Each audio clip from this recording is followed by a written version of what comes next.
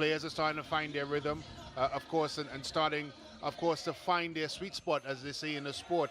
Certainly for this tonight's encounter, both games very, very critical as it relates to the table.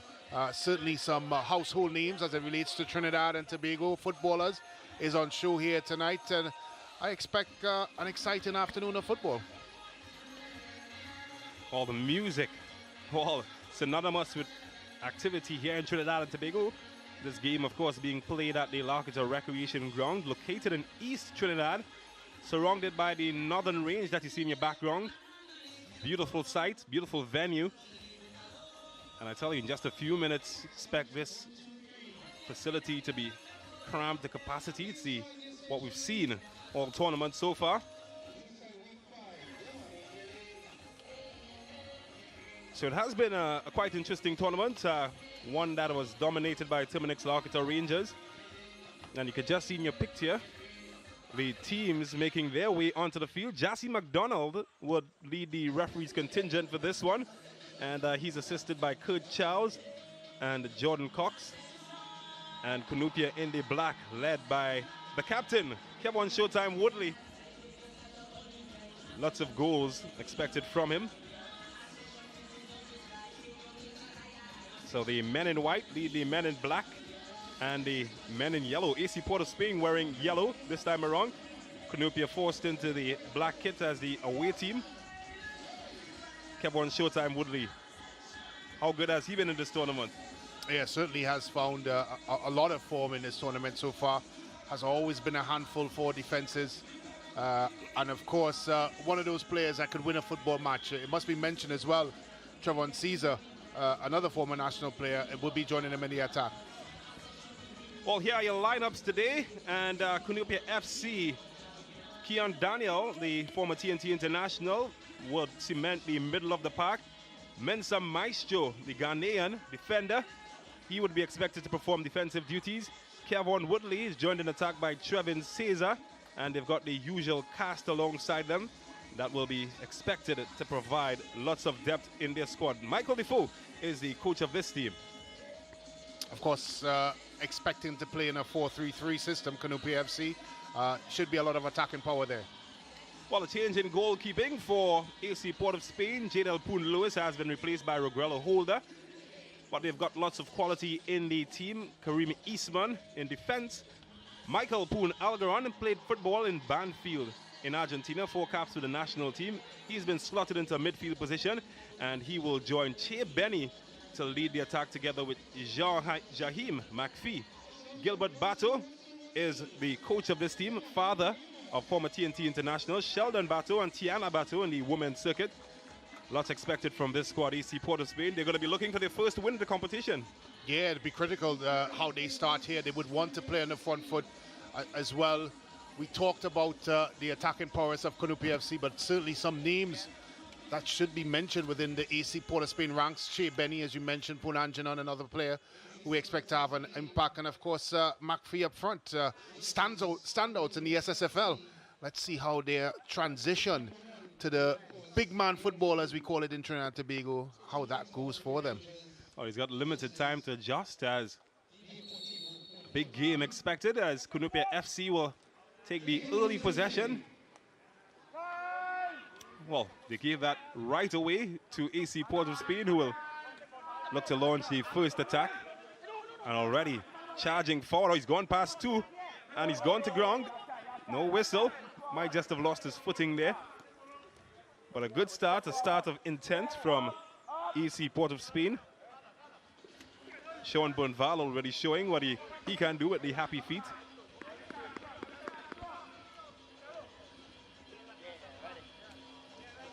So if you just joined us, this is the Ascension Football Tournament. AC Port of Spain in yellow against Cunupia FC. Well, the shouts for a handball, and spotted a bit belatedly by the referee, but finally he concedes. And the guilty man, Jahim McPhee, lots expected from him today. Yeah, certainly a lot is expected. Stand out at St. Anthony's College. Now, of course, playing here with AC Port of Spain. Nice target type forward. James, good with both feet. Has a little additional burst of speed that can elude defenders. Gonna have to keep an eye on him. Oh, that's a good turn and a foul committed. Taken quickly by Punalgaran. And here's Bonval. So a happy feed from him earlier. Tried to carve out a chance for McPhee. Well cut out. Well, they're certainly pressing down the right-hand side. This time, Bonval can't keep it in.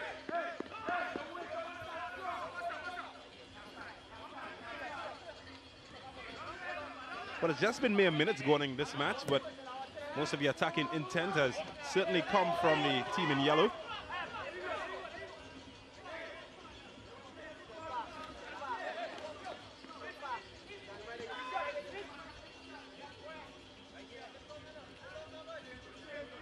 Throw. Does find his target. Won by Punalgaran. That's just sloppy with possession. Gifting it back to Cunupia. Mensah sends it long.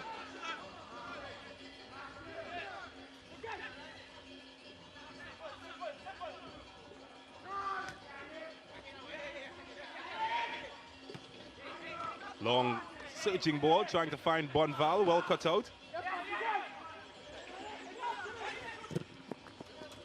And that's, well, he spoke about big man football earlier on. And he got some big man treatment there, Jaheem McPhee. There's good awareness by him. Was able to pounce upon that errant pass. Certainly has the ability to create and also to score. Well, can they open up an attacking opportunity? They've bossed the ball so far in the opening minutes.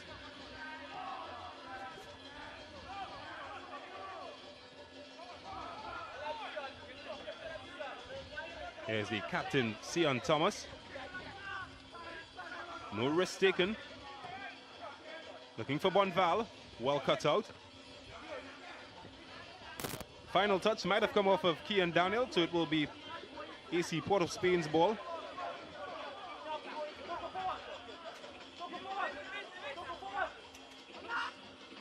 Here's Shaquille Edwards. Cut out. Shea Benny. Oh, he's gone past one, easy like that. Picks out Bonval. He's got three to aim at inside the area. Can he find one of them? Well, that's well cleared away.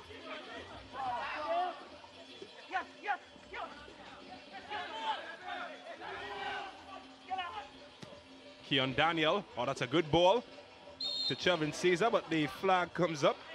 Has to go anyway. Tries to get that leg swinging. I reckon you'd see more like that from the Chevin Caesar, the 32-year-old. It was an intelligent run coming off the flank, trying to get in behind the AC Port of Spain defense. Just timing of it by the pass inside by Keon Daniel may have been a little bit off.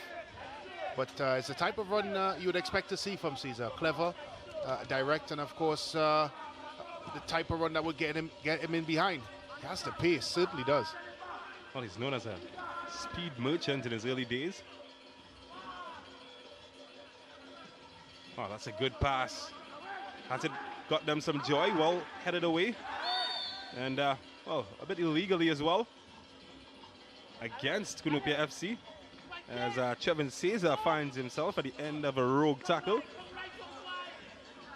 You'll have to rub that off. Well, Punangaran is known more for his silky skills and tackling. Putting in a heavy one. Here's Daniel. Oh, that's a good pass from Daniel, opening the door, but maybe too long. And that just goes out of possession. It's been a story so far for Cunupia FC. It's only 6 minutes gone, but they haven't really connected the dots in terms of build-up. I think as well, James, the tempo of the game has been quite slow by Cunupia. They seem to be almost in cruise control. And I would expecting them to be a bit more the aggressor, simply because of what's at stake.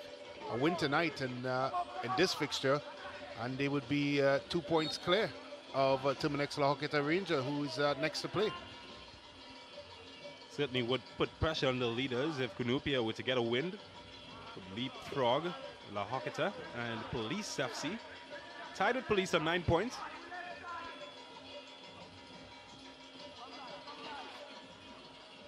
Here comes the Yellow Army.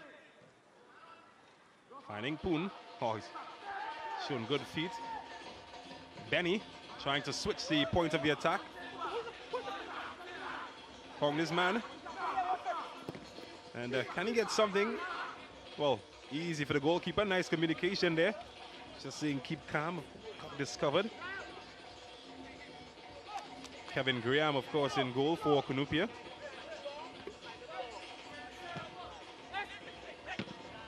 Veteran goalkeeper, Kevin Graham.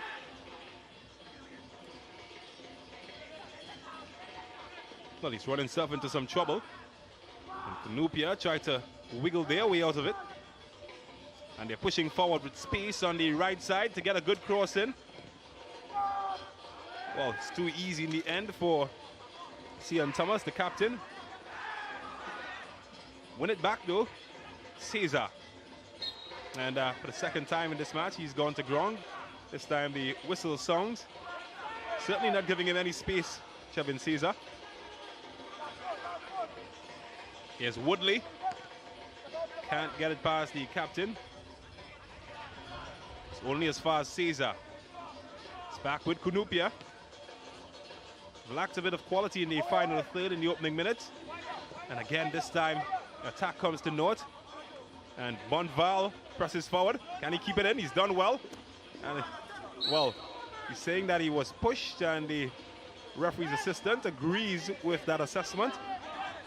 So it will be a free kick. Well, he just looking some discomfort, doesn't he? Bonval. He's, I'm not sure if he's holding his neck or his eyes, but he... It looked like he was grabbed around the neck, almost police arrest style. He's also lucky to get out of the way of that Kung Fu challenge that came in. I think he has a couple love marks left behind. Well, he takes his time to adjust as Benny swings this in, and it's away by Kevin Woodley. Coming back to help his team defend. Eastman pongs this one long into the area, looking for Algaron. And here's Jahim. Che Benny. Oh, he's got the dancing feet. Opens up the park. And well, that's good work from the defensive team. Putting pressure, Stephen Julian. Well, Julian, he looks eager, up for this challenge.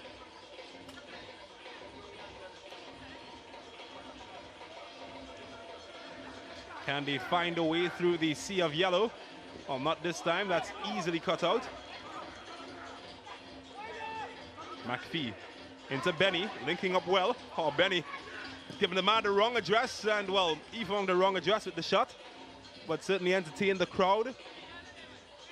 It's a good bit of skill there by that man, Che Benny. He did load up the left foot as we look at it here. Cuts inside, leaves his man for dead, but on the weaker right foot, just couldn't find it past Graham. Needed a little bit of direction.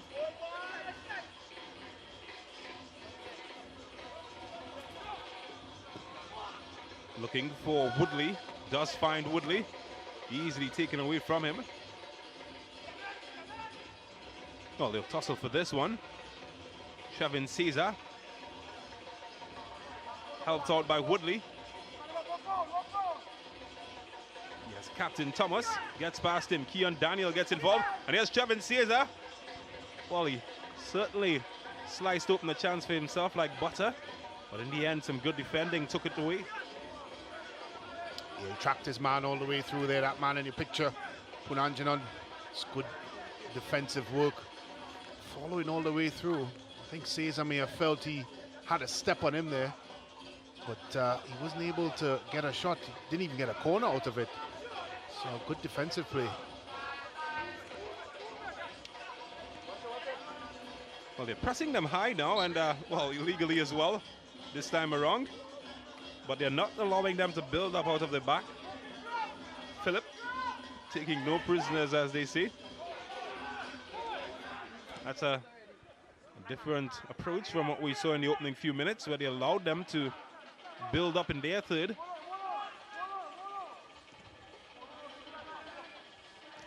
Here's Thomas. Angeron. This time being allowed to build up. And again, it's that man in the far corner. Doesn't allow it to get past him. This is long. And he's appealing for a corner.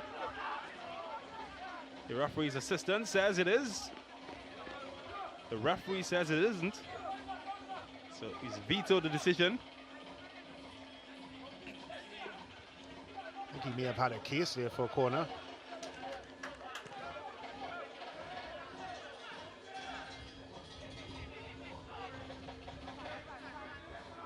Well, again, they're getting space to build up.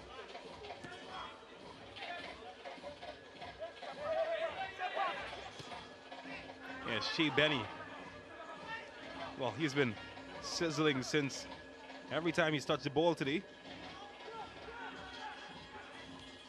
And they press forward. Can they find space down the left side? Not this time. It's one back by Benny. Well, he's a national youth football star, Shea Benny. Also played with St. Anthony's College in the SSFL. That's well cut out.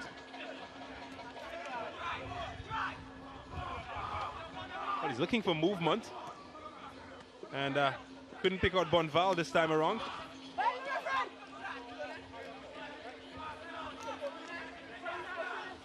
Just a bit of quality lacking in the final third of this match. Decent build-up play in the middle. Not finding that killer pass just yet. Shea Benny perhaps carving out the best chance.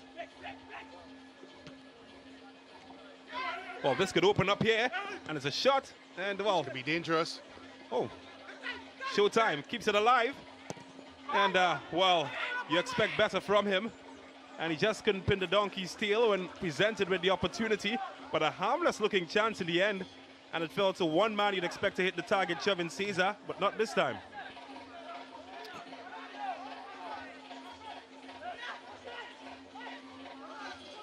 And when the shot came in, initially nice layoff there by Woodley. And of course, a cracker there by Allen. You thought there, Showtime when they put it in the back of the net, but he was trying to be the server. Just couldn't find the net, Caesar. Or maybe this time, oh, they've won a corner, and again, Allen is creating all sorts of disruption. And well, he's had a tough time. He's done well, he's kept it out though. Yeah, he's kept it out, and I thought Caesar maybe could have taken a touch, James, and pick his corner, rushed it a bit, leaning back, always was going to go over the bar. He'd be disappointed in that one. All hands on deck as the yellow shirts are forced to defend. Shea Benny helping out his captain, Sean Thomas and company. Well, the attacks have been rare, Cunupia, but they've certainly opened up the best chance of the match so far inside the 60th minute.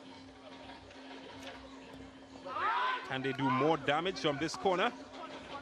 Well, did get ahead, but not the direction he was looking for. He's dangerous.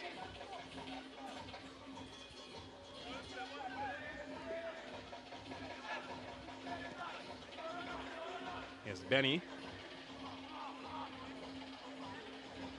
Just seems to be occupying that free role in the middle, Shea Benny.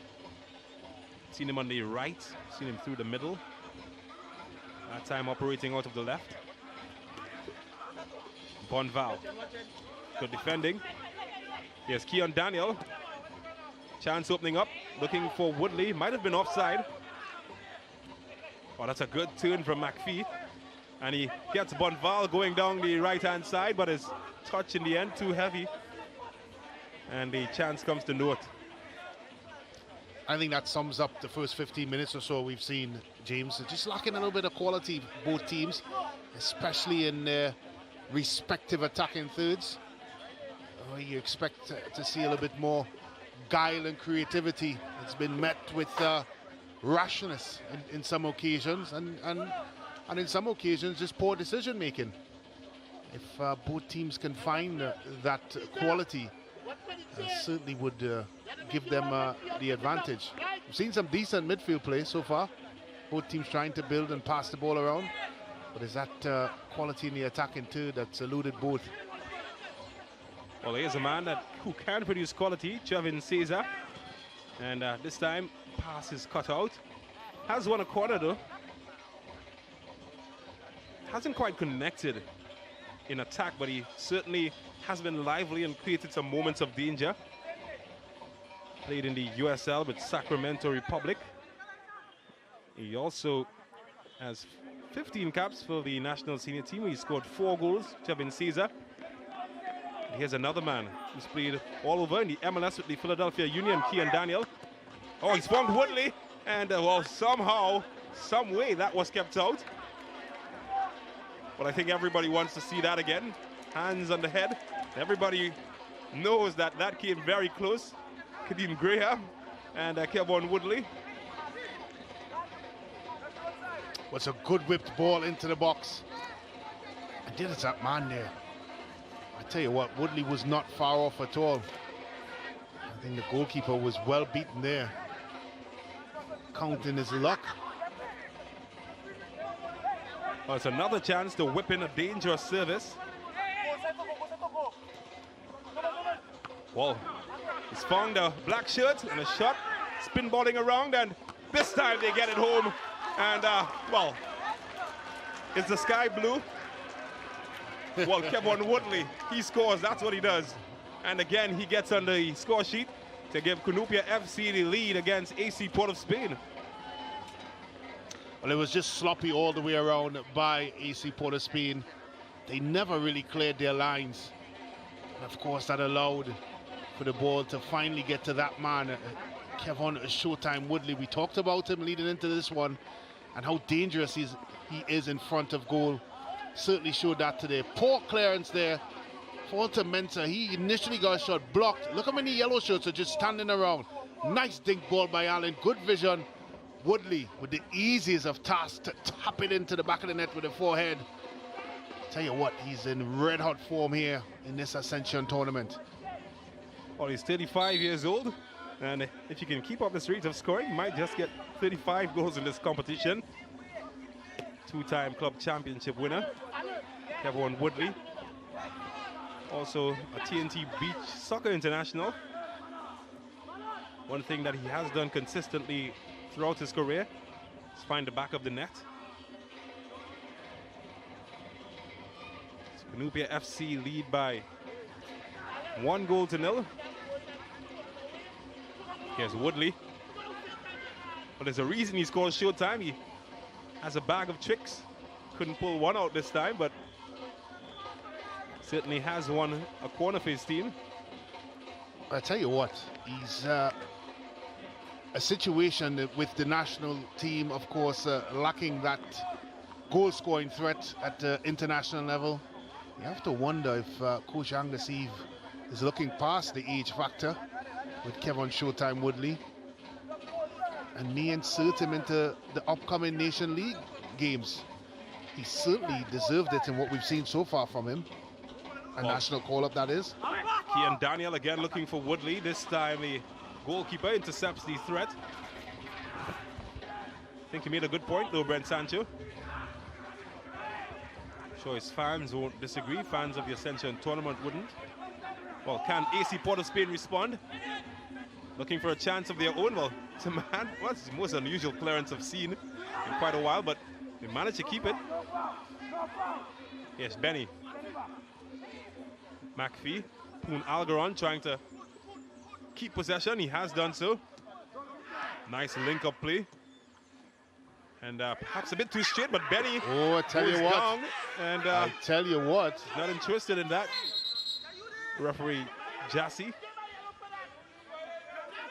And Some sections of the Cunupia bench, you feel that a bit of simulation was involved from Che Benny.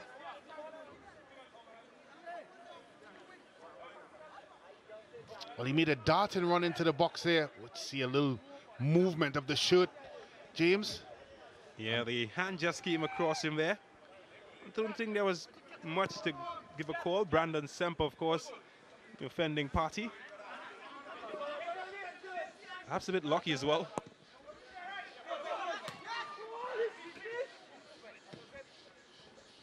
Can they find Bonval? Well, they have. And this pass is wayward. Cunupia FC looking to add more to the 1-goal advantage that they've got. They've lost it.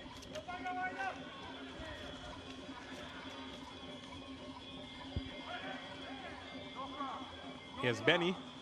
Oh, that's a good-looking service, looking for Bonval. And well, just eluded McPhee, but Bonval keeps it in. Oh, they create something dangerous. Again, just across the area. Cesar clears. Keon Daniel can't get it away. They're knocking. Huffing and puffing.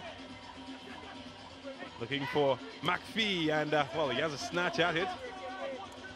Came much closer to our cameraman than the goalpost. They're starting to find a little bit of joy now, James. AC Port of Spain team. Little flicks and tricks in the attacking third. Certainly not short of confidence. If they could, of course, turn this little spell of pressure into a goal, I think the coaching staff and all of the AC Port of Spain will be over the moon. Well, this time the decision goes against them. And Cunupia will have an opportunity to get a breather. Haven't been under assault of sorts in the last few minutes.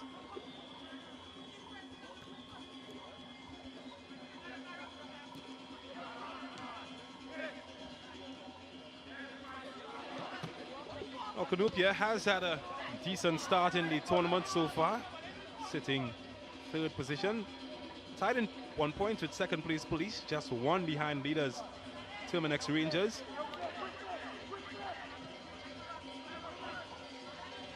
AC Port of Spain still in search of their first win. Played 4 matches. They've only lost once though. I've gotten 3 draws, just missing something, some sort of ingredient. Well, of course, what we've seen from them so far, as we see Coach Walt Noriega, of course, pondering his next move.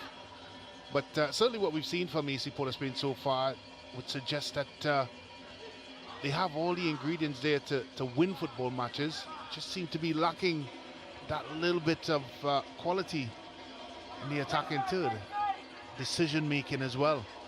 And we've seen instances where passes could have been threaded through, and instead a shot was taken.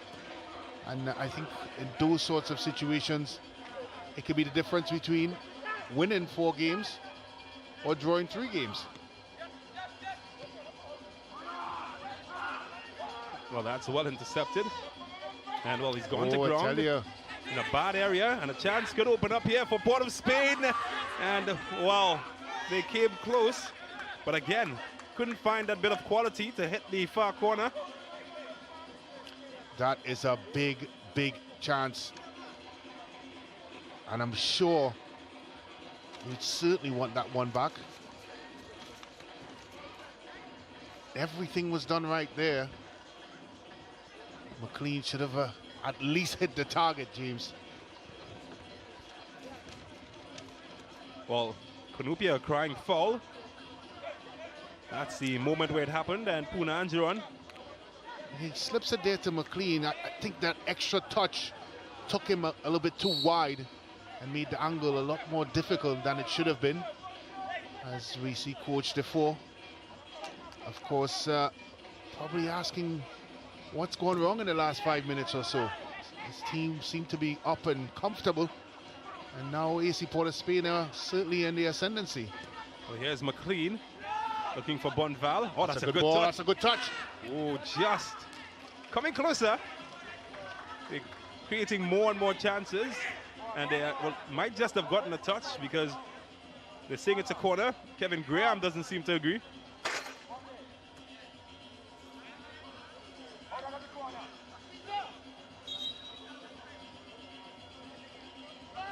Well, it's a good ball over the top there.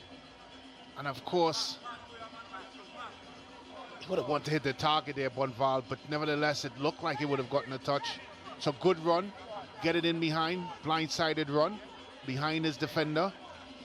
And a nice weighted pass over. A good period of pressure here for AC Port of Spain. Well, if anybody can claw them back in this match, after the destruction caused by that man, Kevon Woodley, would be Che Benny. His corner this time is flat. We'll have a second opportunity though.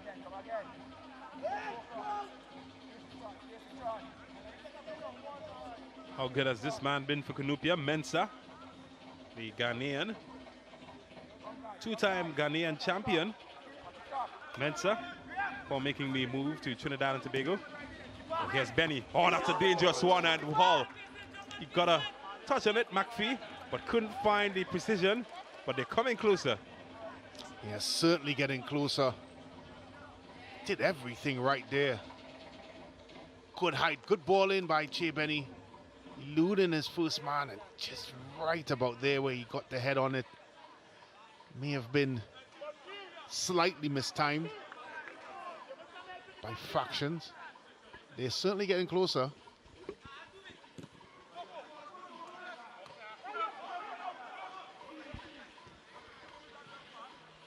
Well, Angeron, a dangerous area. It's 1v1. Oh, he's done well, and he's gone to ground. And, well, he's completing for a foul. I think the foul might have come a bit belatedly. Referee not sold.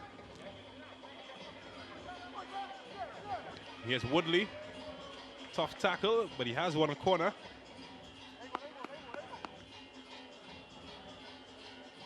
So it's a situation like this that they were able to carve out their opening goal, Cunupia FC. And they get another bite. And again, it's that man, Keon Daniel, standing over it.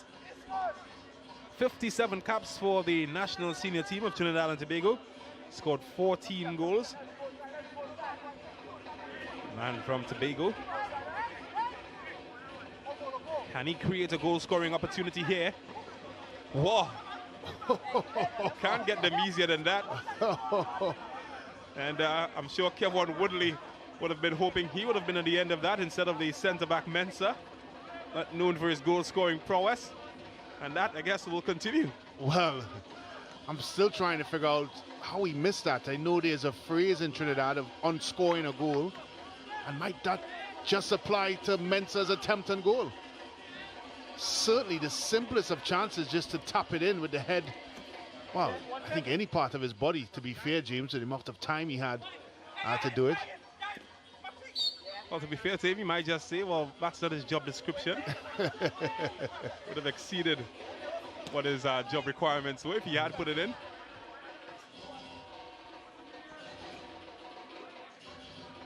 Well, Port of Spain make them pay though as we approach the half-hour mark.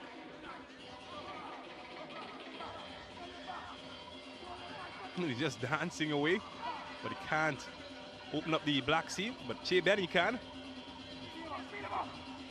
And, well, that's well cut out in the end from Mensah.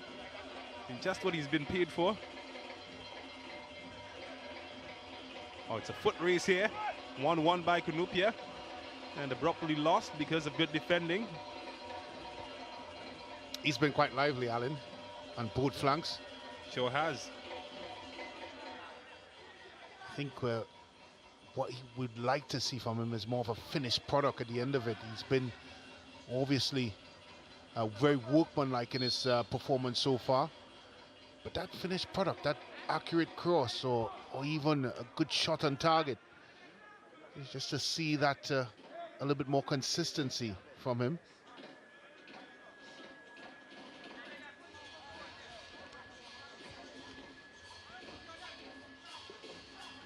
Well, it's a breather. The players will get albeit a very brief one.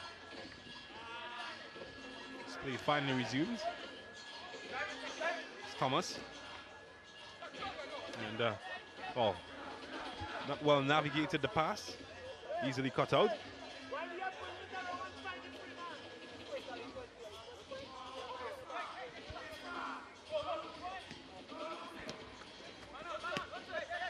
Caesar just swapped flanks. It's cross on the left now. Daniel can hold on. Punangaron. Bonval has been very lively today. And, well, he's got it to McPhee with space and time. And what he's appealing for a handball. The referee doesn't think perhaps it's intentional. It look a bit suspicious. This time, Showtime couldn't hang on. Well, they're just flying in with challenges now as the intensity increases. How about that from the yellow shirts of AC Port of Spain? Oh, that's clever. And has he been taken down again? No call from referee McDonald. Couldn't pick out Woodley.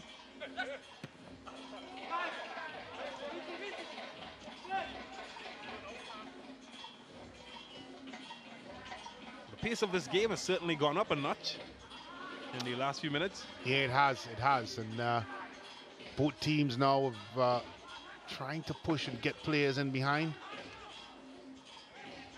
Certainly seen from an AC Port of Spain perspective, the midfield runners trying to break lines and get in behind the Cunupia FC rear guard.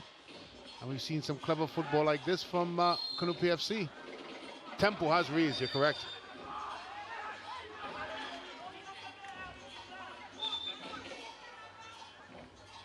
Well, the referee's assistant spotting something not quite his liking. And the free kick will be retaken. Oh, that's a reason right there.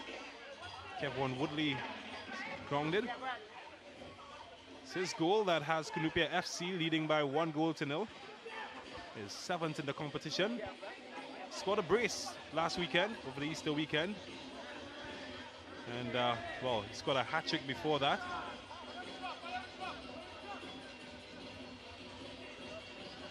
It's just a very difficult proposition for defenders. He's big, he's strong, he has a good turn of speed. Very, very clever. Of course, extremely experienced. And most importantly, James, he can find the back of the net at will. That's a scary proposition for any defense.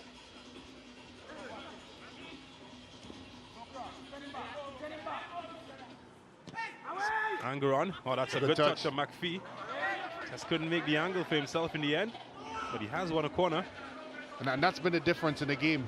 That little speck of quality that is needed to create a chance, to get a shot on target, and of course to put the ball into the back of the net. That's really been missing from AC Port of Spain. Their entry play hasn't been bad, their build-up play hasn't been bad at all. They're just lacking that little quality necessary. Oh, Che Benny, Angeron. This time his shot is cut out. Oh, man stays down. And so Woodley. Yeah, seems in a spot of bother. He's been helping out with the defending quite often, Kevin Woodley, and this time, well, that man will have to come to his rescue as he remained down after the shot.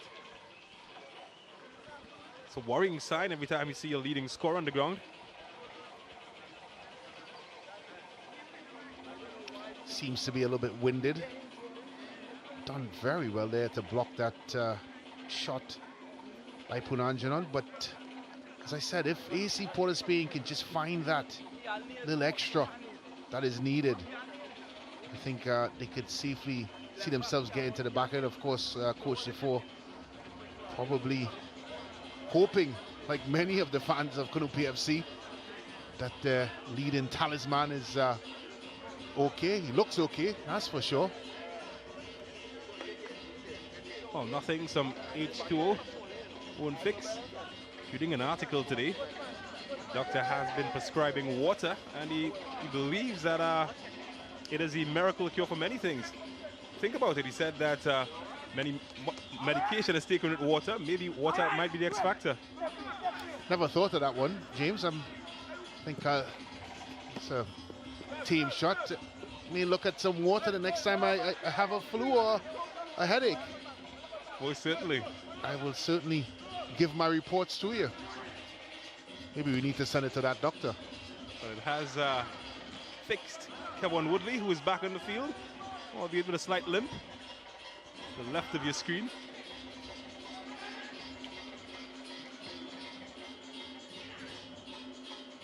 Well, chance is opening up, and Woodley on par for his second, and he does get his second. Well, when you put them where the sun doesn't shine, you create nightmares for goalkeepers, and that's exactly what he did. It's a nightmare for that guy, as Cunupia FC have taken a 2-0 lead, as Kevin Woodley has scored his 8th goal of the competition. Well, if there was ever a signal sent by a player for a national team call-up, I think it has been sent by that man. Clever through pass there by Daniel. Look at this for a finish. Rootless. Into the roof of the net. Kevin Showtime Woodley, 2-0 to Cunupia. Well, he's armed and he's dangerous. And, well, you'd need some bodyguards, the goalkeeper. You've seen 2 fly past him. And it has come from the very same man, Kevin Woodley. What a performance from him. 35 years old now, but he shows no signs of slowing down anytime soon.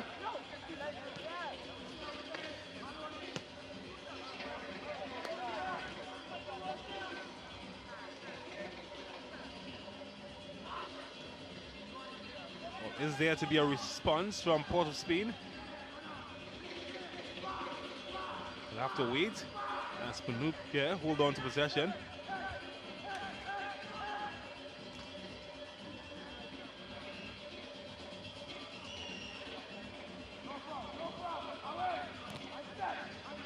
That's away.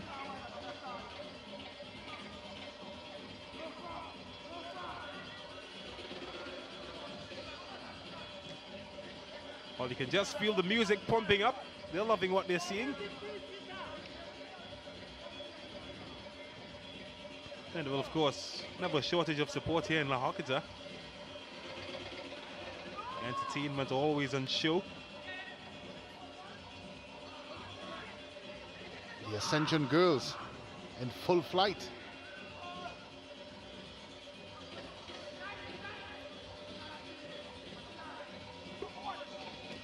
That's short. Oh, that's dangerous. Short. And Chevin Caesar could be in. He's gone past him. The touch a bit heavy. He's kept it alive though. And in the end, the chance has evaporated just as quickly as it has come. And Chevin Caesar, for all his industrious work, he's found goal scoring difficult tonight.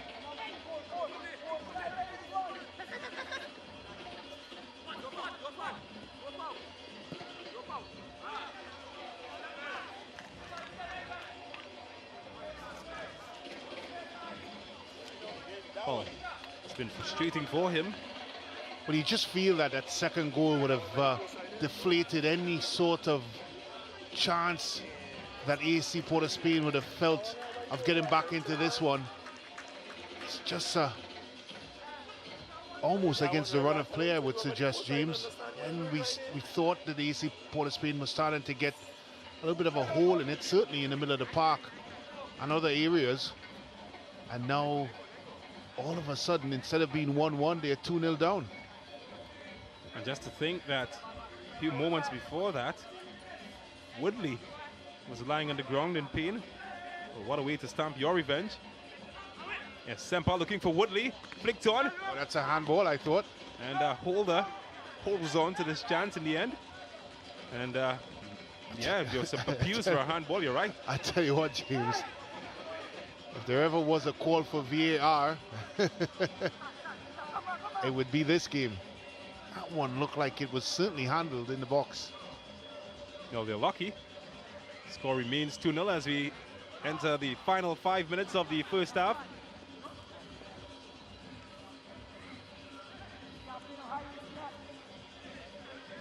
Yes, Che Benny just feel that they need something from him. It's well cut out. And it should be easy for the goalkeeper, Kevin Graham.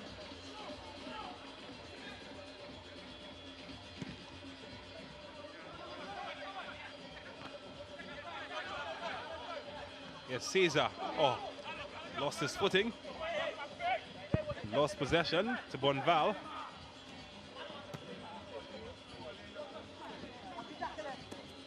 Has he gotten past this man? He has been fouled, and he will have an opportunity maybe for Che Benny to whip in something to give them some sort of hope going into the halftime. Yeah, very unnecessary challenge there. They're going nowhere in terms of a threat. And just gave away a very, very easy free kick. Well, he's got 6 yellow shirts inside of the area. Have struggled coping with the height of the Cunupia players. And again, headed away. Caesar can't get away. Maybe this time he can. Wow, that's a rugby type challenge from Punangaran. That would earn him a gift card courtesy referee Jassy McDonald. There we go. Yellow card for his trouble.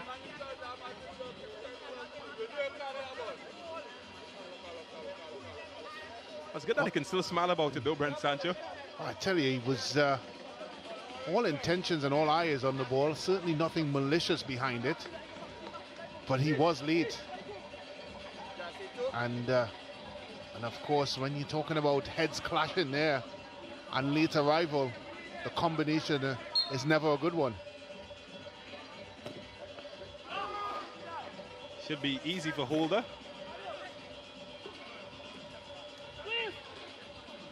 Everybody seems to be as they were.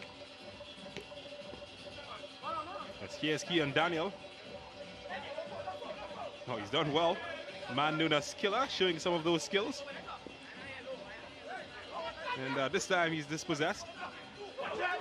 Here's McPhee. Gets the attention of 3 black shirts, and they've done well. They've won it cleanly, says the referee.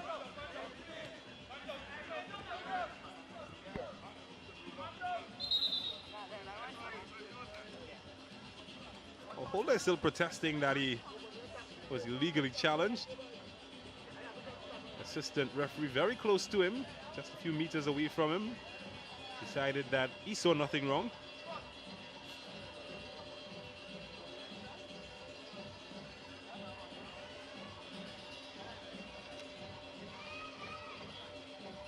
Getting back in the match is certainly what's going to be on his mind. And this man will be critical. He's got 4 senior international caps, 21 years old. Did play some club football in Argentina with Banfield Soccer Club. Well, can Bonval carve open something?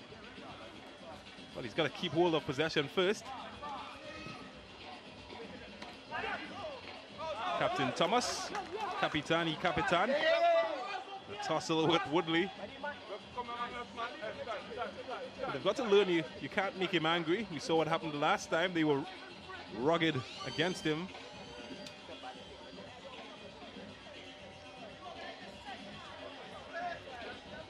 Just 2 minutes will be added as full time has come to its expiry date. So 2 additional minutes. Che Benny and company to create something. That's good defending. It's been solid, Stephen Julian.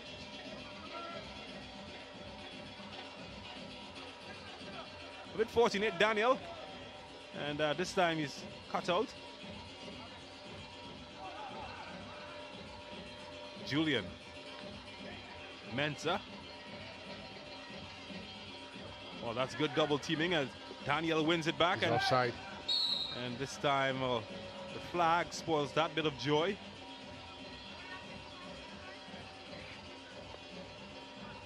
Should have held his line. Had no reason to leave that early. Allen enjoying the game so far, having a good spell.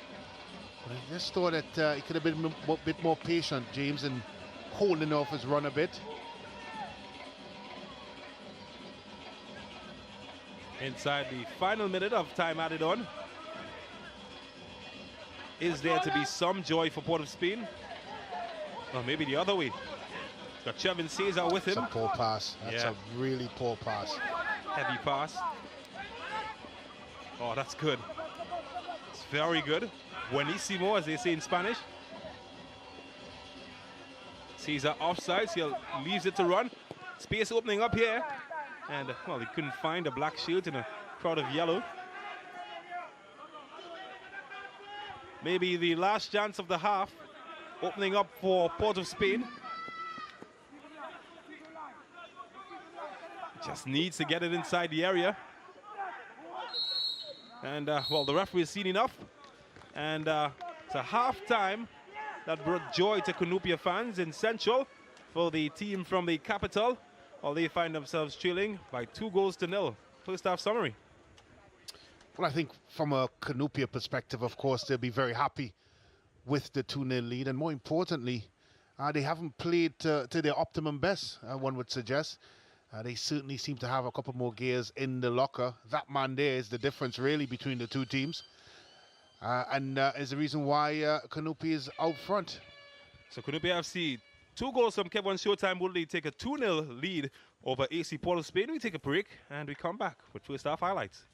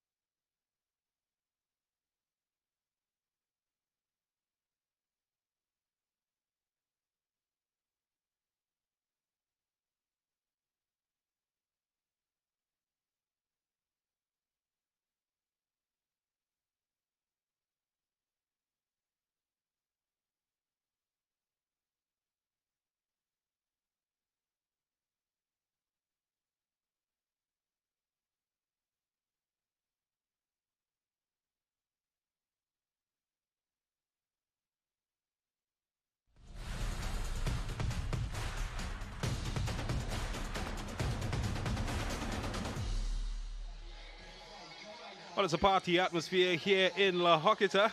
I can tell you which fans are celebrating. Just look at the caption on your screen. Cunupia FC leading 2-0 against AC Port of Spain. Let's take a look back at what unfolded in the first 45 minutes.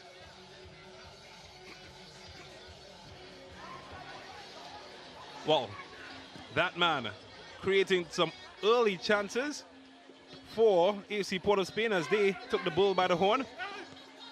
And then a bit of a fumble, and Kevin Woodley opened up a passageway for Chevin Cesar, leaning back and the gravity working against him on that occasion.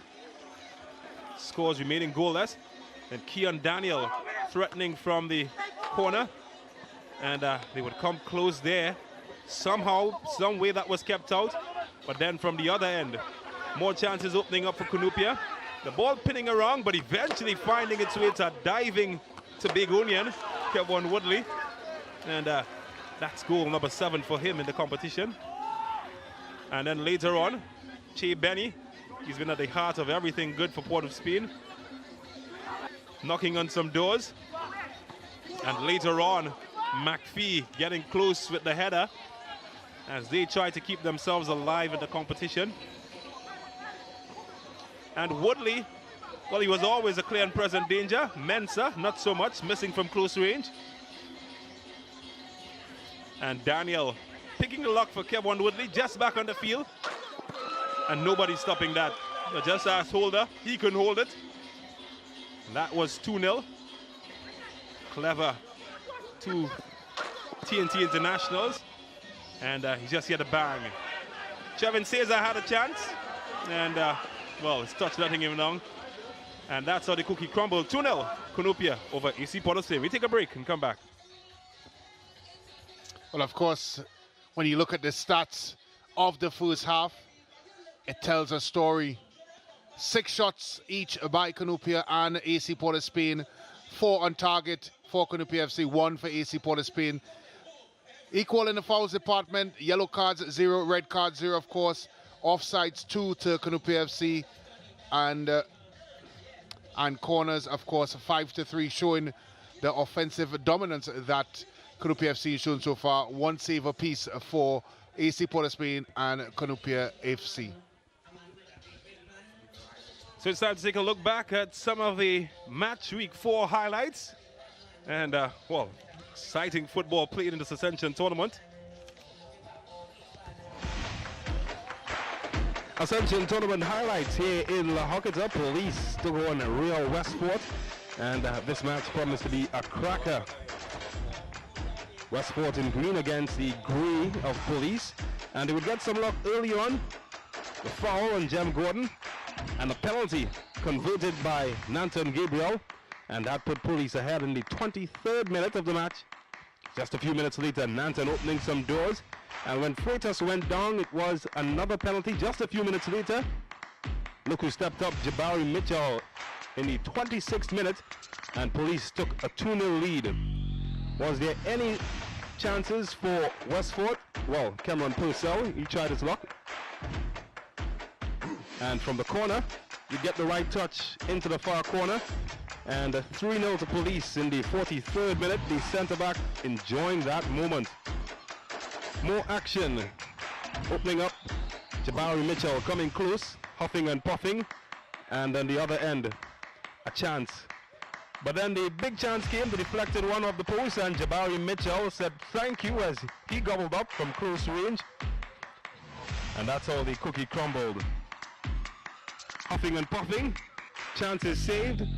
And, well, Concert having a good night as Police coming away 3-1 winners. Well, Turbonex Rangers took on Central Soccer World, the first meeting of these teams in the competition. And the first chance, well, that really forced a big save from the goalkeeper. And then Kadeem Corbin would get the breakthrough in the 22nd minute, squeezing his shot past the goalkeeper. And that made it 1-0. Later on, Central Soccer World would get some fortune, and Camille Rivers, well, no fortune about that penalty. No one can get that. High into the top corner, and he made it 1-1. More chances opening up. Crossbars hit. Oohs and ahs. Saves. Before this happened, Atula Guerra laid on a platter for him, and the Trini Ronaldinho making it look easy. 2-1 in the 54th minute. And then when you give away balls like that to Isaiah Lee, he's going to hurt you. And that's exactly what he does, getting it past Suarez. And that made it 3-1. Suarez would be called into action time and time again, but he stood like a rock of Gibraltar. And then a giveaway. The goalkeeper, Centurion, the foul. And how about that for a save from Nicholas Dillon? But no stopping Camille Rivers. The fullback getting on the score sheet twice. 3-2, close contest. But then the man of the match, Daniel David, would get the redemption in the 80th minute. Just 1 minute later, that made it 4-2. Centurion was called into action later on. But yeah, frustration was the portion of Central Soccer World. But there's also action this weekend at the Police Barracks. Deportivo Point Fortin versus Central FC. And when the action commenced, Nathaniel Garcia, brother of Levi Garcia, opening the scoring. What a goal that was from him. And then later on, that's a foul, nasty. The referee said he's having none of that. And then from close range, Deportivo would get an equalizer. Luke Phillip. In fact, the second goal made it 2-0. More rough play. Big boy action at the police barracks as 2-0 was the final score. Moruga, winless, came up against Cunupia FC. Rodfin Harris in charge of this one. And well, force the goalkeeper into some Spider-Man action. And then this man, they can't keep a good scorer down. Kevin Showtime Woodley getting on the score sheet in the 39th minute. Made it 1-0. Oh, that's sure to hurt. That as well. Moruga struggled, and when Showtime got the hand appeal, he got a penalty. And well, he doesn't miss, especially from that range. And he made it 2-0. More action. Gesticulations. And Cunupia FC getting the 2-0 win over Moruga FC. Arima also opened up with some action. Defense force against AC Port of Spain. And the Tetron boys on the score sheet early. National striker Rayon Moore getting on the mark in the 16th minute. He made it 1-0. And then more action. And more goals maybe. Unselfish this time. And Jamil Boatswing, another T&T international. In the 21st minute, made it 2-0 to the defense force. And they would come knocking. There were some big misses. And it would come back to haunt them. A foul. And Che Benny, futsal star, hitting the mark from close range from the penalty. And he made it 2-1. The rains came, but no more goals as 2-1 was the final bit of action in that match. Defense Force winning over AC Port of Spain.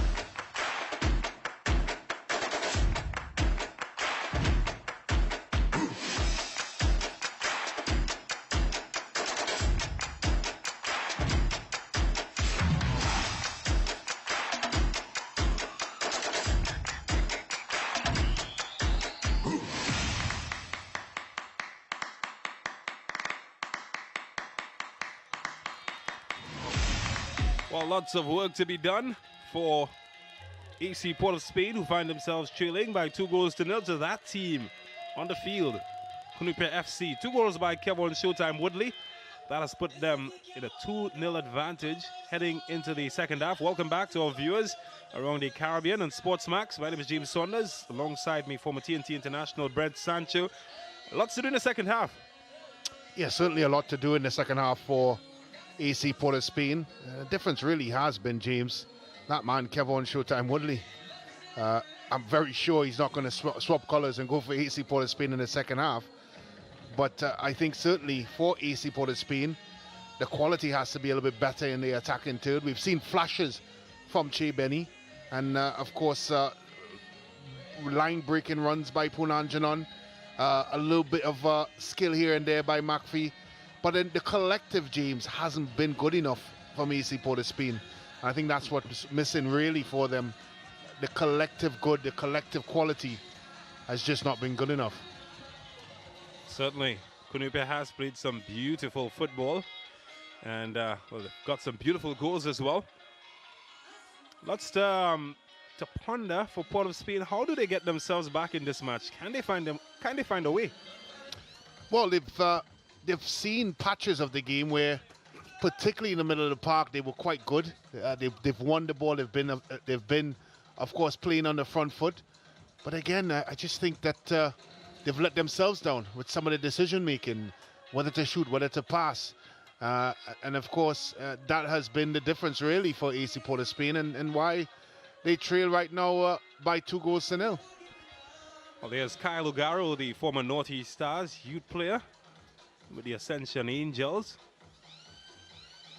And well, the team's warming up. Don't forget, from 8 p.m. we've got Deportivo Point They're going to be coming up against the home team, Terminex La Horquetta Rangers. Cunupia FC with a 2-goal advantage. Should they go more of the same, or maybe, be a bit more conservative? Well, of course, you would suggest that what they did in the first half may be enough to take them over the line. I think tactically, they would want to set up the same way. They started in a mid-block. They may even try to congest the middle of the park even a bit more as well. But overall, it hasn't been bad for Cunupia. Certainly, at a spur of a moment, that man, Kevin Showtime Woodley, could come to action. But they've bent, James, but they haven't broken. Well, there will be a change for Cunupia FC. Delon Jagasa will come in for Aquilon Murphy. It's initially part of the initial starting lineup, but did start on the bench eventually. A late change, but he has come in. He will come in fact, as the teams finally make their way back onto the field. 45 minutes to play. 45 minutes that the fans hope will be scintillating football action here at the La Horquetta Recreation Ground. And there's your star man, the number 19, the captain for Cunupia FC. 8 goals in the competition, scored 2 so far in this match. Scored 2 in the previous match, and he got a hat-trick before that. Referee Jassy McDonald will lead his contingent out. For these guys, lots to ponder. A halftime team talk from the coach would still be resonating in their head. Well, you just feel if they start throwing numbers forward, James, it is going to leave them a bit exposed at the back, especially with the kind of form that Woodley's in. And you must mention as well the passing range of Keon Daniel, of course, unlocking the doors for Woodley in the second goal. And Allen has been very industrious. So as much as AC Port of Spain needs a bit more moving forward, and also, of course, maybe need to throw some more numbers going forward, they have to be very, very cautious of leaving the back door unlocked. Lots of work for him and his team. Well, the second half will present all of the magic that football games and the Ascension tournament has provided. We certainly hope it's a cracker. Chassis McDonald, he seems ready. Decent game from the referee so far. And 45 minutes will present to us the winner of this match. And as it stands, Cunupia FC, they're ahead in that race, 2-0.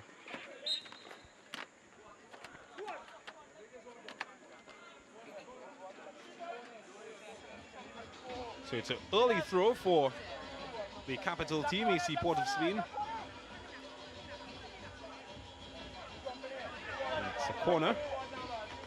Che Benny has looked really good from set pieces. His job is to find one of those yellow shirts in the area. Oh, that's hooked away. Not very far. As Port of Spain hold on to possession. And that's a bit of hope and prayer, according to Mavado. Just not hitting the mark this time. They need them to be on target if they are to overturn this deficit. Not this time, though, from the Port of Spain FC player, Nikel Stevens. Look like a hybrid of a cross and a shot, if that's possible.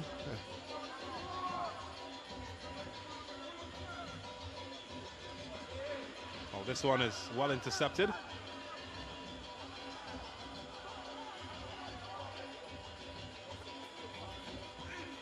Oh, that's one that will go in the direction of AC Port of Spain.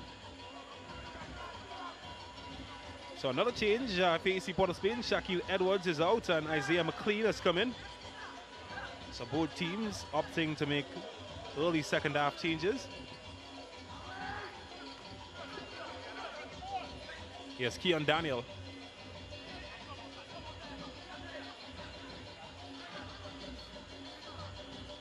Thomas, the captain.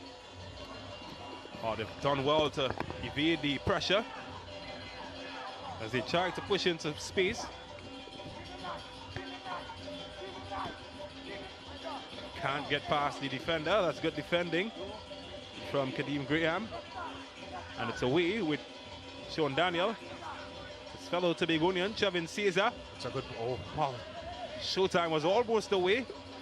Well cut out.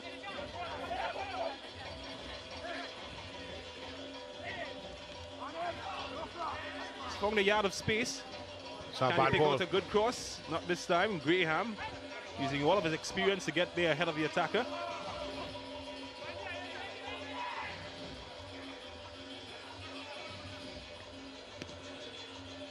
Oh, not a very good clearance from Graham. But Showtime trying to pull out the party tricks. The party pooper on that occasion. Does have a lot of tricks, Woodley. So we'll see some more as the game progresses.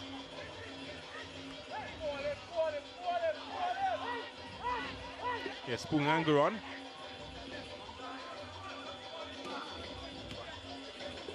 Kareem Eastman. Just trying to stretch the field at the moment and to find gaps. And just got his reception signal cross there as kept possession back to Cunupia.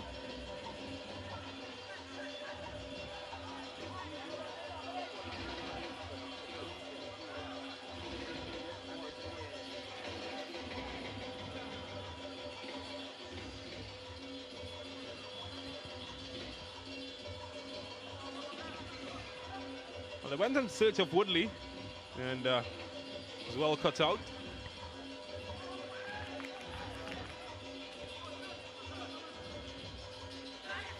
Well, this could open up for Trevin Caesar. And, well, just hasn't been finding the end quality, the man from Lambo Tobago.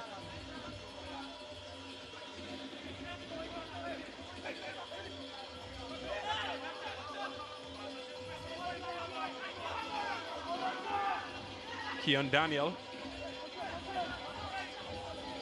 And, well, tried to get the return pass to Caesar. Had his passing lane cut out, and he just gave away possession.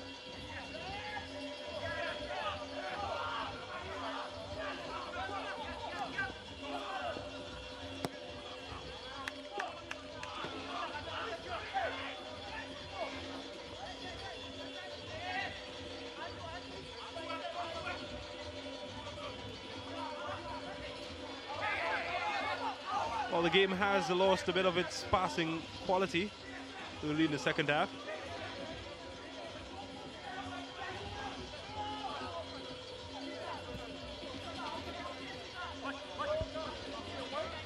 That man has already seen 2 goals fly past him.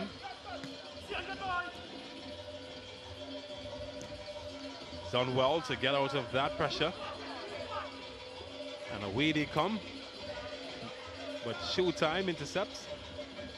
And that's what you want to see from your lead goal scorer, from your captain, leading from up top. He's put in quite a shift defensively.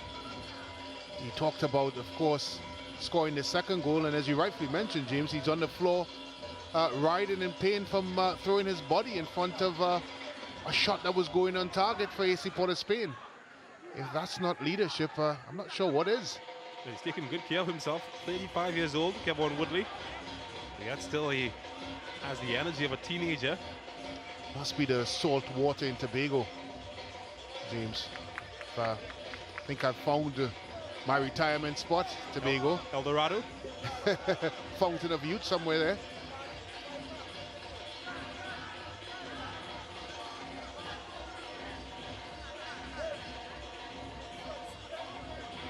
Well, they just can't seem to get out of their own half at the moment, Port of Spain. At least without giving possession back to Cunupia.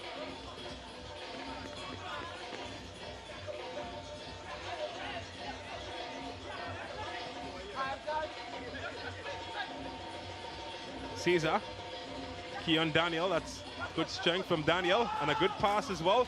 Could open doors. Oh, I tell you what. Well, the tackle seemed two-footed. But, well, referee McDonald never bat an eye. And he looks as nonchalant as ever. It's fair game, I suppose.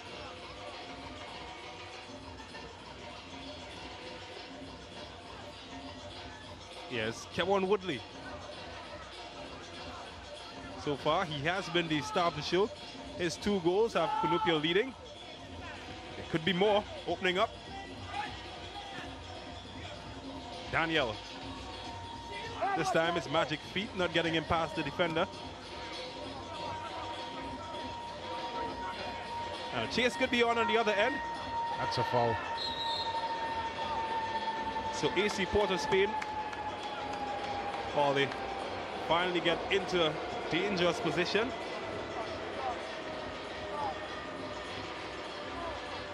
Just might hear the sound of an airplane passing by. We're very close to the Piaco International Airport. There it is again there, James. Look like an Airbus, a 747 type of challenge there. Certainly flying into his opponent. Can this man, Che Benny, inspire his team to get on the score sheet?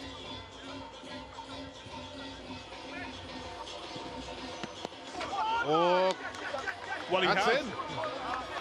But found the hole just where it was needed. And you do need inspiration from your most senior players, and Che Benny certainly provided that, as AC Port of Spain have found their way back on the score sheet, just as the doctor ordered.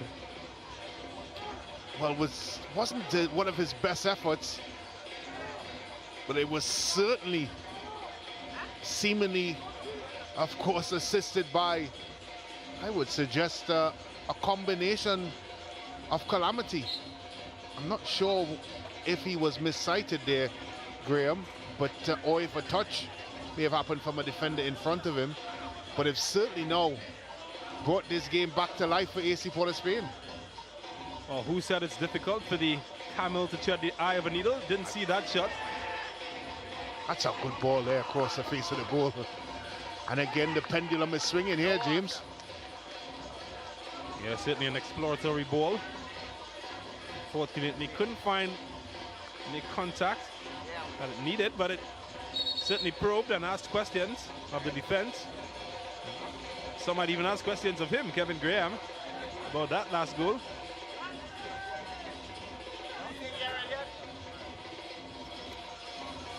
So after 10 minutes of second half action, AC Port of Spain are right back in it.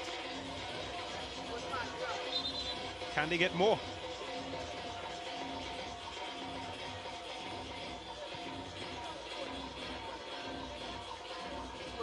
Well, more attention might be needed here. Yeah, he's a big boy. He's back on his feet. Kadeem Graham certainly asking questions of the official. He seems to think that he was wronged somewhere in the process. Referee McDonald, of course, sharing a different opinion altogether.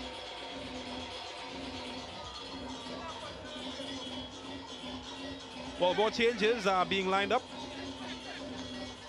And the Cunupia will hope to change things up. And Rolf Felix would make his way onto the field.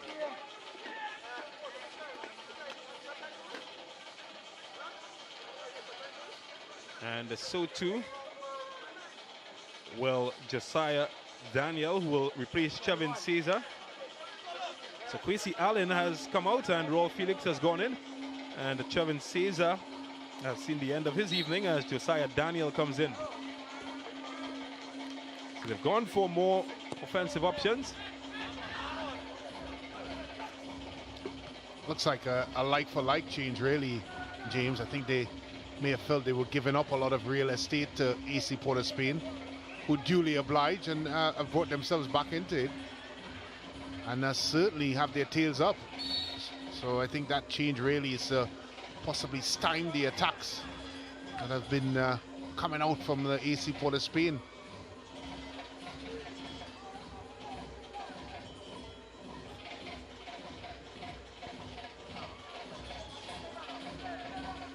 Well, in search of some more insurance, easily cut out by Port of Spain. Oh, that's a dangerous pass in a bad area, and he's a bit fortunate. Very fortunate, James. I wondered what was the reason behind such a dangerous pass. Did well to get his body in front of the encroaching attacker, or else we might have been talking about a different story altogether. Spoon Angeron.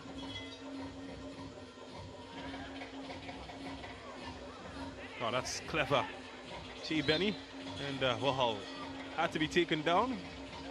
Did half open a large chunk of space in the middle of the park there.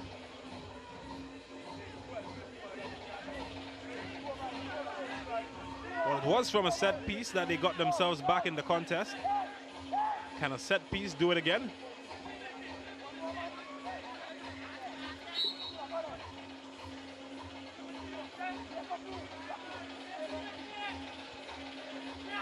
Here comes Che Benny.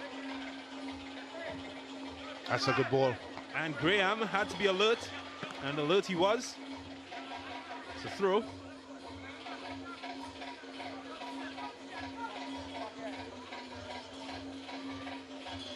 Well, they're certainly asking questions now, AC Port of Spain. Can they find solutions?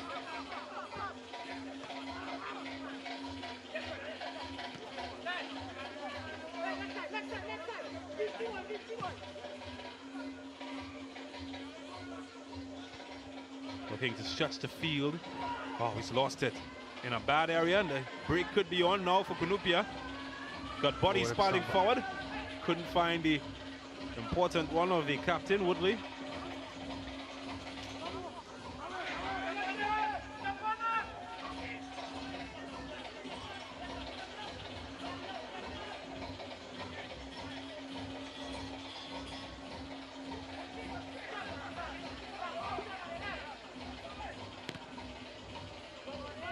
So we're just approaching the hour mark in this match. 2-1, Cunupia FC lead AC Port of Spain. 30 minutes to go. And I dare say that we might not see the end of this match so far. Still a lot of football to be played. More opportunities perhaps will be carved out in this match. Well, it's been interesting looking into this second half. We talked a little bit of what AC Port of Spain needs to do to get back into it. I think a lot of it is down to what Cunupia FC hasn't been doing. And they've certainly dropped the intensity that we saw in the first half. And they've allowed AC Port of Spain, more importantly, a lot of real estate and a lot of time on the football. And it has really changed the course of this one so far.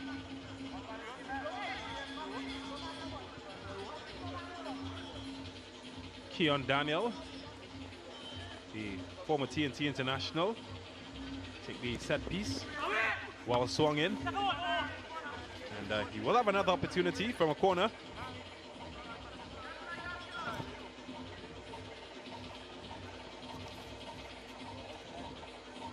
So it's wrong 2 for Daniel. He's a well-known set piece specialist.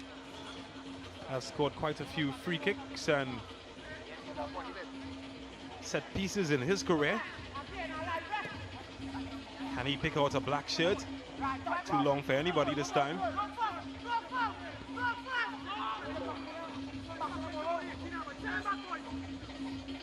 Well, that's good defending. No room in the end to get a cross in.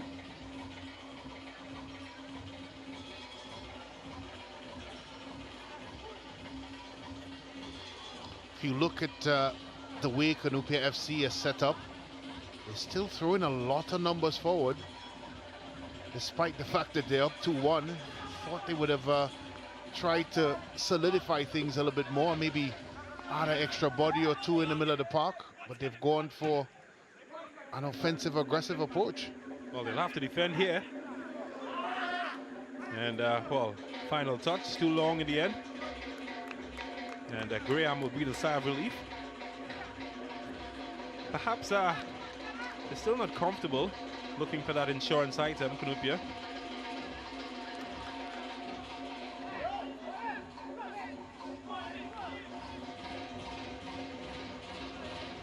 Well, that's a substitute. He's coming, Josiah Daniel. Expectation is that he can find them that bit of insurance.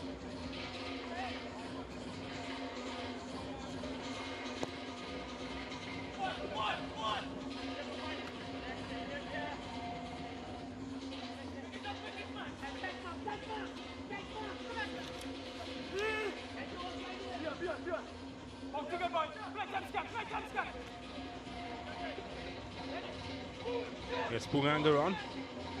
Too long, maybe. Should be easy for Graham. Wasn't a bad idea. I think the execution let him down just slightly. He's had a solid game in the middle of the park for AC P.O.S. Spain. Punanjanon. Both him and Che Benny combined quite well. Well, he did make his national cap. Terry Phoenix, national football team. Well, a chance could open up here. That's good skill. Excellent skill. Well, almost cheekily snuck in at the first post. Holder held on.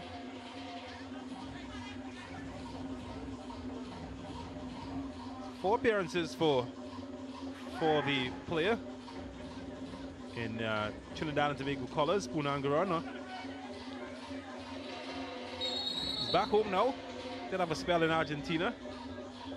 Some would have hoped that he might have stayed there longer, but he's back here in Trinidad and Tobago looking to reset his football career. Still a very young guy. Just like that man, Che Benny. Well, Benny does come from some good footballing stock in Trinidad and Tobago. His cousin, Marvin Joseph, former national youth player, professional player. Also Lorne Joseph, family to him. While his uncle, famously known as Sheriff Lobo. Yeah. Lobo of Belmont.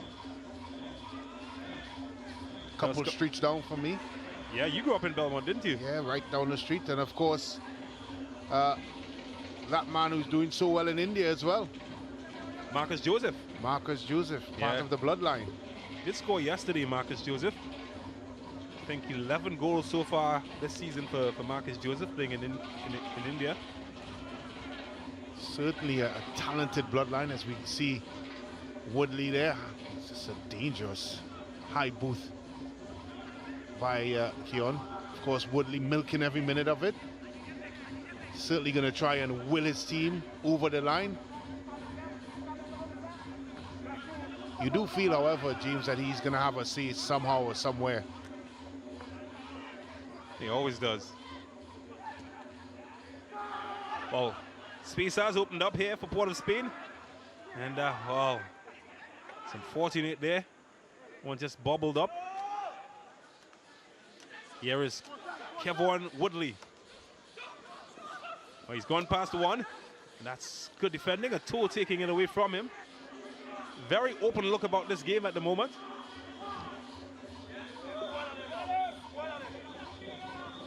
Oh, happy found some space here. Oh. Just the wrong decision, maybe. Allowed it to run across his body when perhaps he had taken it. Would have had some space to get up a shot. It was a glorious pass there.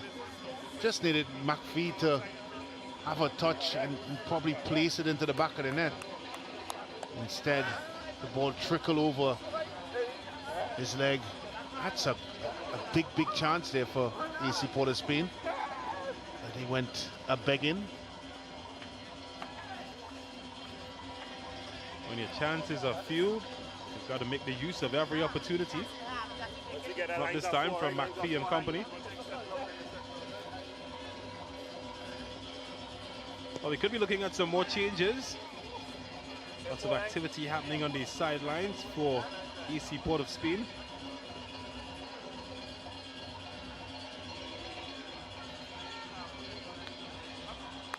Maybe changes in the scoreline as Woodley tries to get rid of the attention around him. Not successful this time. Oh, this could fall nicely here.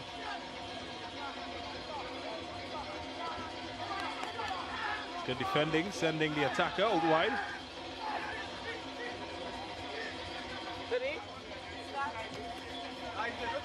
Well, they're opening up some space now. That's not the right choice. Yeah, quality just lacking in the final product there from Sadil McLean.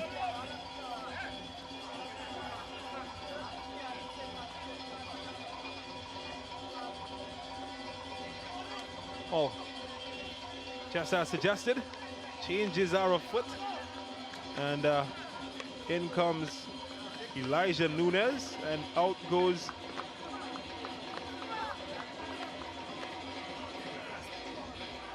Kareem Eastman. So Kareem Eastman sees the end of his evening, and Nickel Stevens will say au revoir, and in comes Jabari Raphael.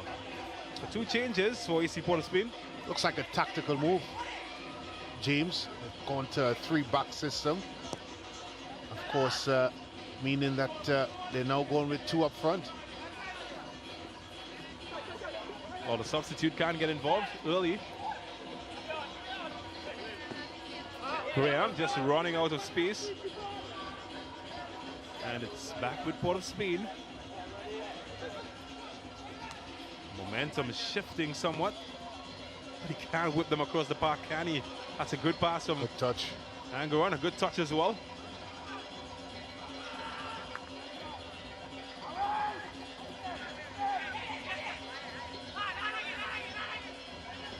Woodley. And didn't do enough to keep it in.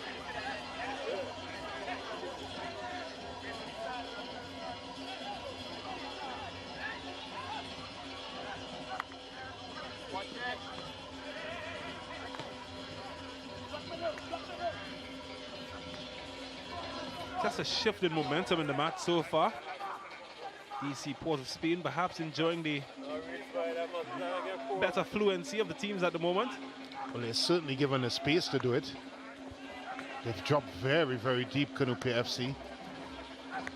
They've almost gone into putting up a black wall in front of the 18-yard box. Oh, this is good.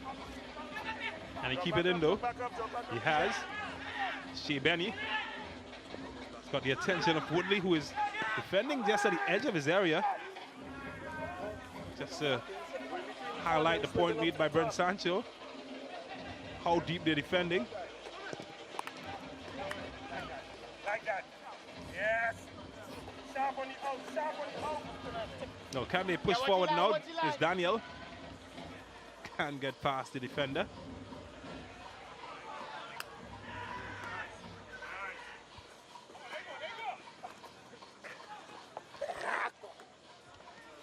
Don't forget, our second match features Timanex La Horquetta Rangers against Deportivo PF.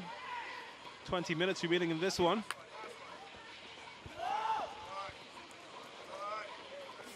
Chance could open up here, and well, might have been seeing things. I'm not quite sure who he was aiming at. There's nobody inside the area. Oh, that's late, that's and heavy. that's naughty. Wow, he's been a good boy for Cunupia. Well, in this instant, he goes to the naughty corner and gets still just reward, a yellow card from the referee. Well, it was a very, very late challenge here. I tell you, he's lucky that it was not an extra color outside of the yellow. You are a bit worried if you are a Cunupia FC fan, if you're seeing Kevin Woodley making challenges in his own half. That's not where you want him. You want him high up the park. And again, I say, they're dropping very, very deep. Still a lot of time in this one, James, and if they are dropping that deep so early, it never turns out well, does it really? A bit of handbags there in the field, argy-bargy. Oh, they'll be hoping it turns out well for Cedile McLean, who is still receiving treatment.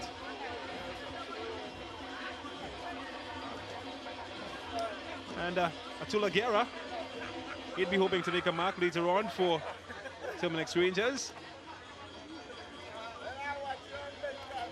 Oh, lots to see by both teams. And good sign that man McLean is back on his feet. Did take a while, took a rest after a heavy challenge. Well, the referee is having a bit of a deep, I guess, search as to who the protagonist in the little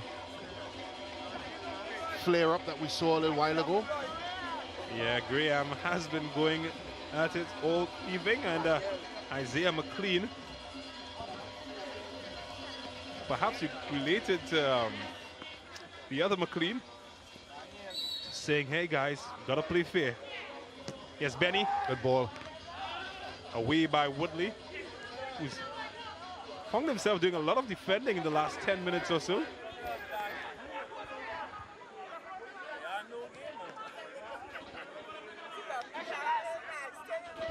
Yeah, I'm certainly not a fan of how deep Cunupia is dropping, James. I still think that there's a lot of time left in this one. Oh, this is good. And, well, just too high to trouble Graham, but certainly ringing some alarm bells. And it's that man McPhee getting on the end of it.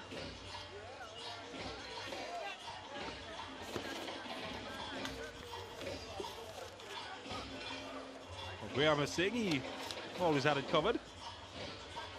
We approach the final 15 minutes of the match. Is there to be more drama? Maybe here. And Holder is quick.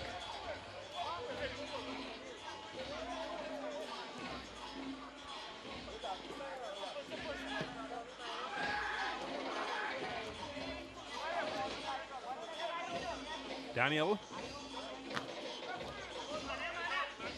Yes, Benny with key on Daniel.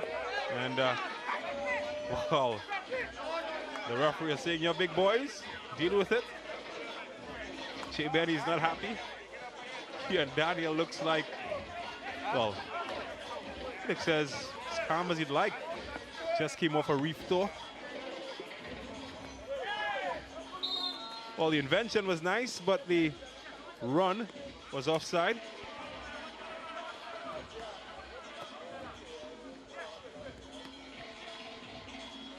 I think this is where the experience of the likes of Daniel and Woodley in particular, in terms of match management and assuring that AC Port Spain doesn't catch any sparks that could turn into flames.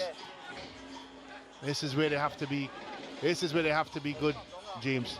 Ball retention, and that's not good enough. They've spent some time defending. They need to possess it a little bit.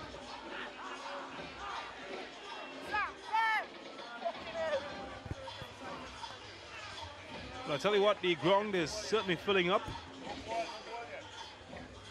And, well, the fans who've been here early have witnessed 3 goals. There's a sighting of Ross Russell to the left of your picture in the blue t-shirt, together with Curtis Gonzalez. Ross Russell, of course, the T&T former international goalkeeper and father of Ross Russell Jr., who plays with Terminix Horquetta Rangers. One of my heroes, I can tell you, growing up as a young goalkeeper. And, well, they've been entertained, haven't they? The cross section of food and beverage, good entertainment. And of course, there's this beautiful thing on the green pitch called football. Can't go wrong here in La Horquetta. Good value for money. Place to be on a Friday night.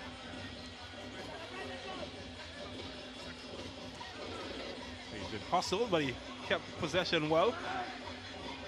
McPhee gets a head on it. That was late, James. Yeah, and we have seen some rough challenges, and some might say that AC Port of Spain might have come out worse than the end of many of them. It is smaller in terms of size of the players. Certainly felt the brunt of some of Cunupia's adrenaline. Yeah, I like that. Time it. Now he's a big boy. It's always 4. Come on, guys. Come on.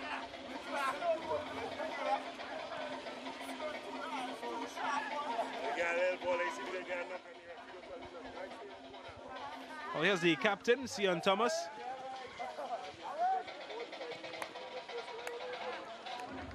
And they have won a corner. But I just feel that Shea Benny gets closer and closer with every kick that he takes. Russ Russell, former T&T international goalkeeper. Curtis Gonzalez in the red. And this stays alive for Port of Spain. Can they get a shot? And wow, Showtime just happened to be in the way of that one. There are some appeals to handball as well, James. They're living dangerously. And they're coming closer. They're creating the danger. Well, we know what happened the last time he blocked a shot. He went up in the other end and scored. Good control there. And then a blast there. Seems like it came off the hand. Can Likeness strike twice? Oh, here we go. Woodley sending Kian Daniel on a run. He's got options. Can he pick it out? Oh, just cut out. That's good defending. Maybe some might feel the pass could have come a bit earlier. He's not happy. Perhaps felt that he was left all alone with 3 Cunupia players.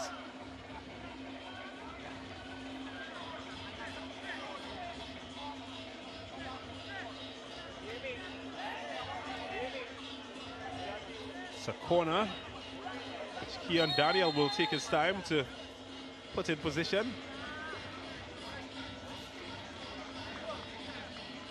Has been around Kian Daniel, played with the Philadelphia Union in the MLS, Puerto Rico Islanders in the USL, as well as having a stint in Poland. 57 caps for the senior national team. It's a good ball. Oh, found Woodley. This time not hitting the mark, and this time it's somehow kept out.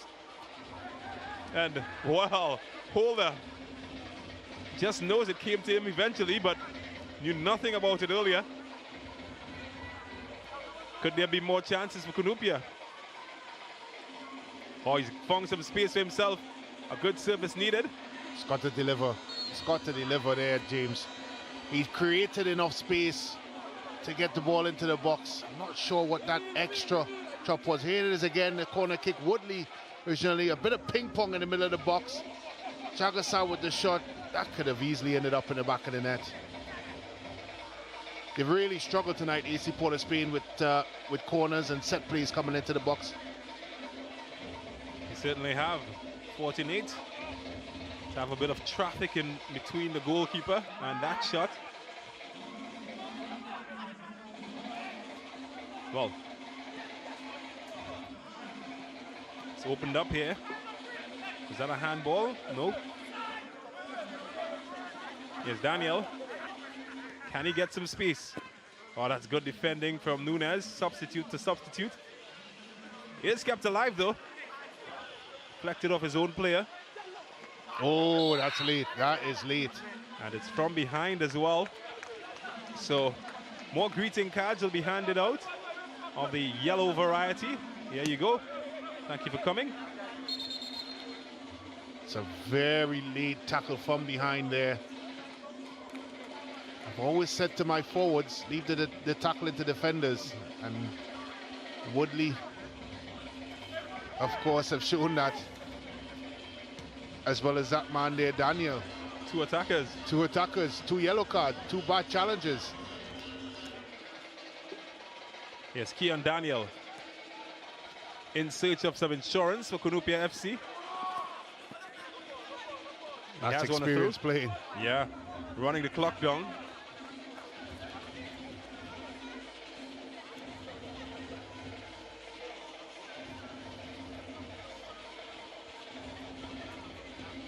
Well, he looks a bit winded. Pungangaran, he's been a hard-working servant for Port of Spain. Yeah, he's certainly putting a shift. Both sides of the coin. Offensively and defensively.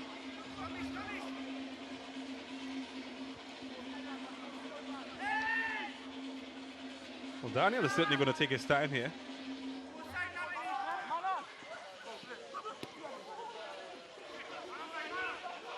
Well, the race is on to the other end, and That's a good tackle. very good defending. He's been good all evening.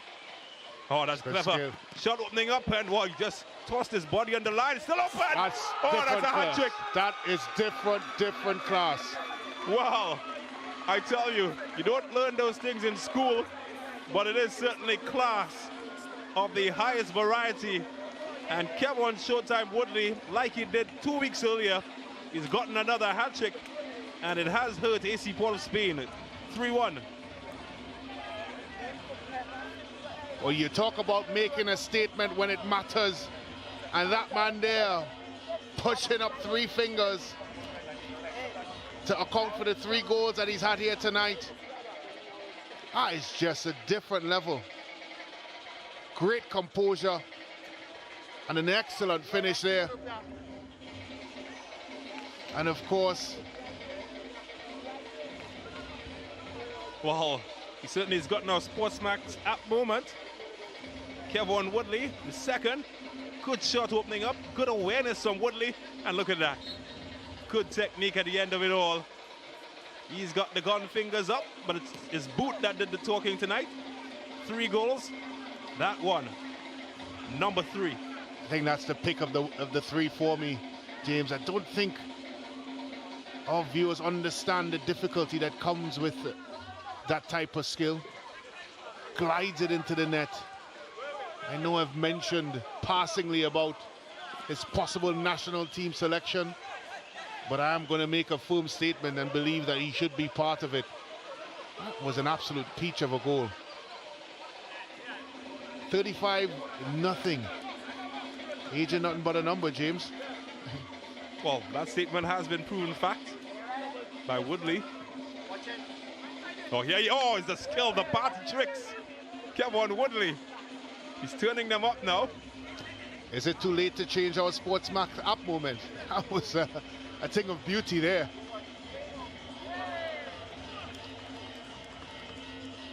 Wow, Nuna showed some skill of his own. Not to be upended. Well, Port of Spain seem to think they're still alive, and well, this time their party was ended early. Kudos to them for not giving up. Certainly seem to have the stuffing knocked out of them after the 3rd goal from Woodley. Prior to that, they seemed very much in the match.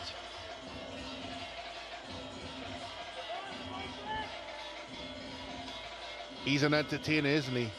Kevin Showtime Woodley. That's what people pay big bucks to come and see. Well, I do remember he played in the inaugural beach soccer, domestic beach soccer competition, an international beach soccer competition. You were captain of that team, Brent Sancho. Yes. We were very fortunate to have Woodley in our team. The main reason why we won the tournament. Of course, we had James as well as part of the team. Yeah, I think we were just viewers in the Woodley show. Yeah, In the certainly. beach soccer, as we see, take another look there. Daniel kicking very late through on his man there. But at 35 years young and still showing the type of goal-scoring prowess that he is, you really have to take the hat off to the man. And of course, in the same time, putting in a show, tricks, flicks, and all that comes with it. Well, that rabbit was wrong when he said tricks are for kids. He's got lots of them.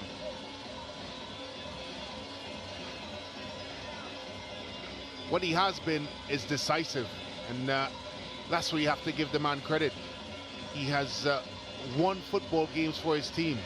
Tonight, the difference in the two teams is that man, Kevon Showtime Woodley. He's been the difference. Not just the fact that he scored those 3 goals, but the fact that he's been able to do it.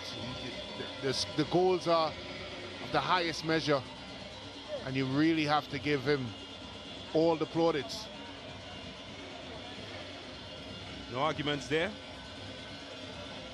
A man from Tobago. Tobago certainly has produced a plethora of top talent that has represented the national team. We saw Chevin Caesar earlier on. Keon Daniel, also coming from the sister isle.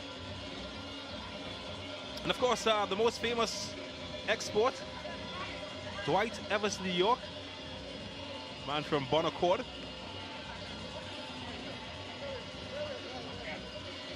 Well, there's a chance to perhaps get some more. Yes, Keon Daniel just called his name. Couldn't find Woodley that time.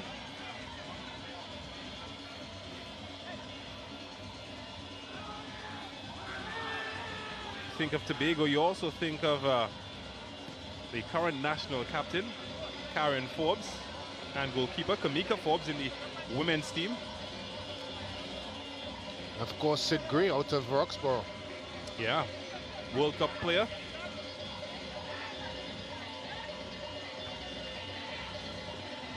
And he fashioned something here.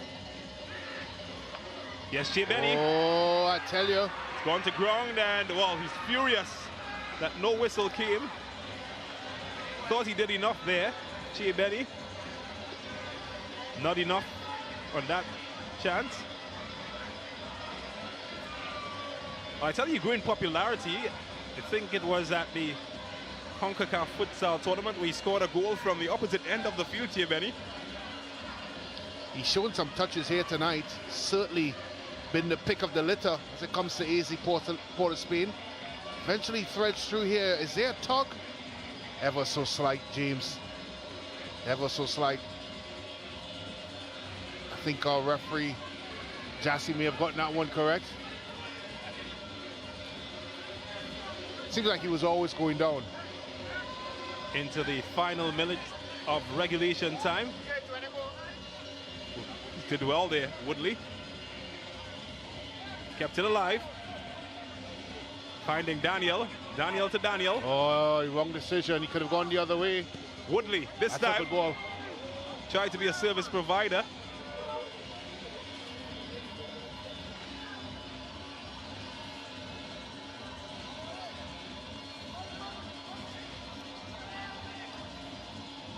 But I just feel as if the writing is on the wall for AC Port of Spain. Yet to get 3 points in this competition.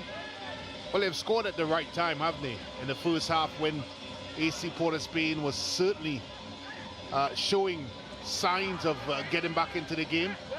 Of course, they scored. And then in the second half again, James, when AC Port of Spain seemed to be getting into things, looking like they can get an equalizer, that man, Kevon Showtime Woodley, showed up again.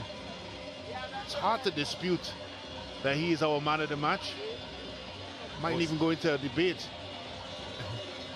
You normally have a better eye than I do. Yeah, no debates there. Well, they'll make a change because they've got 5 additional minutes. Malik Myers comes out and Charles comes in. Saeed Charles. It's got less than 5 minutes to be a hometown hero, if you were.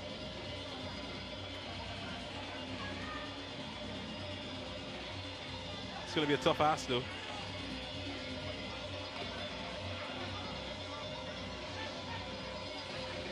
Benny. That one is cut out. Here's Woodley. Clever touch from Woodley. Oh, that's clever. Swung Daniel.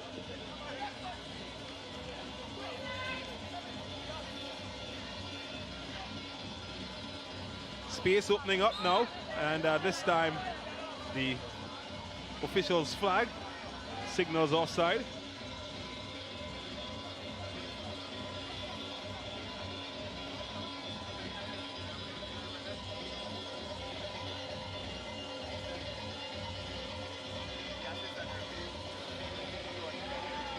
Can they still make something happen?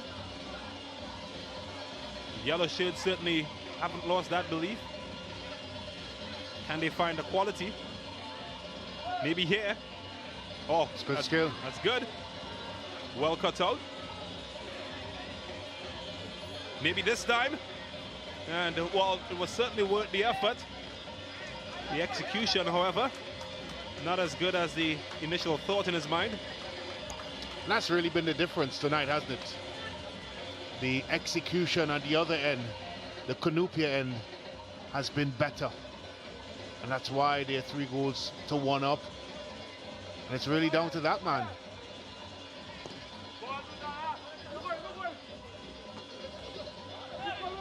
Yes, G. Benny. Boys almost picked the lock and just floated over the head of the player on the far side, Jabari Raphael. Just summed up the evening for the capital team.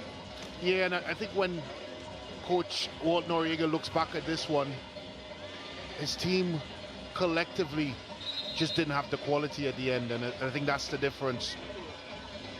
They've found themselves in good situations, they've played themselves into some good situations, but they just didn't have that end product that would have seen them over the line. A young club, Walt Noriega taking over the head coach role. Of course, Gilbert Bato, father of national captain Sheldon Bato, also part of the technical staff. And you might notice that one face missing, Keith Jeffries, of course, who has moved on to coach Turks and Caicos. He's been recently named as the head coach of the Turks and Caicos national team. So they've got some quality in the dugout, and it's a young group of players.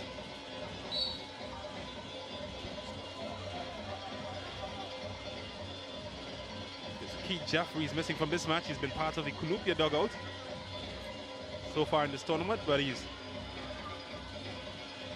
moved on to greener pastures.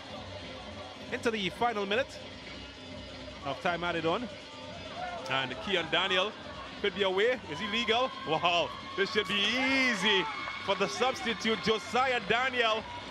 And well, he got many examples earlier from Kevin Showtime Woodley, and the student, well, he gets a high five from the master as he puts the game out of reach. 4-1 to Cunupia.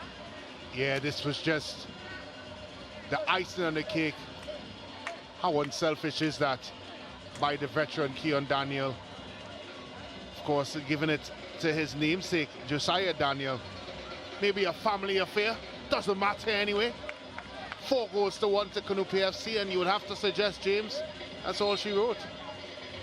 Yep, can't see her, but I'm sure a fat lady is singing somewhere.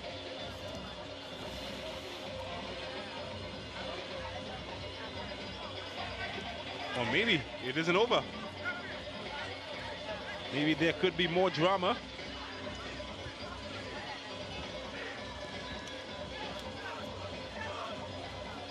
Kunangaron. Here's the singing of the referee's whistle to signal the end of what has been an entertaining match. A high-tempered one, but certainly not lacking in entertainment. 5 goals scored in front of the fans in La Horquetta. Unfortunately for the team in yellow, that man was responsible for 3 of them. Kevin Showtime Woodley getting a hat-trick, taking his tournament tally to 9 after 5 matches, certainly making a claim for national selection.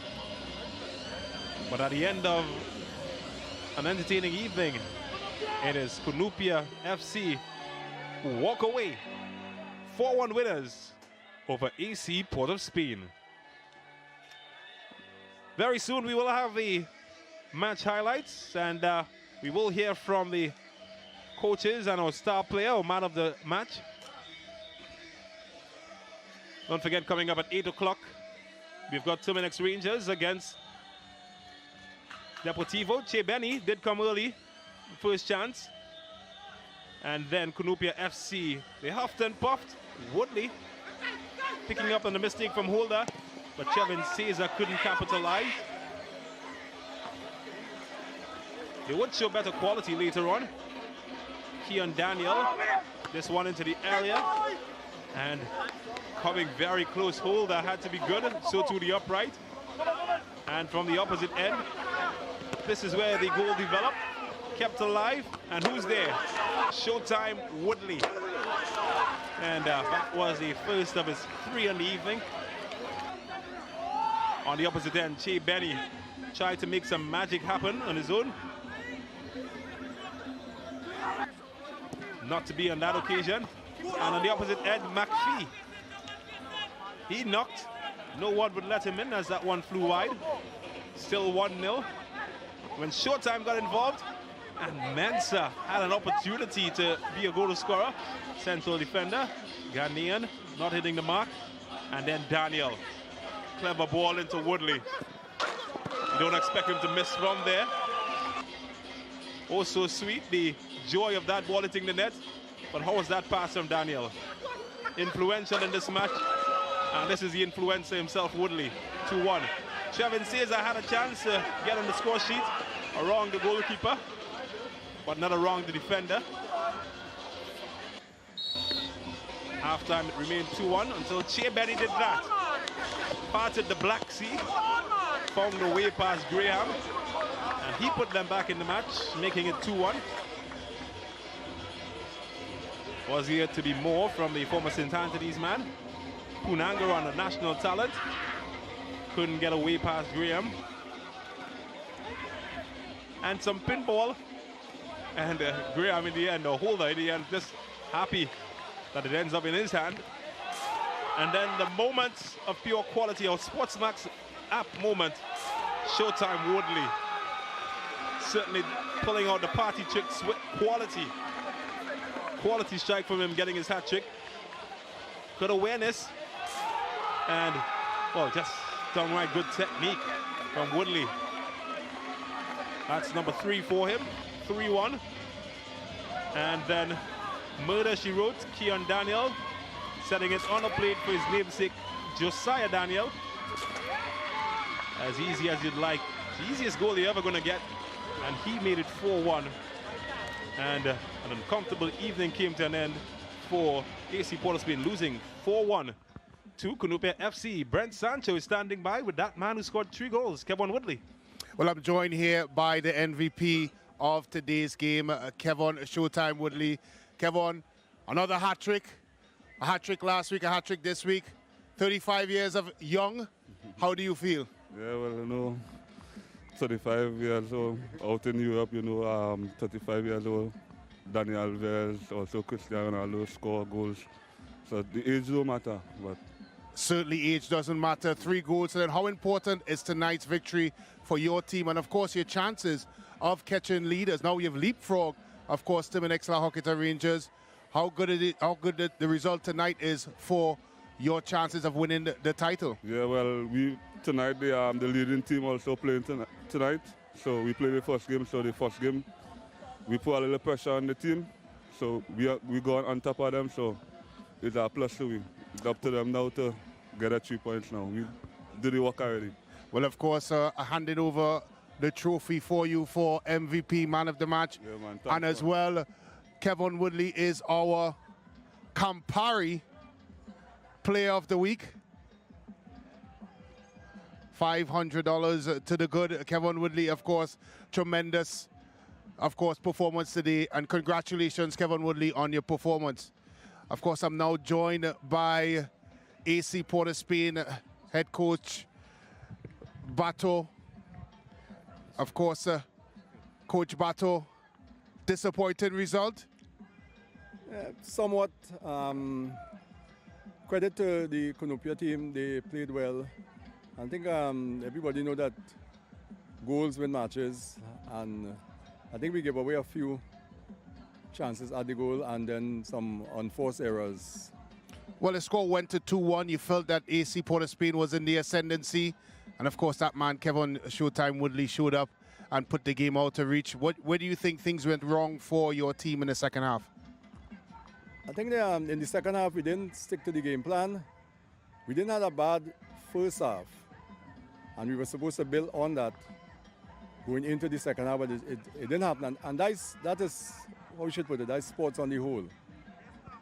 Well, of course, unfortunate result tonight, but best of luck in the rest of the tournament and for you and your chances. Thank you very much. Pass it back over to James. Who got our Campari man of the match, $500. And, well, wonder what he'll be spending that tonight. Maybe celebrating somewhere. And the end of the tournament, if he can keep up that form, he might just be the Campari man of the tournament who will walk away with $5,000. So we thank our Campari for giving it up to them. So coming up, we've got Terminex Larkita Rangers. They're going to be coming up against Deportivo PF. We take a pause, and when we come back, more football action. 4-0, Cunupia, 4-1, Cunupia FC over AC Port of Spain.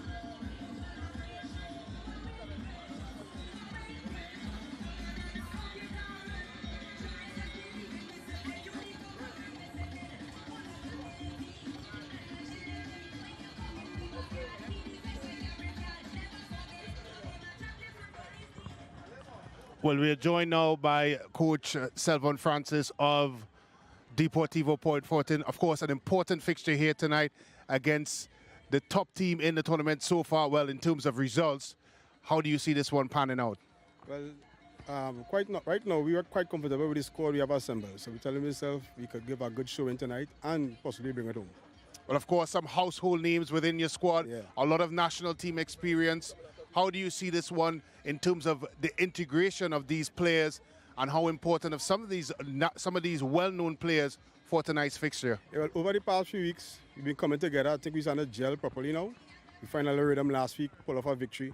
And I think if any team that could stop this team tonight is this team we have assembled here tonight. Well, of course, Selvon Francis, your chance to have a big game here tonight against Terminex Larkita Rangers. All the best to you and all the best to your charges. Thanks to you. Thanks very much. That's Coach Selvon Francis, of course, of Deportivo PF. And we are soon to be joined, of course, by the head man at Terminex La Horquetta Rangers. The man responsible for this terrific atmosphere here at La Horquetta. I'm joined now by Managing Director, Mr. Richard Ferguson of Terminex La Horquetta Rangers. Of course, your team undefeated so far, playing terrific football. How do you see tonight's game panning out? Well, first of all, in our opinion, the team isn't playing terrific football.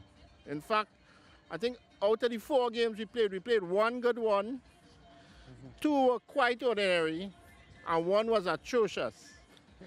So that's our opinion on how we are going. But I think we are yet to play to our full potential.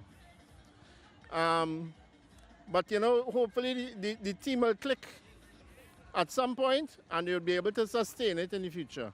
Well, of course, coming up a very organized Deportivo team who seem to be getting into their strides, a difficult opposition. What do you think are some of the strengths that you bring into this one against Deportivo? Well, we like to play, you know, behind the ball.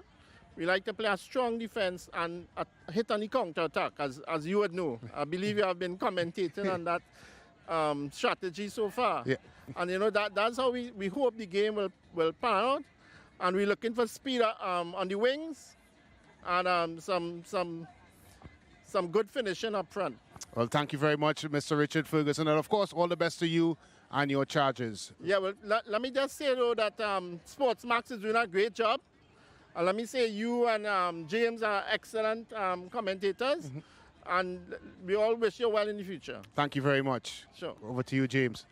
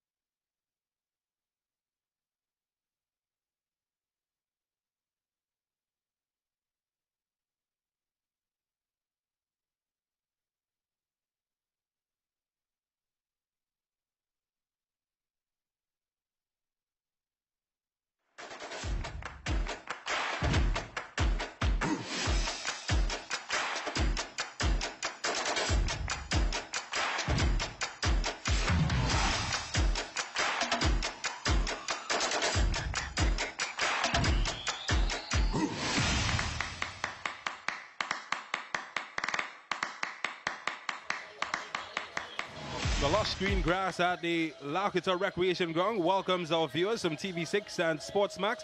Ascension Tournament Match Week 5 action. Terminex La Horquetta Rangers coming up against Deportivo PF.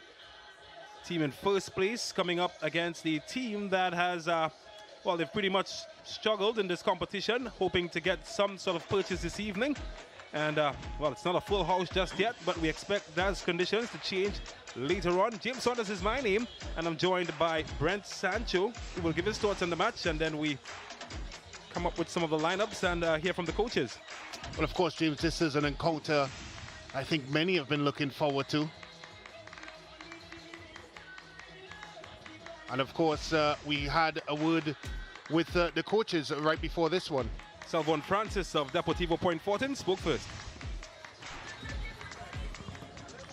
Well, we are joined now by Coach Selvon Francis of Deportivo PF. Of course, an important fixture here tonight against the top team in the tournament so far. Well, in terms of results, how do you see this one panning out? Well, right now, we are quite comfortable with the squad we have assembled. So we're telling myself we could give a good showing tonight and possibly bring it home. Well, of course, some household names within your squad, a lot of national team experience. How do you see this one in terms of the integration of these players and how important of some of these well-known players for tonight's fixture? Yeah, well, over the past few weeks, we've been coming together. I think we're starting to gel properly now. We finally rhythm last week, pull off a victory. And I think if any team that could stop this team tonight is this team we have assembled here tonight. Well, of course, Selvon Francis, your chance to have a big game here tonight against Trinidad La Horquetta Rangers. All the best to you and all the best to your charges. Thanks to you. Thanks very much. That's Coach Selvon Francis, of course, of Deportivo PF. And we are soon to be joined, of course, by the head man at Trinidad La Horquetta Rangers, the man responsible for this terrific atmosphere here at La Horquetta. I'm joined now by Managing Director, Mr. Richard Ferguson of Trinidad La Horquetta Rangers. Of course, your team undefeated so far, playing terrific football. How do you see tonight's game panning out? Well, first of all, in our opinion, the team isn't playing terrific football. In fact, I think out of the 4 games we played one good one, 2 were quite ordinary, and 1 was atrocious. So that's our opinion on how we are going. But I think we are yet to play to our full potential. But, you know, hopefully the team will click at some point and they'll be able to sustain it in the future. Well, of course, coming up a very organized Deportivo team who seem to be getting into their strides, a difficult opposition. What do you think are some of the strengths that you bring into this one against Deportivo? Well, we like to play, you know, behind the ball. We like to play a strong defense and hit on the counter-attack, as you would know. I believe you have been commentating on that strategy so far. Yeah. And, you know, that's how we hope the game will pan out. And we're looking for speed on the wings and some good finishing up front. Well, thank you very much, Mr. Richard Ferguson. And, of course, all the best to you and your charges. Yeah, well, let me just say, though, that Sportsmax is doing a great job. And let me say you and James are excellent commentators. And we all wish you well in the future. Thank you very much. Sure. Over to you, James. Well, I'd love to play atrocious football and be on top of the table with 10 points. As we take a look at the lineups coming into this match, and Deportivo PF, lots of household names. Marvin Phillips, the international goalkeeper for Trinidad and Tobago. He gets the number 1 with Andre Etienne. Isaiah Garcia is in there. Justin Cornwall, who's been good in this tournament, slots in. Andre Pacheco, Isaiah Hudson, Luke Phillip, and Shaquille Henry and Jordan Riley, the 2 secondary school stars, making their place in the lineup. Selvon Francis, of course, is the coach of this match as we see Trinidad La Horquetta Rangers. Just one real change, Kadean Lewis coming into this lineup. Much of the same. Perhaps some changes in defensive position, and Daniel David, the man of the match in the last game, he comes in as well to join Kadeem Corbin and company, while Keishon Sicharan gets a play, and Dave Kwamina is the head coach of this team. So we're raring, we're ready for action. Trinidad La Horquetta Rangers in the all red, and they're coming up against the team from the southwestern peninsula of Trinidad and Tobago, Deportivo PF, in what should be an exciting match. Yeah, we talked about the contrasting styles. We talked about the way, of course, Trinidad La Horquetta Rangers like to set themselves up, playing that counter-attacking style football, which has brought a lot of dividends for them. Of course, we heard that man, the leading man here, Managing Director Richard Ferguson, talk about they playing atrociously. And it's a man, of course, with high standards. His team has certainly blown away the competition, albeit that one game against Defence Force, the first game, they've won every single game. I think tonight would be a big test for them, though, James. Yeah, I wouldn't like to be marrying his daughter, hold me to such a high standard. But he certainly is a man who has put on an exceptional tournament of a very high standard. Oh, Sturge with the happy feet. Easy gets past his man. So no Leslie Russell in the defensive line for Rangers this evening. He has been left out. And Kidane comes in this time around. Well, the volume has certainly gone to another level. Usually a sign that the home team out and on the prowl.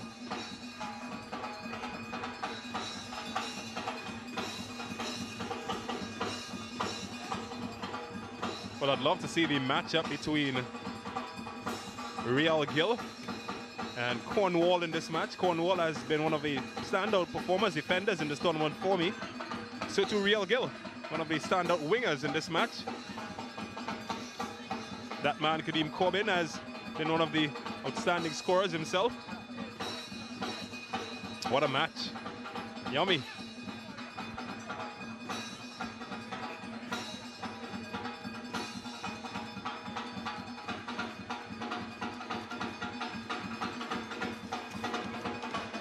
So just being allowed to build up out of the back is Cornwall. It's well cut out. As Gill has done well.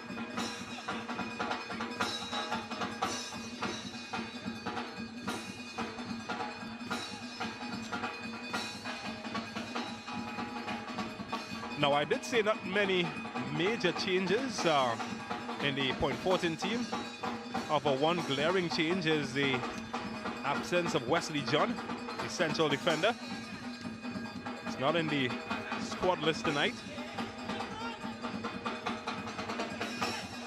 Not quite sure if he's injured, but he is missing. Does bring a ton load of experience. Mark Ramdeen also forced to sit on the bench this evening. He has been one of their top performers.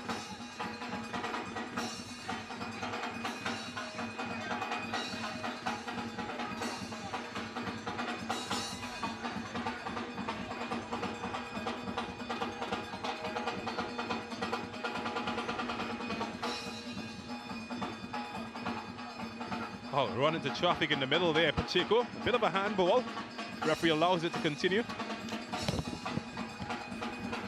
Well, here's trouble, Kicho and Ciceran, and the first goal of the match, but it is called back. Well, the warning signs are there. They're flashing in bright red lights. Wearing red t-shirts, Kadeem Corbin already showing them what he can do. Marvin Phillip, he's fortunate. Yeah, he's very fortunate, and a lot of it is down to losing the football in particular areas. There, of course, Corbin just straying a tad offside, but I think Deportivo has to be very careful. They're trying to build the ball up through the middle, and if they're reckless with their passing or their possession, we know how quickly, of course, Rangers can transition from defense to offense. It's one of their strong points. Well, Morris sent his man flying over the advertising board. He's been solid. He's a big boy. It's not easy to run past Javon Morris.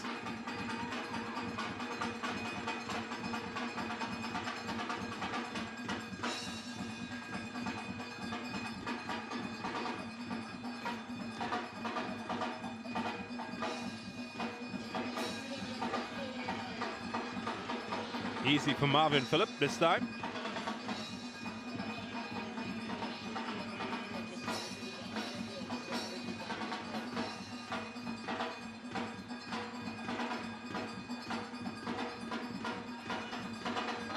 Oh, what an atmosphere we have here in La Horquetta.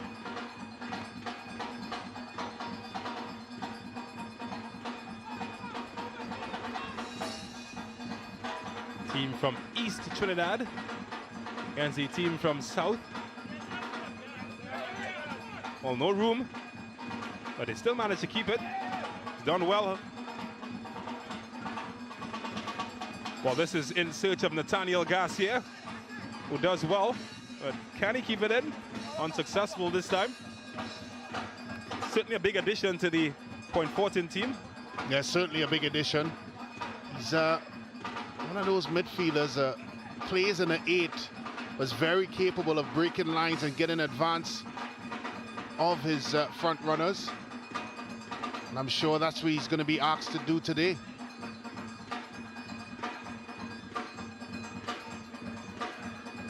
Trying to carve open some space. Point Fortin, not this time. That's good football. Oh, that's clever. That's clever. He's done well. And too long for Gill in the end. But Daniel David, man of the match from last round. So he has the moves like Jagger. He's Andre Etienne. He's got a big task ahead of him, containing Rangers, who've scored in excess of 17 goals in the competition so far in their previous 4 meetings. Timothy Derry in charge of this one.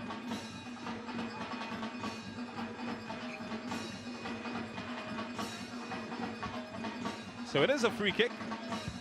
Andrew Pacheco trying to test Jabari St-Hilaire.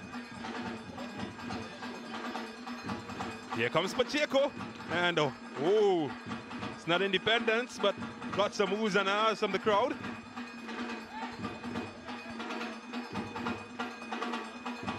He's getting on in age, Andrew Pacheco, former Arima Fireman, so part of the victorious Princess Song Senior Comprehensive team that won in 2001. Of course, I'm speaking about the SSFL title. That man was also part of that team, Marvin Phillip. Also included the likes of Lindsay Sherwood, Lyndon Luke, Clyde Leon, now deceased. A host of players that went on to senior international level.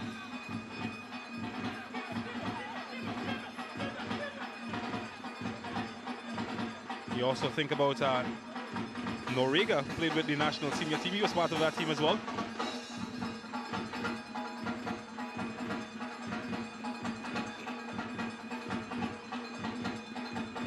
Ball broken up by Etienne. Oh, he's done well to create some space.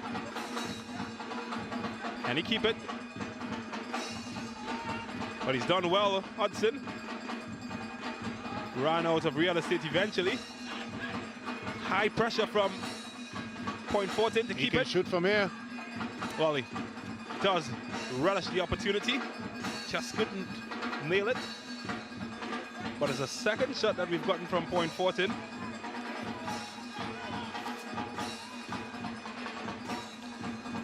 There is certainly some quality within this Deportivo side. I know we've mentioned some of the household names as it relates to Trinidad and Tobago football.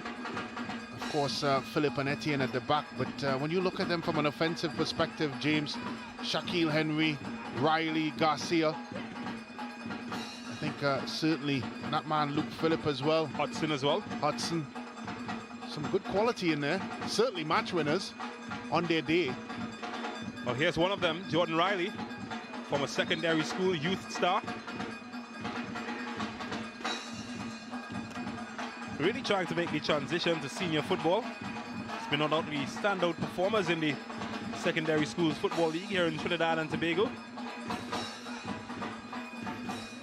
If you can translate some of that talent that we saw at the secondary school level, certainly will be a very good prospect for Trinidad and Tobago. I think when you make that transition, James, it really comes down to consistency at the professional level. That's what is expected of you. Game in, game out, consistent performer, productive performer as well. Has to have an end result to the graph that he may put in. Certainly has the attributes. It's just application, really, isn't it? Well, here's Ross Russell Jr. trying to apply a good service to Real Gill. Can't control. Oh, he's under pressure here, but he manages to escape. It's very lucky.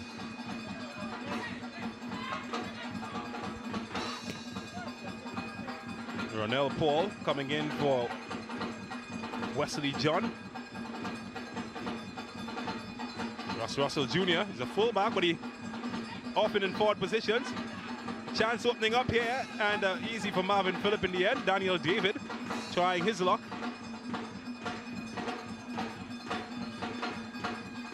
Phillip, of course. Whoa. Well, that's a rough challenge coming from Shaquille Henry. Unnecessary as well. And Jabari St-Hilaire. They really have rotated their squad. The goalkeepers as well. The Horquetta Rangers.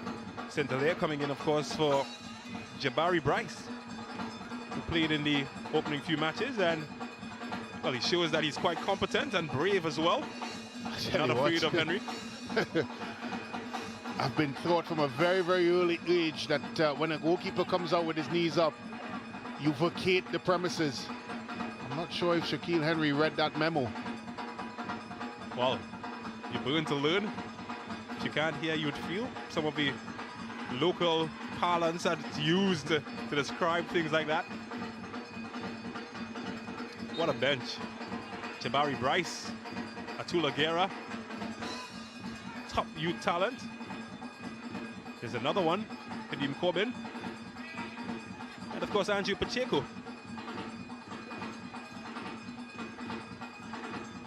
Leslie Russell also on the bench. I'd love to have a bench like that. Chance could open up here. The pass is a wayward one. And Isaiah Garcia would want that back.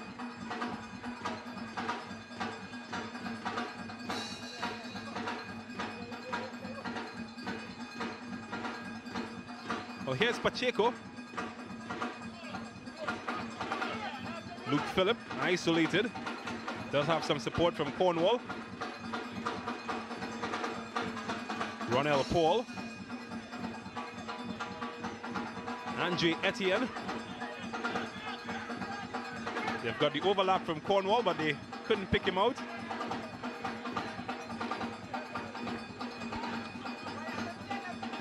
Deportivo has certainly improved as this tournament has progressed, James, as we see Coach Francis in the picture, but you have to wonder how important this game is here for them.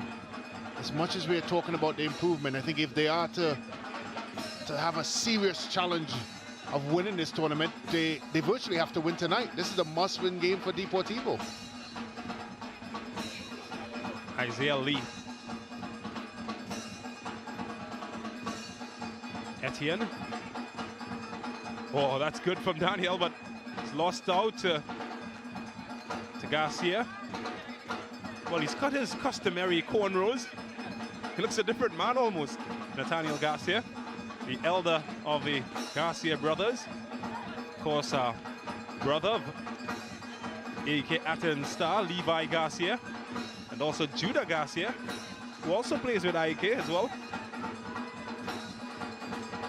A lot of pedigree coming from the Santa Flora region of South Trinidad. Garcia brothers.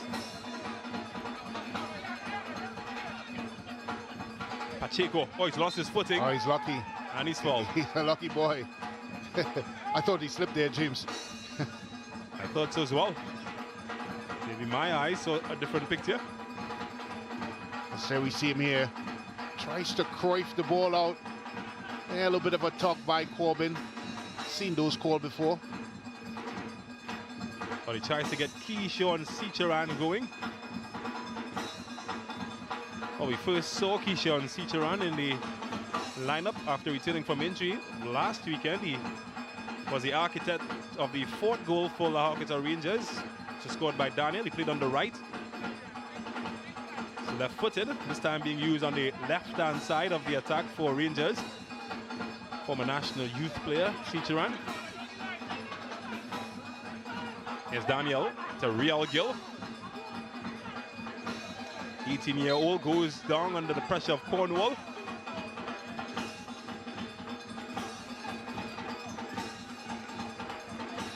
Well, I tell you, he's been one of my performers of the tournament so far, Cornwall. Sturdy, very solid. He's the son of a former Star Wars striker, Kester Cornwall, who's also the assistant coach. He's been very, very difficult to beat on 1v1 situations and been just very sturdy overall. And a team where, of course, they have a lot of solid defenders. We talked about Wesley John, who's not here this afternoon. So also Andre Etienne back there. Well, the irony is he comes from a family of attackers. Kester Cornwall was very prolific in his SSFL career, playing with St. Benedict's College. And his uncle Jesus Cornwall as well, an attacker. How did he end up a defender? Certainly didn't read the memo. Certainly didn't take kind to the family tree. Decided to do his own thing. As you see a foul there by Shaquille Henry. He's going to have to be patient, James Shaquille Henry. He's playing up front all alone. They're asking him to cover a lot of real estate in his job spec here tonight. He's going to spend a lot of time chasing and running lost causes, and he may find that odd one or two opportunities, and that's where he has to be to his optimum best, Shaquille Henry. Well, that's a battle that Nathaniel Garcia was not shy to get involved in. Well broken up. 0.14 go forward. Henry just couldn't control.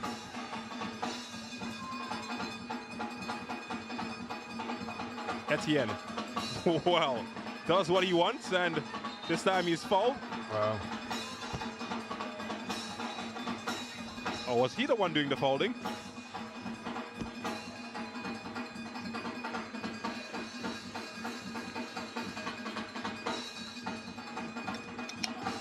Well, this is a dangerous looking situation, but you've got a calm pair of gloves from Marvin Phillips to disrupt that.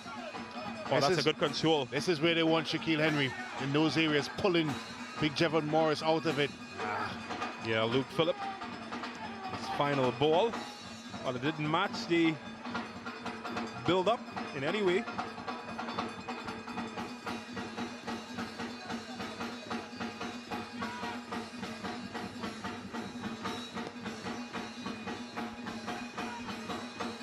So we're almost approaching 20 minutes in this match, still goalless. Goal by Kadeem Corbin in the 4th minute, ruled out.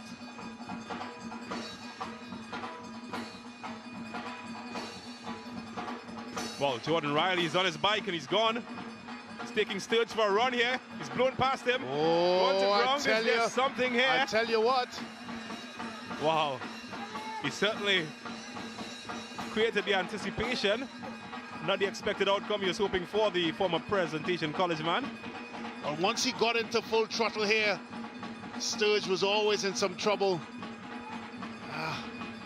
It's a tough one, James. Tough one to call. But that's what they want, Deportivo, to see Riley in full throttle. Well, he was part of the 2018 Trinidad and Tobago Youth Under-20 team, Riley.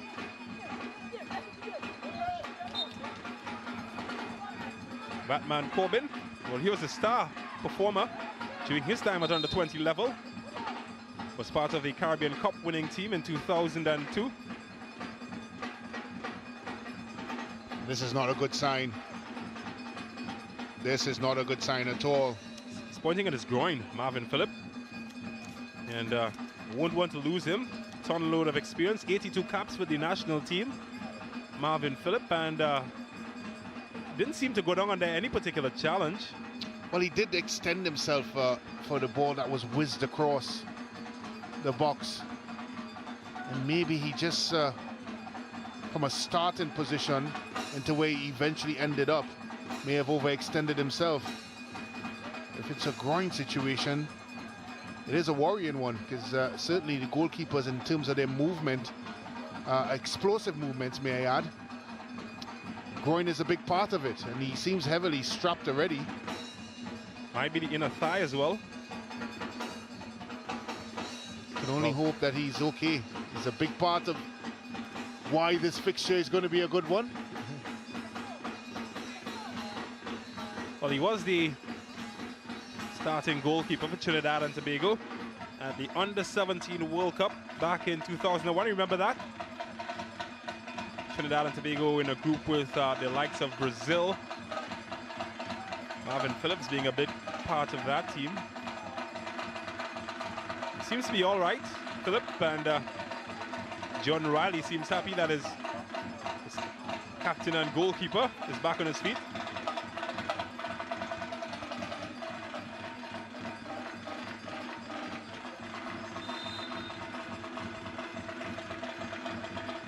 This is a long throw, headed away by Phillip.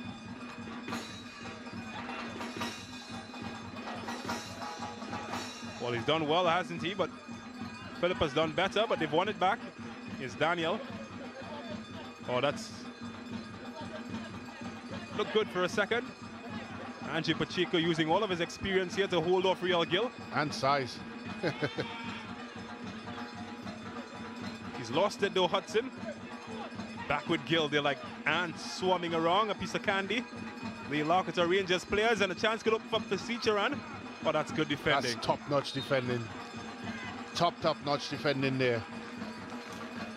That's exactly what you want to see from your defenders. Isaiah Garcia getting his body across his man, not allowing him, and of course, more importantly, putting his body between him, the man and the ball. Textbook defending. Hudson. Cornwall.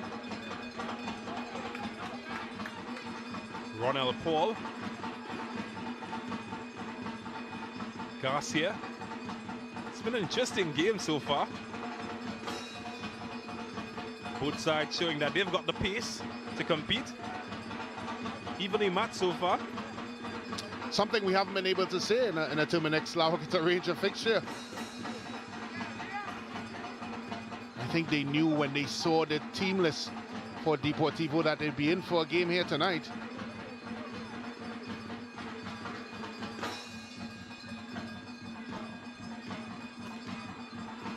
Oh, that's well broken up by Pacheco.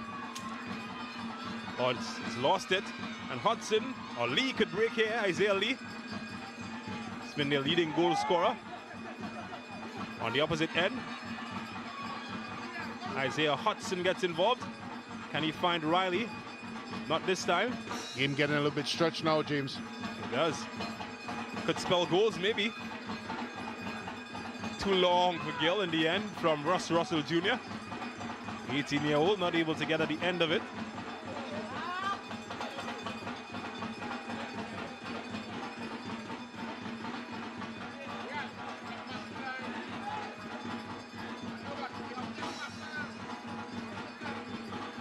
Oh, he's had a good tournament so far, Russ Russell Jr. Talk about not following in his father's footsteps. His father, of course, international goalkeeper for Trinidad and Tobago. Oh, he's an attacking fullback. If you want to call that the complete other end of the spectrum.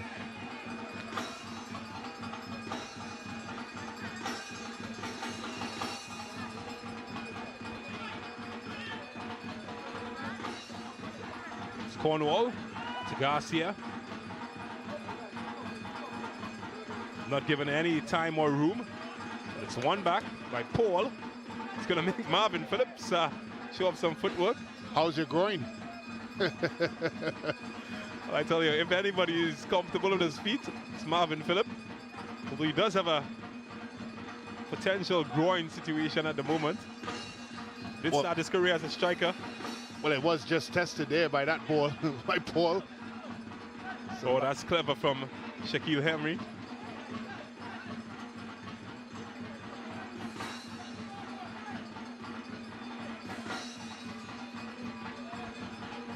And Etienne to clean up. Oh, that's good from Riley. As he found space again, he's taken Sturge for a run. And, well, this time running out of real estate, but Sturge has a handful. I tell you what, James, Sturge did very, very well there, because after Riley made that turn, his eyes probably lit up, and out of nowhere, a young man in the picture there came to the rescue. Nice turn here by Riley. Look at Sturge. Could have dove in there, stayed on his feet, and eventually challenged his man a corner for his troubles, but I think it could have been a lot worse. Certainly could have been. Hasn't gotten the ball much, Riley, but when he has, well, he's made them take notice. And that one is cleared from danger.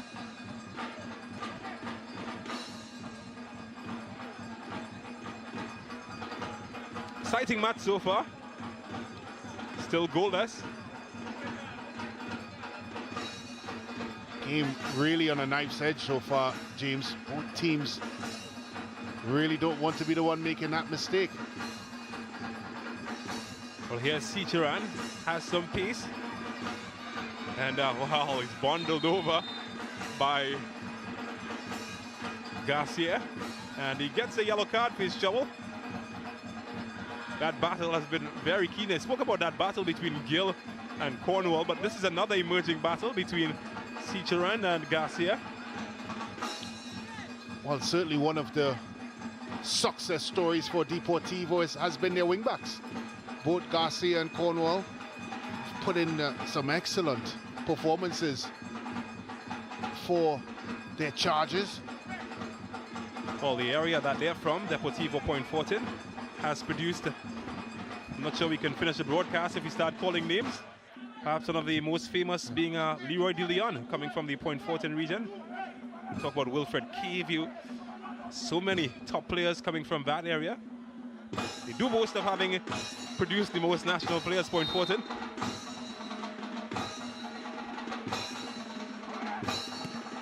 Booted away by Etienne. Pacheco sends Riley on a chase. St-Hilaire might get there first. He does. Well, it could be a break on the other end as well. And I'm not sure about that. Etienne is pleading his innocence.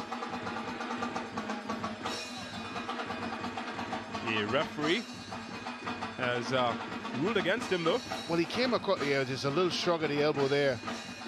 I tell you,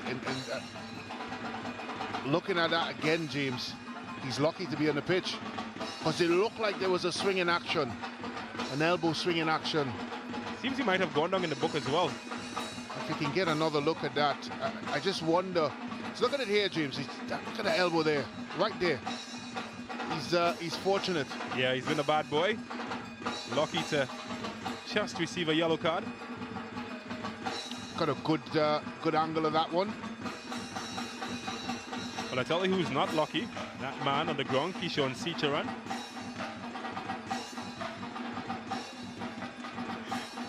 And no, they're having words at the moment.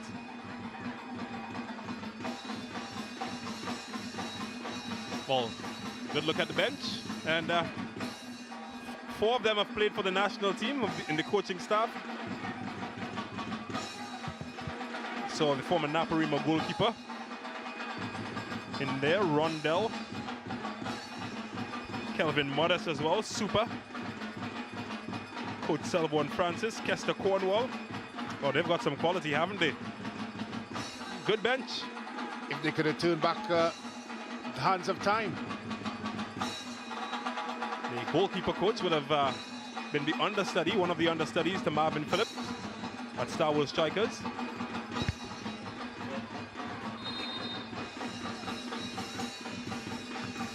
Well, this one couldn't beat the man at the near post.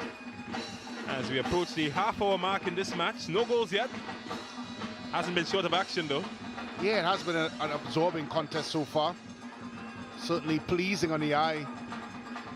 Keen battles on the field in various departments have really culminated into a good view for spectators as we started to see things fill up here at the La Horquetta Recreational Ground.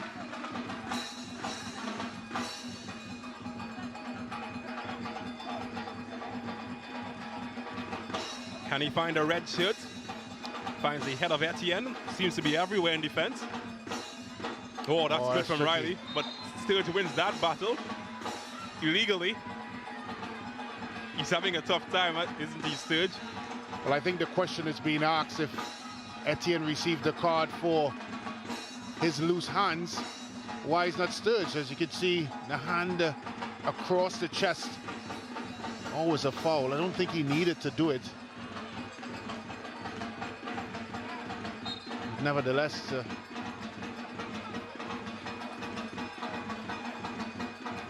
oh, that's reckless. Wow, that's heavy from Ronell Paul. And yeah, that's naughty. It's you can argue all you like, James, about it hitting the ball first, but the follow through, it's not allowed in football. And as much as he can protest, he's a lucky boy not to be booked or even sent off for that. It's fine winning the football, but look at the follow through. You just can't do that. That's certainly outside the remit of the rules of the game.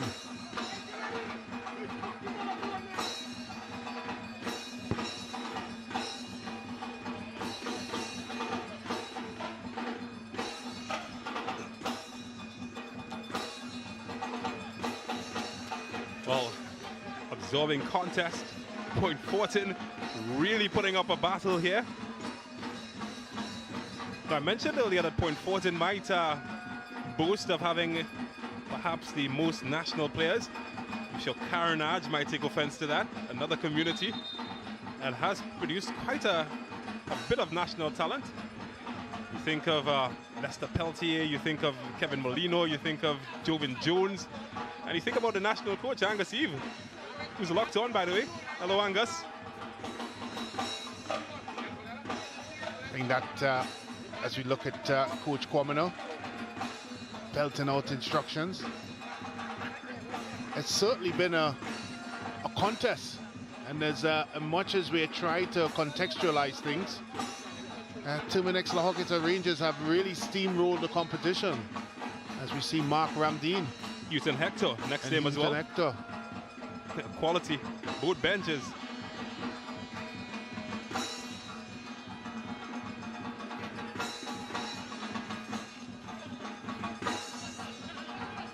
They're going to tussle for this one. Javon Morris taking no chances. Here's Isaiah Lee to Cicheran. He's up against Cornwall now. Gill has had limited success against the fullback. Here's Garcia. Chico, and they're away now to Hudson. That's good football. They can find Henry, and well, I tell you what, Javon Morris, you might look at him physically and think he's a run over, but he's been far from that in this competition. And what he does well is he gets his body across and in between the man and the ball, which makes it very difficult for opposing strikers. He's also quite good at reading the game. You might know his famous uncle, former captain of the 1990 strike squad, Clayton Morris. Oh, not sure St. Hilaire knew much about that. Oh, had to be spot on there. Well, Corbin, well, he's gotten past two here. He's opened up a yard of space, and that's a good touch.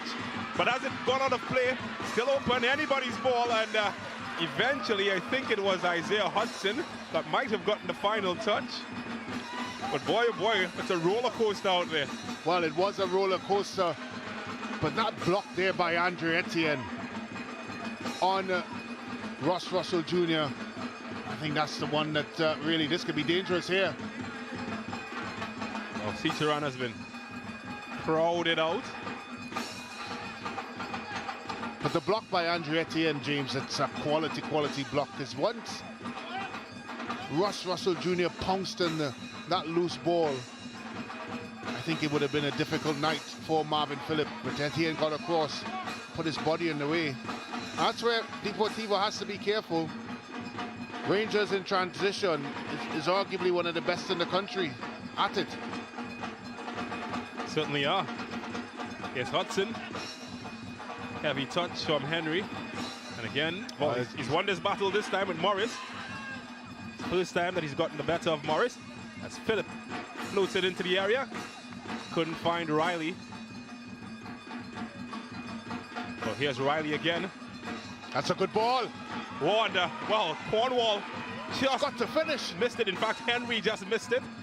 And, well, you don't get those opportunities twice. And Shaquille Henry would be wondering how he missed it. And Luke Phillip with the follow-up.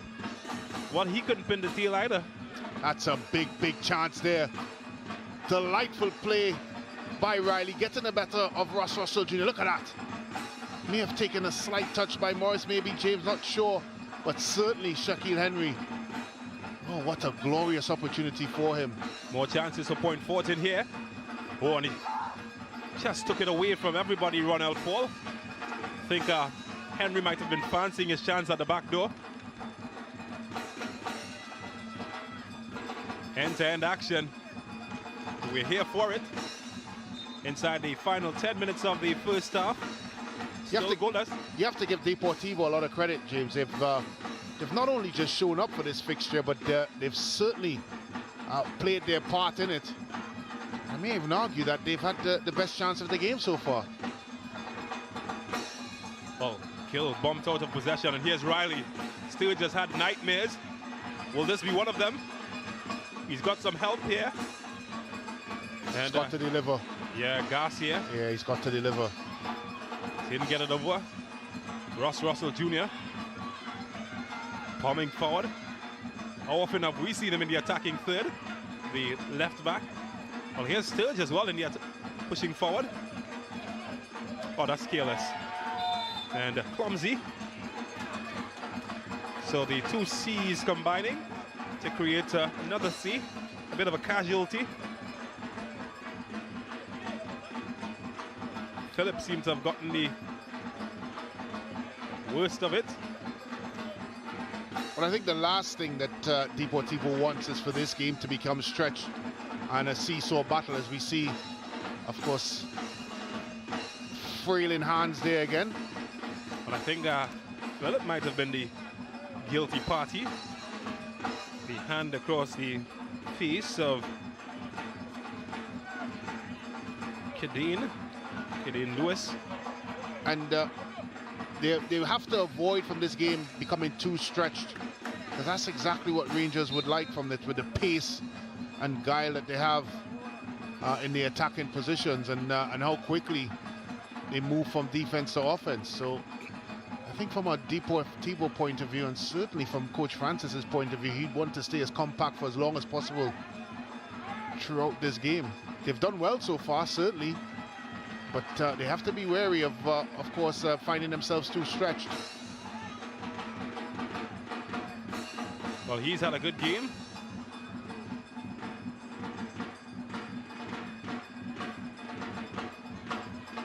Hasn't had the opportunity to bomb forward as much as he'd like this evening, Ross Russell Jr. Credit, of course, to Point Fortin and Garcia and Riley. This is his problem right here. Once he's gone. He's gone. He's got space. Can he deliver with quality? It's good quality. And well, the acrobatics came out. And wow, it certainly was like a firework. It entertained momentarily, but then the moment was over. Shaquille Henry.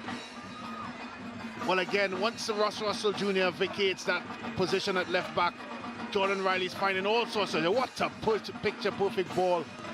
He went for the spectacular when it really needed a touch and finish. He would be disappointed when he sees that. Would have been a lot easier, James, to just bring the ball down and, of course, slot it into the back of the net.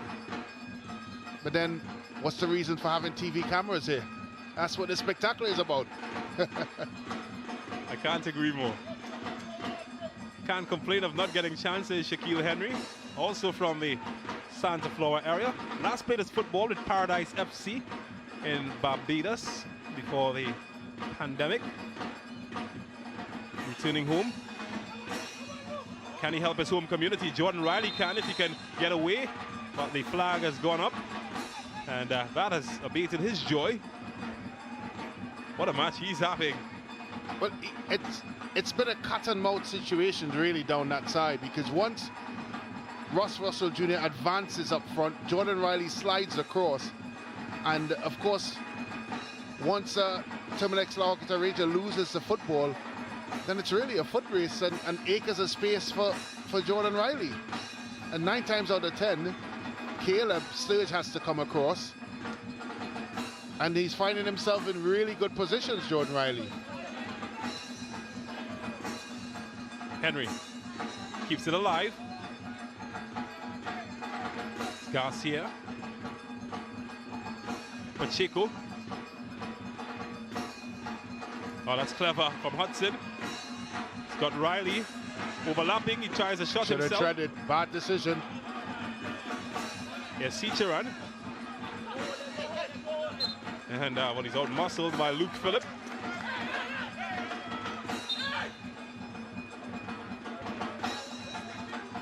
So referee's going to want that back. And well, he's got some motivating to do. Hasn't seen his team under the gun this much in former matches. Tonight he's got to adjust quickly. Here's Ross Russell Jr. Gill, oh, that's good.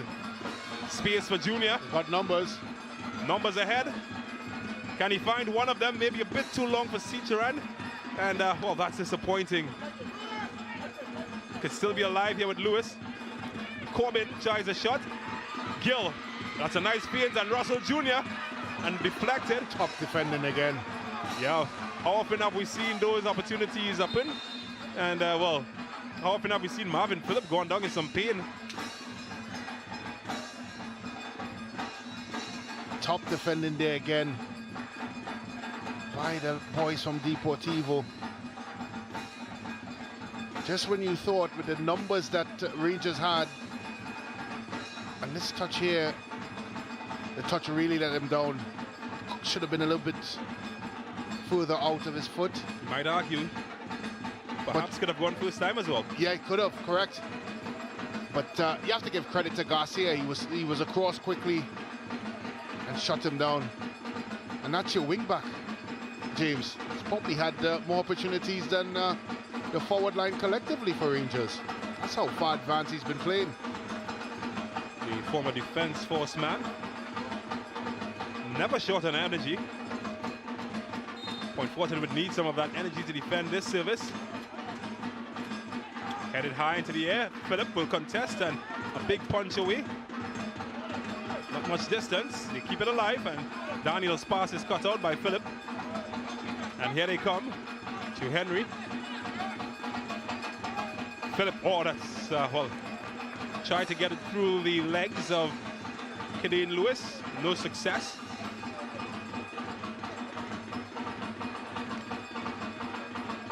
Here's Nathaniel Garcia. Oh, that's clever from Hudson. Cornwall. Well, they're just trying to stretch the field at the moment. Trying to poke holes in the Rangers midfield. This pass not accurate. Sturge. Should be cut out by Etienne. Pacheco. Cornwall.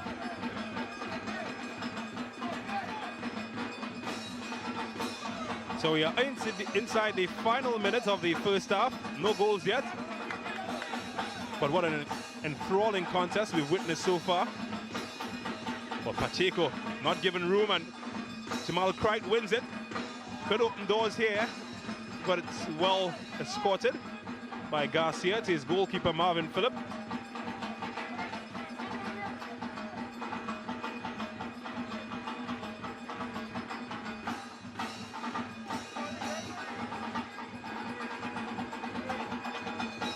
Trying to cool some of that tempo that we've seen.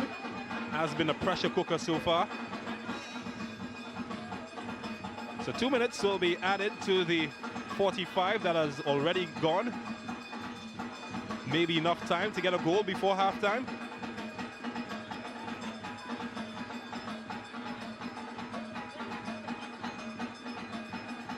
Here's Riley. It's a foot race yet again that he's winning. And this time he is fouled in the process. He will get a free kick. They've got to do something about Riley. He's causing all sorts of terror. Well, if there is an Achilles heel to Rangers, it's right there. Because of the way they play, they've asked Ross Russell Jr. to play a lot higher up the park.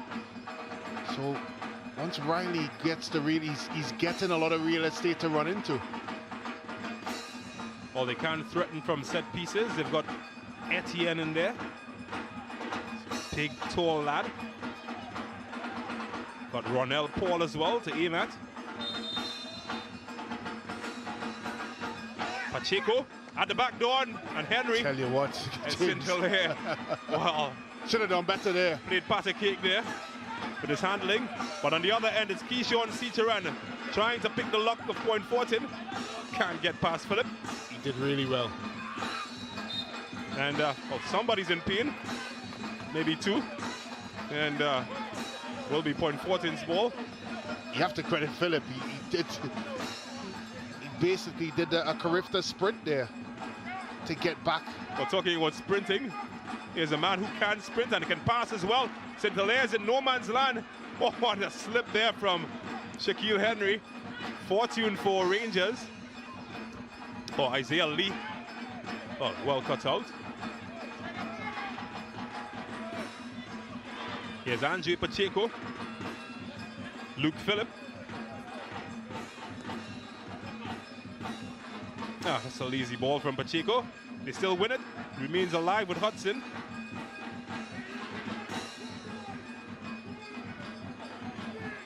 Oh, that's clever from Phillip.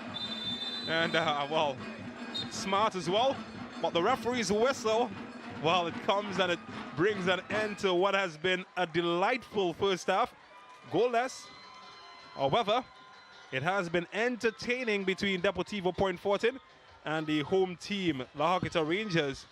At halftime, goalless. We take a break and come back with the first half highlights.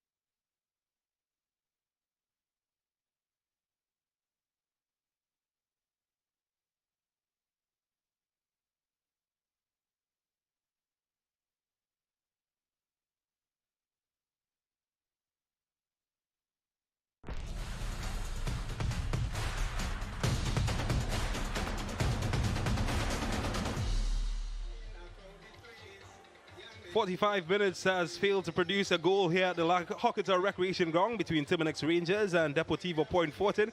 Certainly hasn't been a game short of action. Let's take a look at some of the first half highlights in what has been an enthralling match so far. Andre Pacheco tried his luck early, giving Jabari St. Hilaire something to think about. That was early, first few minutes of the match. And then more from Point Fortin. Nathaniel Garcia. Gravity not in his favor that time. No trouble for St. Hilaire. On the opposite end, in transition, La Horquetta Rangers always a trouble, but Garcia, the fullback, up to the task.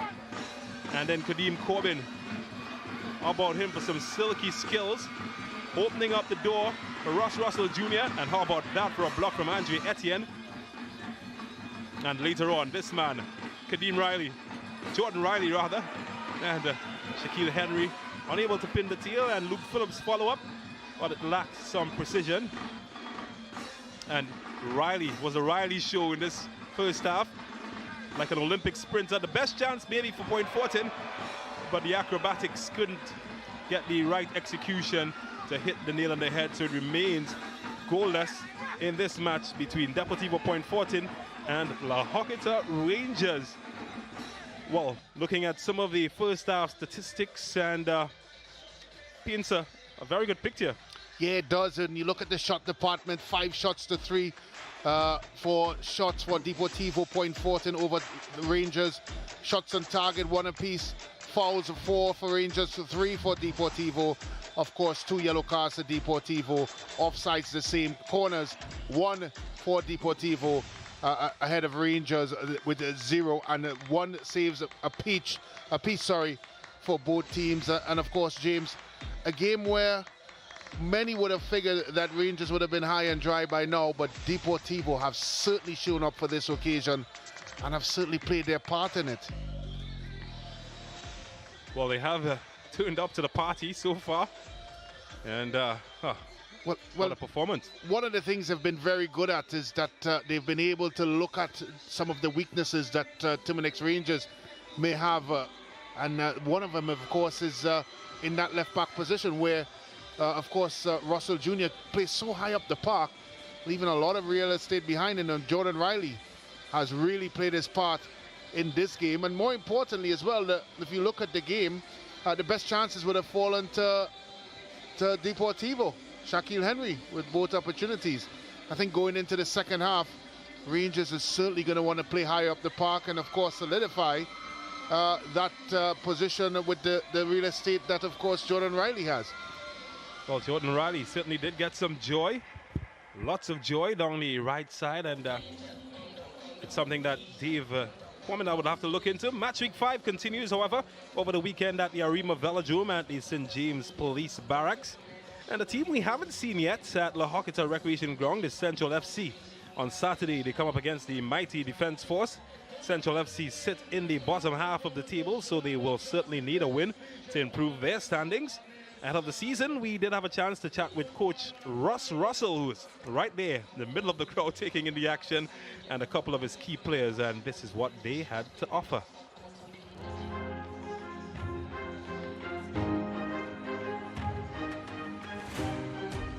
Finally coming back into competitive football is a joy to me because I think I belong on the football pitch. I've been here for years, and I always have ambition to win the league. I'm a previous winner of the league. Away from it was really tough for me. So coming back to football is really a joy. It's a pleasure being back. It's a pleasure being coaching because all the time I was doing goalkeeping coaching. But now I'm the head coach at Central. It's just a pleasure to be back out on the football field.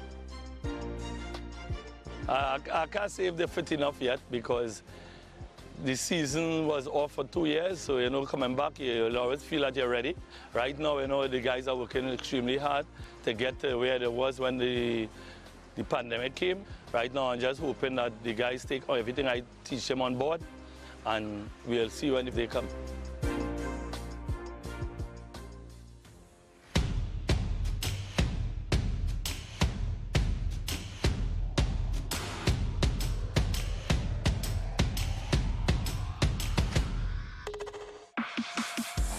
Well, it's an exciting feeling after being out for so long, 2 years, no football. All the footballers, everybody know that was, a depressing feeling. So, we're excited to get back out there in the Ascension League. Our team, Central FC, it's a young squad, We only had 2 weeks to prepare, so, we have an intense training session trying to get back the fitness levels up there for everybody on the team. The best qualities of my team is youth.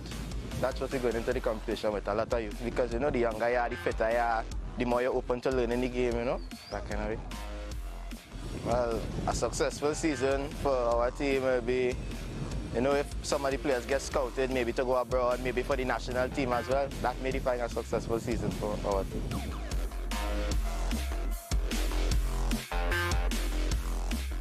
It feels amazing to be back. Most of our lives were based around football, so during the pandemic, you had to find something else to do to fill that void. But nothing fills the void of football. We need a teammate, so it feels amazing. Everybody's just coming back to it, getting back to full fitness, getting back in stride, getting to know each other as well because it's a new team. So we're just building the chemistry right now and having a good time. Well, so far, during the short time that we've been together, I would say we just don't give up. We're always at it. So I would say resilience is a strong quality around the team, and the players would say that as well.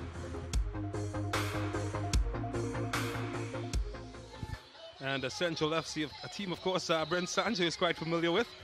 And the head coach, Ross Russell. Yeah, it's good to see, of course, the the young men back out there.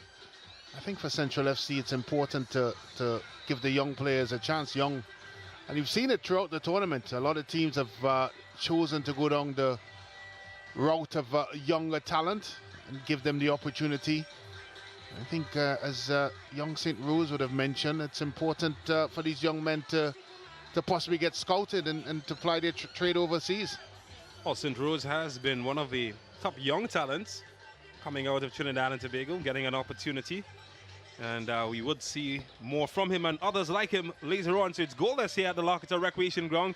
We take a break, and when we come back, we've got second half action.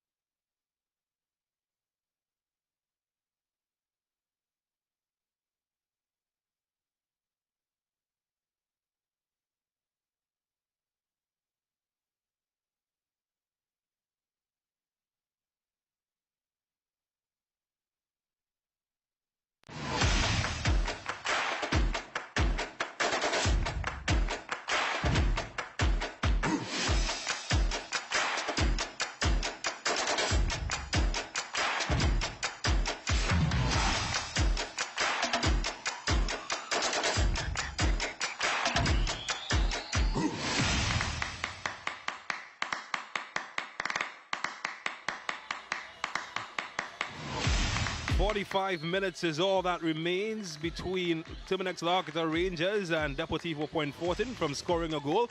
At the moment, it's goalless. Nobody cares at the moment here at the Horquetta Recreation Ground. They're all having a grand time because the atmosphere is ripe and they've certainly witnessed a very exciting match. Welcome back to second half action here on Sportsmax and CCN TV6 in Trinidad and Tobago. James Saunders is my name alongside Brent Sancho. And lots to look forward to in the second half. Yeah, certainly lots to look forward to, certainly from a tactical perspective. And whether or not Rangers are going to change their approach. And of course, for Deportivo, how are they going to approach the second half from a tactical point of view? But overall, certainly pleasing on the eye. And both teams, despite the lack of real goal-scoring opportunities, it has been an entertaining encounter. Won't be surprised if I see some changes from that man, Dave Kwamina. Hasn't quite gone according to plan for him in the first half, but he's got a ton load of stocks lined up. And they're having a ton load of vibes, as they say. Taking in all of the action, always brings out the crowd here in La Horquetta anytime the home team plays. And there we go. The contingent of officials, they've had their hands full. Has been a tempestuous match so far, and done a relatively good job. He's had a top job, Caleb Sturge, containing the likes of Jordan Riley. You'd hope for some more help from that man, Ross Russell Jr. Jamel Cright, the captain, he's been pretty silent in this match. He hasn't been allowed to dictate the play as he often does, but that man certainly has, Jordan Riley. Yeah, but I think a lot of the reasons behind the Rangers' subdued performance so far is because of the way Deportivo have applied themselves to this fixture. They've certainly not made it easy for Rangers. Of course, we talk about Deportivo's position on the table, but you can't be fooled.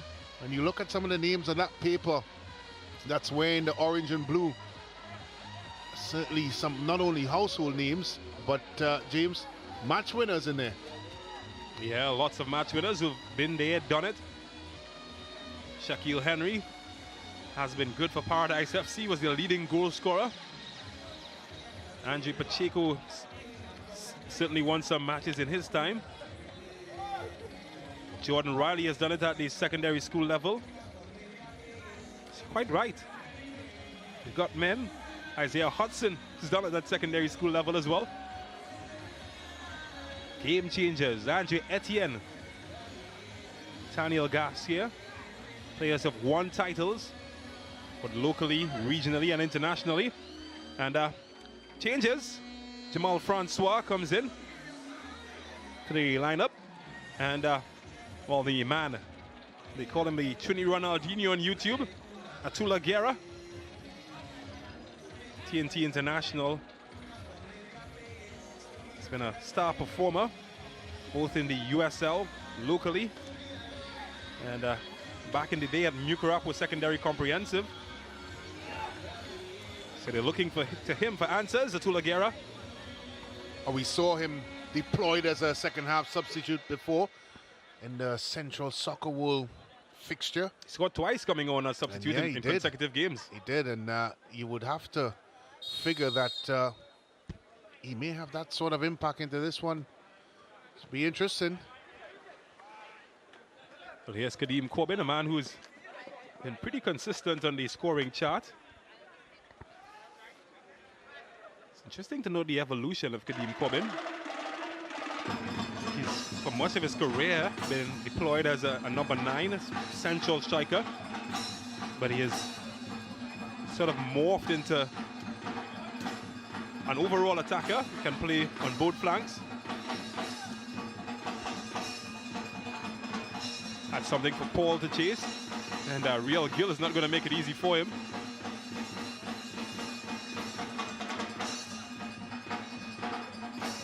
So it is a corner. And early o'clock, they've got to defend.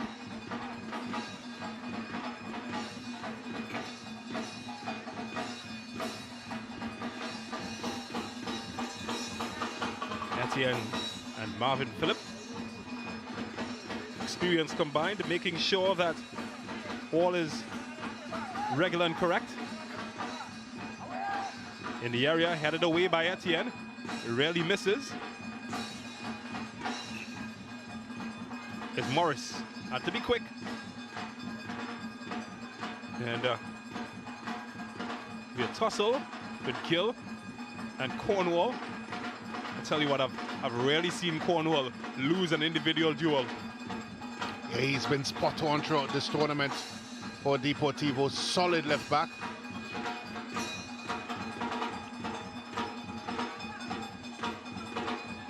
Here's Garcia coming out of traffic nicely. It's another Garcia. Well, they'll just take their time now to compose and look for options.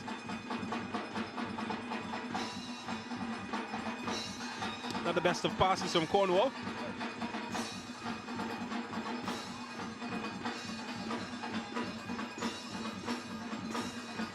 It's been good this tournament. Last time he played here in La Horquetta, he was our man of the match.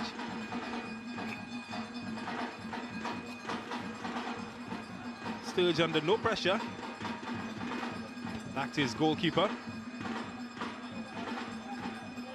Well, he's a character, isn't he? Not landing, the popular peanut vendor. Made his name West Indies matches. He's a comedian of sorts. Always a popular local entertainer. Oh, this is a long service. And, wow. Henry just couldn't get over it. Head away the danger. And in fact, Garcia. And it will be a goal kick.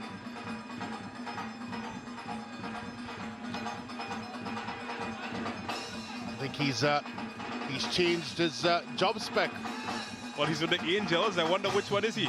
If they've got the Angels, you've got to have the yang to that. Well, he's right. He's wearing the right color. Got that right.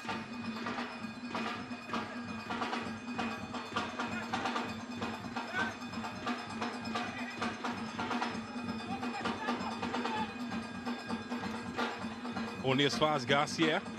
Looking for room, he finds Hudson. Well cut out by Kreit. And Atula Guerra is away.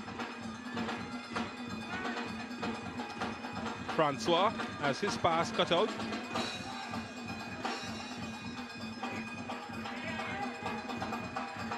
Here's Ross Jr. looking for Guerra. Coswell to screen his man in for Crichton. Oh, goodness me. Marvin Phillips had the hands of iron. And, well. I tell you what, James, I'm looking at the referee's reaction. I'm not sure if we have it in shot, but I think he was in two minds about possibly giving a penalty kick. Well, look at the original shot here. Saved by Marvin Phillips. Look at the well, he's out of our picture. But I think the referee went to you. Look at Marvin Phillips demonstrating. He as well was believing that he was looking that way. Yeah, I think Etienne is a bit lucky, but had to do what he had to do. Well, one of the things that's you know, a bit of an eye opener. Oh, that's a. Oh, goodness me, Marvin Phillips! How in the world did he keep that out? Well, I rarely have seen shots surprise Marvin Phillips, and that one surprised him. Didn't beat him though. That's why he makes the box. That is a top save, and I don't know how much of it he knows. He knows of it. Well, he'll have to get ready again here, and the break could be on, but a wayward pass gets away the danger. But Marvin Phillips, my word, he's been good. Well, I think in goalkeeping school they always say get your body behind the line of the ball, and I think that's all he did really. It was moving and swerving. When he first sighted it, I think he just decided to line his body up behind that line, and it worked out for him. I tell you what, Michael Maurice is smiling somewhere. That was our goalkeeper coach back at Star Wars Strikers, and always drilled that into us. Clever man. That's a poor pass. Michael Maurice, of course, was also famous part of the 1990 strike squad team. That included Russell Latapy, Dwight York, Clayton Morris, and many others. And, that's a poor decision. Yeah, never really got hold of it. It's, and for many reasons, they had a 3v2 situation there, James. And as we look at Captain Jamal on the floor, of course, protesting with the referee that he didn't blow for the foul. I don't think I saw much in it. Here we go again. tried to turn inside, which was always difficult here. There's a little bit of a nibble on the ankle. Could have been called. And I think Deportivo should have taken advantage of that. And that's another duel that is won by Cornwall.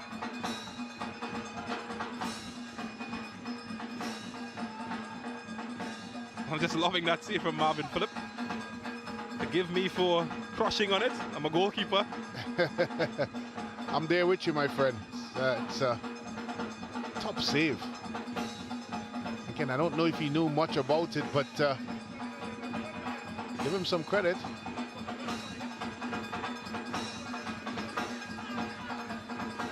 Yes, Sturge.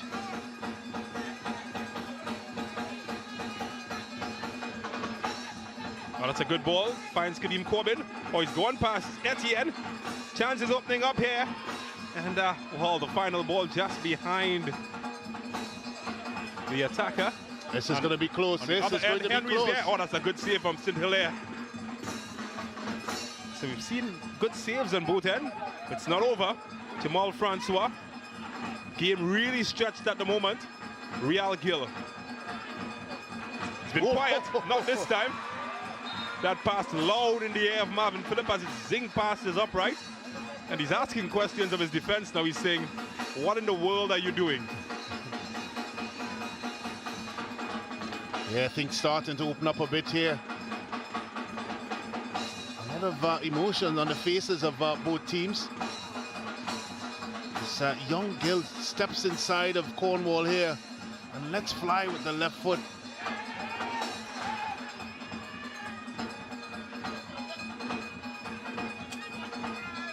Away by Garcia. Well, it's the quietest match I've seen of Real Gill all tournament. The 18-year-old. He's been kept really quiet in the pocket of Cornwall. Well, this is anybody's ball. Maybe Ross Russell Jr. Time to cross here. That's a good ball. Got the finish. Oh, goodness. Well, they're finding space now, and Point Fortin has to be careful. Doesn't lose his cool very often, Marvin Phillip, but he's saying, guys, we need to get it together. Yeah, they're becoming a bit stretched now. We're seeing little pockets developing it within the ranks, and it's certainly been a very fruitful couple of minutes for La Horquetta Rangers. I think Deportivo have to find a way to settle things down. It comes back to game management. There's enough senior players within that squad that needs to take things down a bit, get them back to being very solid and very resolute. But certainly the advantage has been with La Horquetta Rangers so far. Etienne. I don't think Marvin wants to deal with this, with that groin. It's the last thing he wants. Well, he showed his displeasure there. Well, he's the only man to win the secondary school's intercall title in both football and cricket, Marvin Phillip. He's a secondary school legend because he top scored 1 year in the South Zone Representation College as a striker, and then he won with Princestown in 2001, and he also followed up the year after with the intercall cricket title, also with Princestown. But he has to save here. Atula Guerra, and he's quick off the mark, Marvin Phillip. What a goalkeeper, what a servant he has been for Trinidad and Tobago.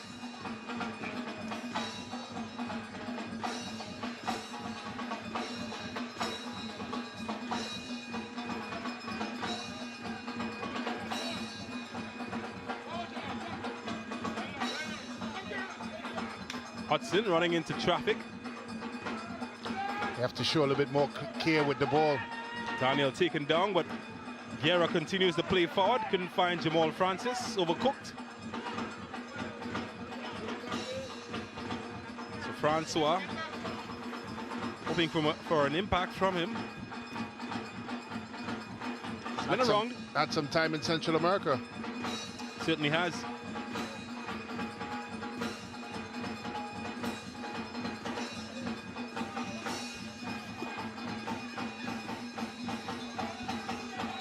Point Fortin just seems to have lost some of the composure that we saw in the first half. Higher pressure from Rangers.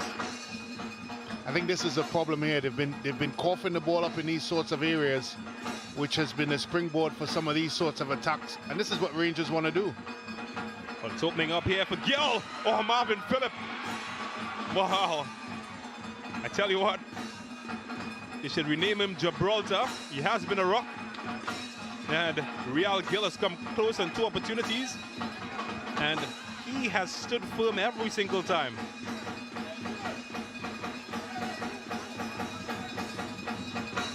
Well, the 18-year-old is coming to life now, Real Gill. Headed away by Garcia, and Daniel David doesn't find favor with gravity on that attempt. I think they just need to find a spell of possession, Deportivo, just to slow things down a bit, possess the ball and spend some time on it. They got to take a bit of care on it as well, James. We've seen them cough the ball up in some really, and they're being played into these sorts of situations. It's not what they want to do. Just possess the ball and try to use the flanks, play out in the wide areas. Well, they couldn't get some joy here to Luke Phillip.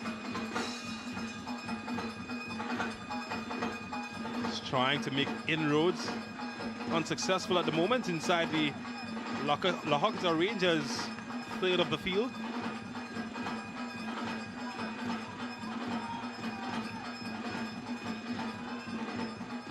It's Garcia. Yeah, you can't lose it there. Oh, danger here for Marvin Phillip. And he's fortunate that the accuracy not matching the expectation, but certainly was worth a try. And that's what has been the downfall for Deportivo in this half. They've been really playing themselves into real dangerous situations with these straight balls in the middle and being picked off just like that. Sturge wins possession. Here's Daniel David. Real Gill. That's a good ball. It's deep into the area, and wow.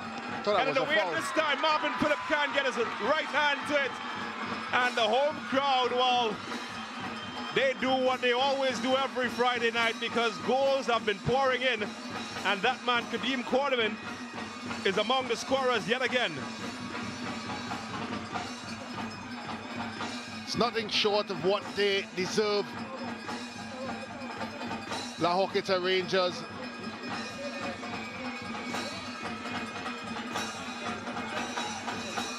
Good swivel and shot. Good ball in the middle there by the young man, Real Gill. Didn't clear their lines. Fortunate touch, but a top finish there by Corbin. Beating an outstretched Marvin Phillip, to the delight of the home support. You have to say, James, that was coming. Well, there were warning signs, and there will be changes. Mark Ramdeen will make his way on. He replaces Luke Phillip. And Houghton Hector, the veteran T&T International and W Connection man, will come in. 35 caps, 7 goals for Trinidad and Tobago. Houghton Hector, CFU Club Championship winner in 2009. Played with Hanoi T&T in Vietnam for several years. And he's back home, and his job is quite simple: to help his home community get back level. So we're on the hour mark with Rangers leading by 1-0.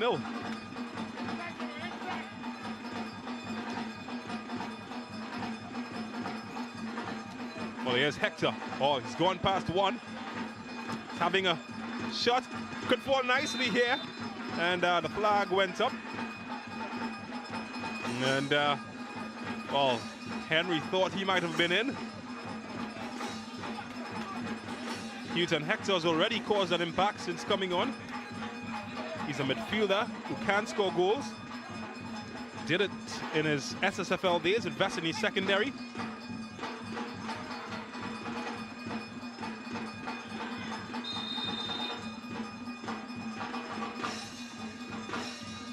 Well, the game has come to life. Well, they have to go for it, don't they, really, James? Deportivo. They've not played particularly well in the second half. And they have to find a way to break down this very stubborn and well orchestrated Timonexla Horquetta Rangers rear guard. They've got less than 30 minutes to find an inroad. Garcia heads it back to Etienne. It's a brave header. And I'm not quite sure what Etienne had in mind there. Certainly wasn't what Garcia was thinking. He does apologize, takes responsibility. He's had 5 caps with the national senior team, Etienne. Did win a title playing in India, the Duand Cup, Andre Etienne. Played a couple of seasons there.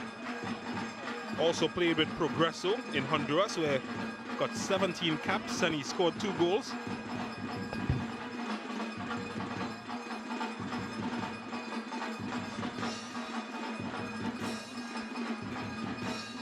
Here's Hector. He's a staunch favorite of our former W Connection coach, Stuart Charles Fervier. Called Hector an orchestral leader. Certainly, as it relates to T&T Pro League football, he'd be up there. Certainly one of the best in the business. Getting on in age now, Hector, but he does have quality.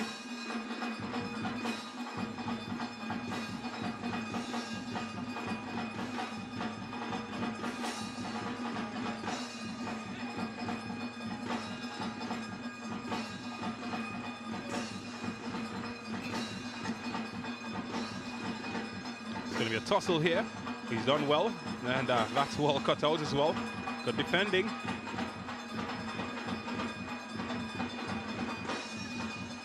Keeps it alive, Henry. Here's Garcia. Looking for inroads. Maybe overhit. And it is overhit. It's been frustrating in the final third. It's the right idea, it's just certainly executed the wrong way. But they're going to have to be adventurous, James, if they want to get back into this. They can't sit back and expect it to be handed to them. Well, they've just tossed in 2 creative players, Mark Ramdeen and Hector. Will that pay dividend? Well, Jamal Crate is one of those underappreciated players in a football team. You rarely see him in the match, but he's pivotal. Yeah, he is challenging for this one. Here's Jamal Crate, the captain, and well, his shot. Nothing underrated about that. Wasn't up to his usual standard.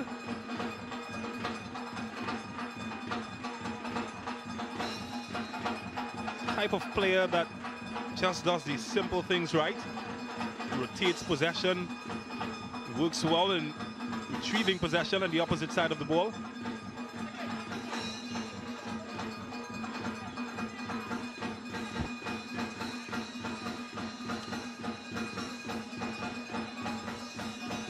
Here's Garcia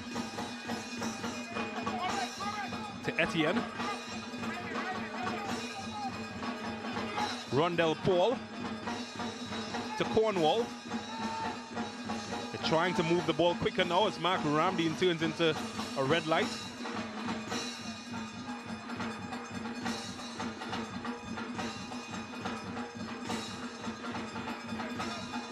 Houghton Hector.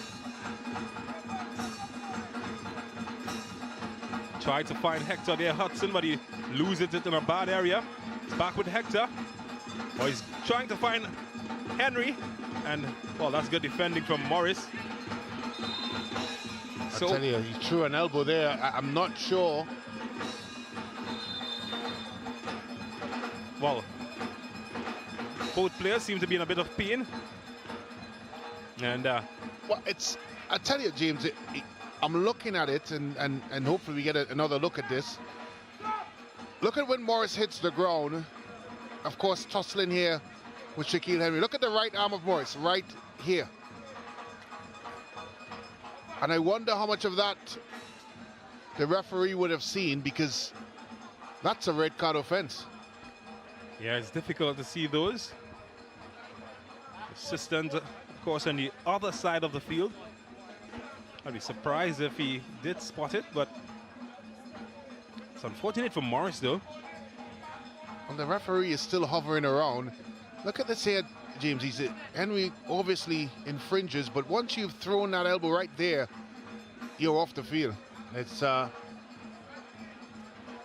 part of the sport. And well, it seemed to be 2 hands thrown. Well, the referee is still there, and I'm thinking he's going to take some sort of action, because he would have seen it. And you're correct. It was an elbow thrown twice, so it's hard to see. Well, he's come out scotch-free. I'm very surprised of that. It's a lucky boy. He's a very, very fortunate. Of course, we have the luxury of being PA operators. Perfect camera angle and a tremendous production team. Congrats to the camera crew.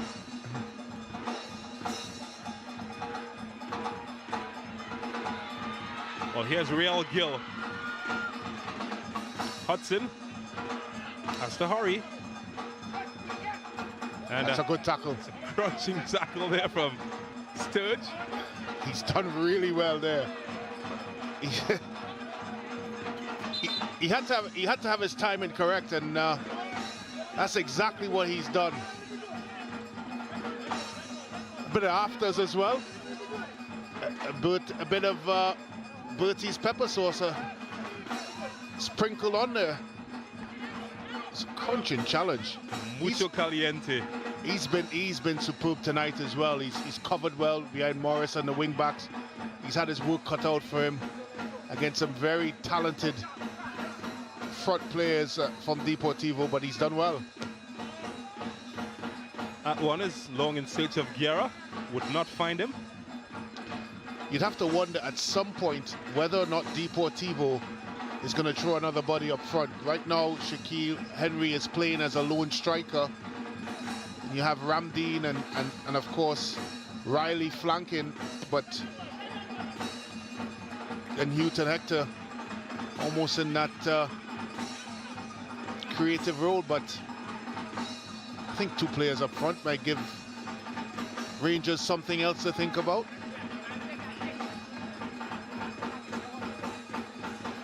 It would mean the removal of one of their holding midfielders, 1 out of the 2 anyway.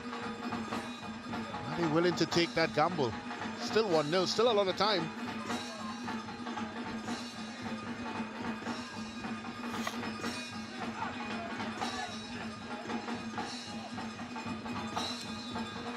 Looking for options ahead of him.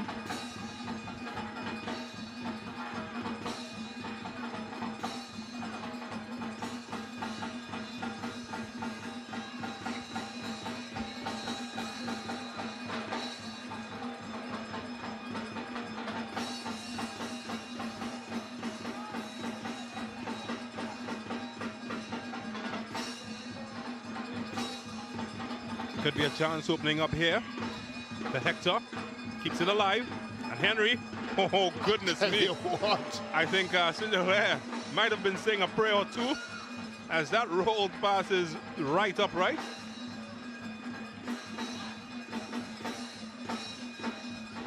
Probably the most difficult of chances that he's had. He's had a couple in this game, but he's done well to create that small slice of space needed to get that shot off.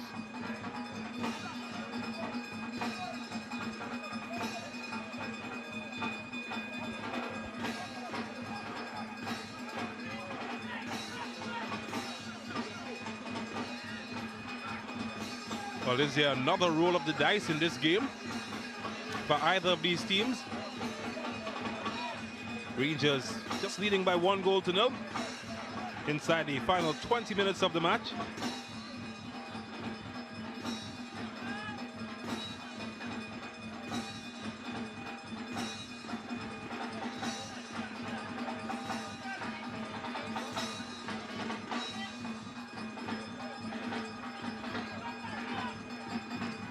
That was good from Ross Jr. Philip Garcia has been very good this evening. Houghton Hector is fouled. Still doesn't think so.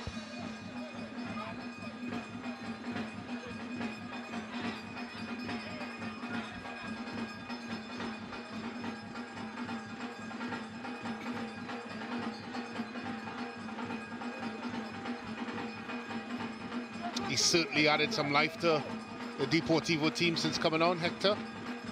There's no doubt in his quality. Can he pick out a familiar shirt inside the sea of red? That's a great ball. At the back on, Ramdeen just couldn't pin the donkey's tail. But he came calling though. I tell you what, he was all alone there, James. I'm not sure if there was a red shirt anywhere in his vicinity. He had the chance. Nice ball into the box there by Hector. Yeah, he's all alone. He's got to hit the target back across the goal. Just never met it with any real purchase. And of course, it ended up going wide. That's a chance. This could be trouble. Easily gobbled up by Marvin Phillip, but how close was that? Chances on both ends of the field.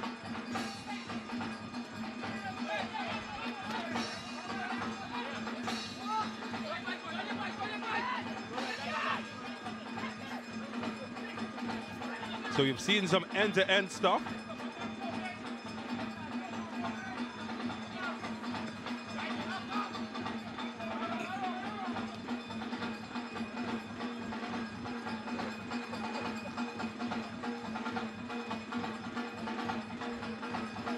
You've got to give some credit to Terminix Rangers defensively. They've been pretty disciplined and well organized. Just wait patiently to get their moment to transition. And I think more importantly, they use that defensive solidity to springboard a lot of their attacks. And because they're so well organized and so drilled defensively, they're able to attack with a lot of impotence. So, well, they are one of those teams that makes life very difficult for you. Well, Sturge does well to eliminate the threat of Shaquille Henry.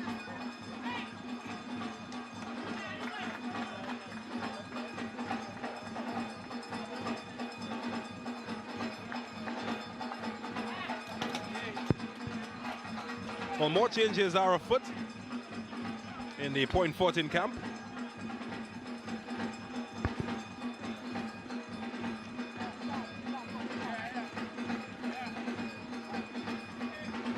Stephen Joseph is all set to come in, and he will replace Isaiah Hudson. Like for like change, Joseph coming in midfielder to replace the midfielder.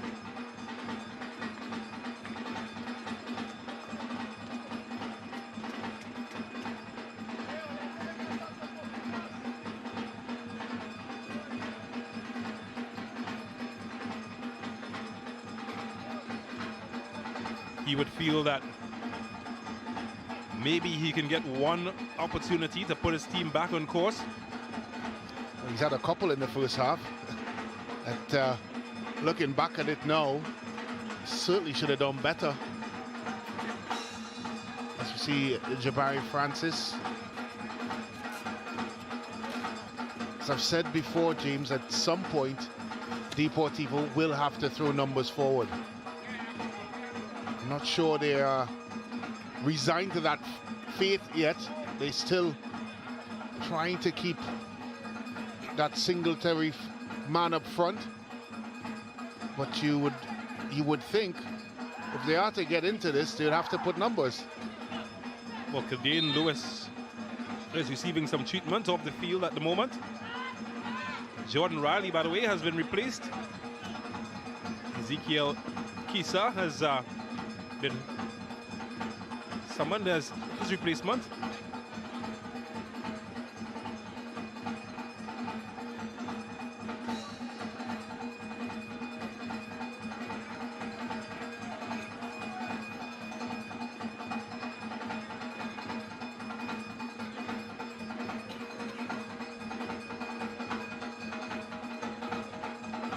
inside the final 12 minutes of the match. Tell you what, Rangers are looking to make some more changes. Lots of activity happening on the bench for Rangers. As many as 3 players are set to come in. They want more.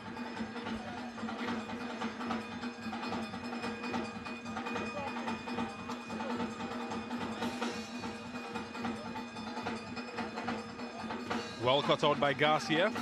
It's been so solid all evening. It's a giveaway to Guerra. Gets Pride.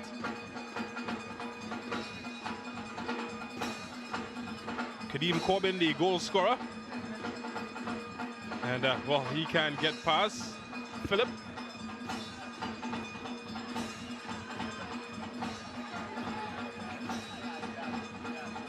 Break could be on with Mark Ramdeen on the opposite end. Henry. Guerra, first time ball into Corbin. But for Guerra, well, he might just have given up on that one.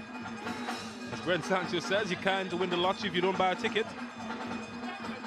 Certainly wanted nothing to do with that ticket. There's a certain Andretti and behind the purchasing machine. Here's Guerra again. Crite.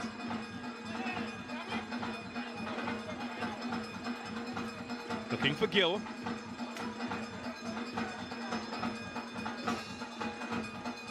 Away by Paul. Only as far as Garcia.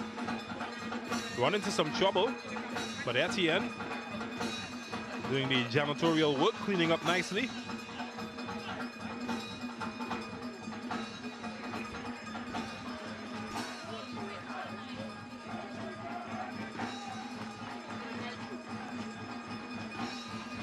Well, the passes are just beginning to stray as we enter into the last 10 minutes of the match.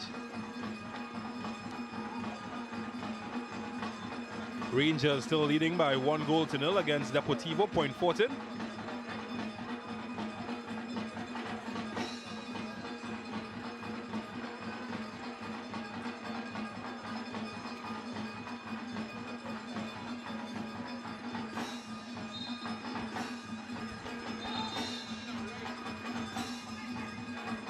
So that will be retaken. So changes will be made.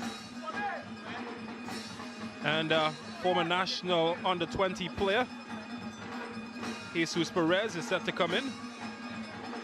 But first, Emmanuel Thomas would make his way on. Not quite sure who he replaced. Real Gil, but also see the end of his evening to be replaced by former national player Jesus Perez. Kadeem Corbin could be set to come off as well, as Kaim Thomas is being lined up. Seems to be some confusion about who comes off.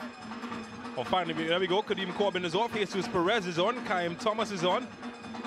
And Emmanuel Thomas makes his debut. Emmanuel Thomas here, making his debut. Well, it looks like they've gone to maybe a 3-back system. It's a lot of instructions going on, a lot of pointing, and I'm not sure if all the instructions that has left the bench has been carried onto the field.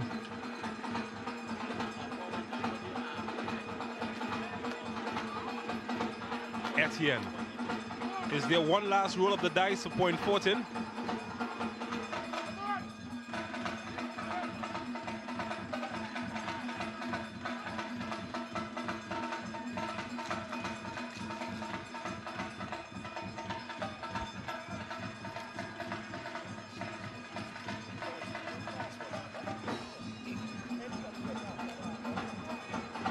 Ramdeen faces a heavy challenge from Thomas.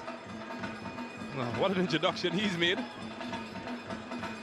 Not afraid to put in the big tackles, the wee little man.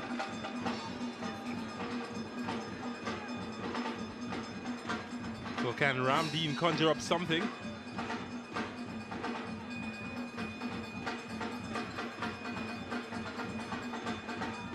Here's Garcia. Just need him to be a bit more involved in the build-up.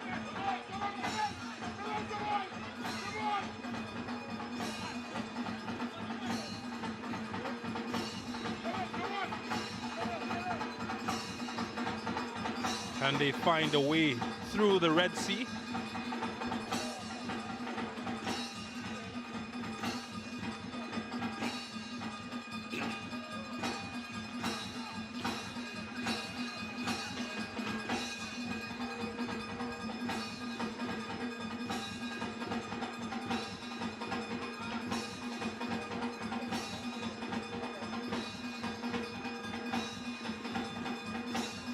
Well, they're challenging for everything, Rangers. Not leaving anything to chance. Goes all the way back to Marvin Phillip.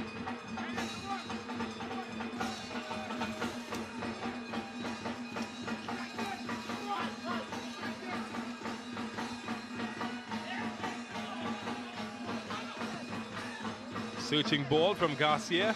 Finds nobody in his team scholars. Might be a good time to take a look at the Sportsmax app moment. And it's one that goalkeepers everywhere should pay attention to. Ross Russell Jr. having a crack at Marvin Phillip. Bounced awkwardly in front of him, but he got his body behind it and reacted well to keep that out. So the T&T Senior International goalkeeper gets our Sportsmax app moment for crucial save in the match.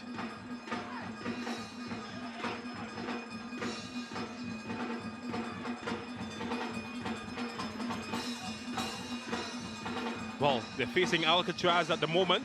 Impenetrable, the red shirts of Terminex Rangers. Garcia deflected, and he's won a corner. So something has happened. Could this be the moment? Point 14 we're waiting for.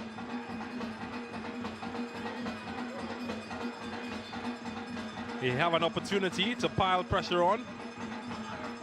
The big guys, Etienne, Paul arrive in the area. Oh, I tell you. It's away by Javon Morris. He got there first. A second bite of the Jerry and Sidney there. Oh, clever. And, well, it's still alive and isn't over the top. Just over. And, wow. Well, we haven't had many moments of jubilation from Point 14 in the last few minutes, but that certainly was one that got the fans jumping. That's a really good defensive effort there by Morris. He had to be strong and followed up here. Some heroics there by Etienne. It's been very quiet here in La Horquetta. The home fans, of course, feeling the tension, as we all are here. Certainly us in the commentators' booth. So Deportivo is certainly involved in this game, and they're still in it. Well, they still trail by 1-0. A goal scored by Kadeem Corbin. Looks a good foot-in for the man of the match if the score remains. His goal separates these teams. 4 minutes to go. I think you'd have to give an honourable mention to Caleb Sturge at the back as well for Terminex La Horquetta Rangers, but I think you're spot on with that one. Corbin's goal is the difference. Made and created by him, you have to give him credit.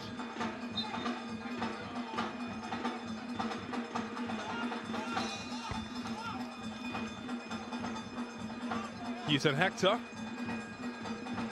Well, how often have we seen him create chances out of nothing? Well, I'm looking at the body language of Natalian Garcia, and I suspect he's gonna go for it. Looks a lot like Malcolm Marshall with his stance. Long run up as well. Yeah. That man has to be alert. Jabari St. Hilaire. Tell you what, both can hit them. Here's Garcia, and too high. Yeah, it was always asking a bit too much. Not only the distance as well, but it would have, of course, needed the force and direction, which is very difficult to do when you're 50 yards away from goal. Here's Kreit. Tegera. 1v1 with Etienne. And he loses that battle. Etienne has been solid. That's a good ball. Could open up some chances here. Sturge did really well. Again, James. Not only got back, but he made the decisive touch as well. Caleb Sturge. Excellent defending there.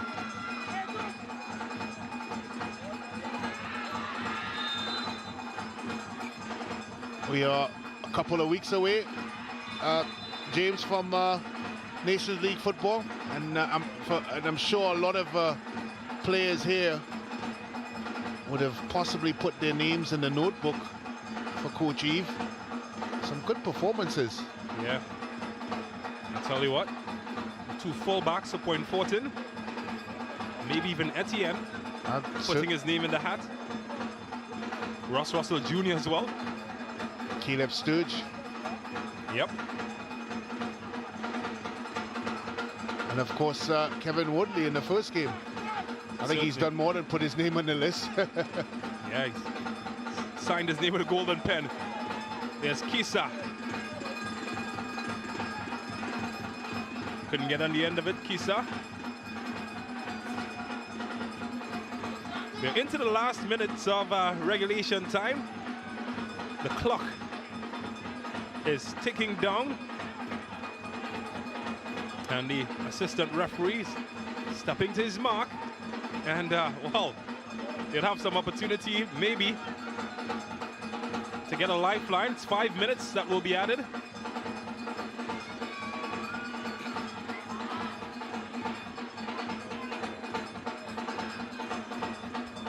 Here's Kreit. They're in search of some insurance at the moment. Here's Guerra.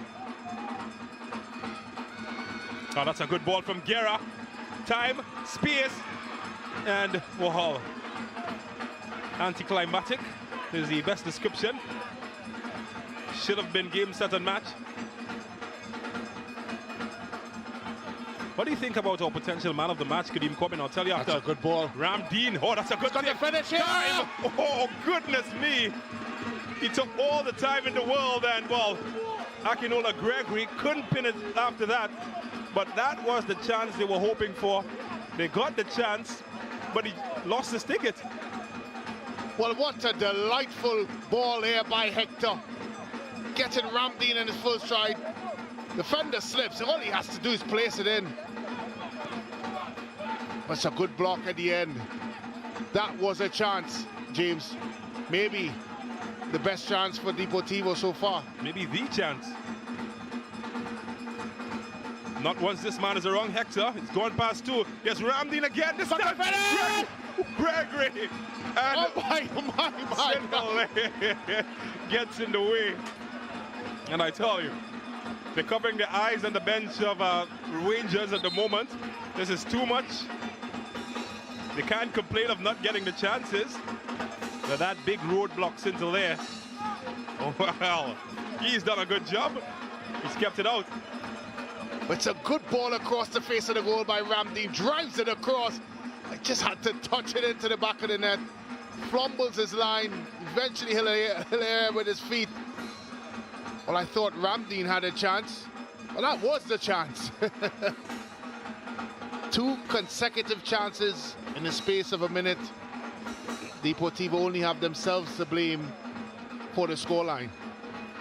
I'm sure the folks in La Brave, Vassany, Vance River, Sobo, Captiville, as far as Ikaka, Sijas, Fullerton, they're going to be screaming at their televisions at the moment. They've seen their team come so close. It's an emotional roller coaster for them at the moment. Yet still they trail by 1-0.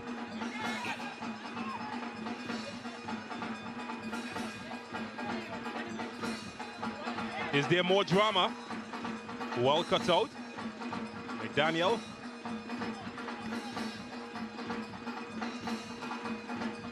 Kite is hustled. And, well, Paul, confident. He does force Marvin Phillip to play quickly. It's a long ball. Looking for Gregory.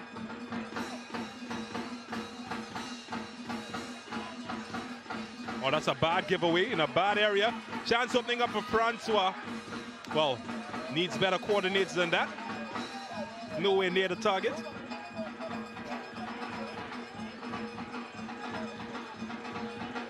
Time running out, less than 2 minutes remaining. Deportivo Point Fortin trail by 1-0 to Terminex Rangers, who will remain unbeaten if the score stays as is. Here's Garcia into Gregory, can't find him. Away by Krite. Oh, he's hustled out of possession there. Had to be quicker. Good work from Gregory. In for Ramdeen, who can get in behind the fullback.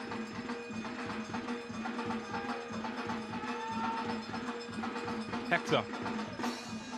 Garcia. Pressure of the clock, and forces an errant shot. Perhaps not the right choice at the right time. Well, when you look back at this one, James, Deportivo only have themselves to blame, really. They've created the opportunities. I would suggest to not only be level, but probably be in front as well. And you look at the two chances that the Henry had in the first half and some of the chances here in the second half, they should have been high and dry. Russell Jr. loses possession. Hector. I'll tell you what, Hector certainly has changed the texture of the game since coming on. Well, he's brought quality. Quality passes, quality decision making. And the only thing that's failed the Deportivo team is quality execution. And that's why Rangers are 1-0 up. Close call for the home team so far.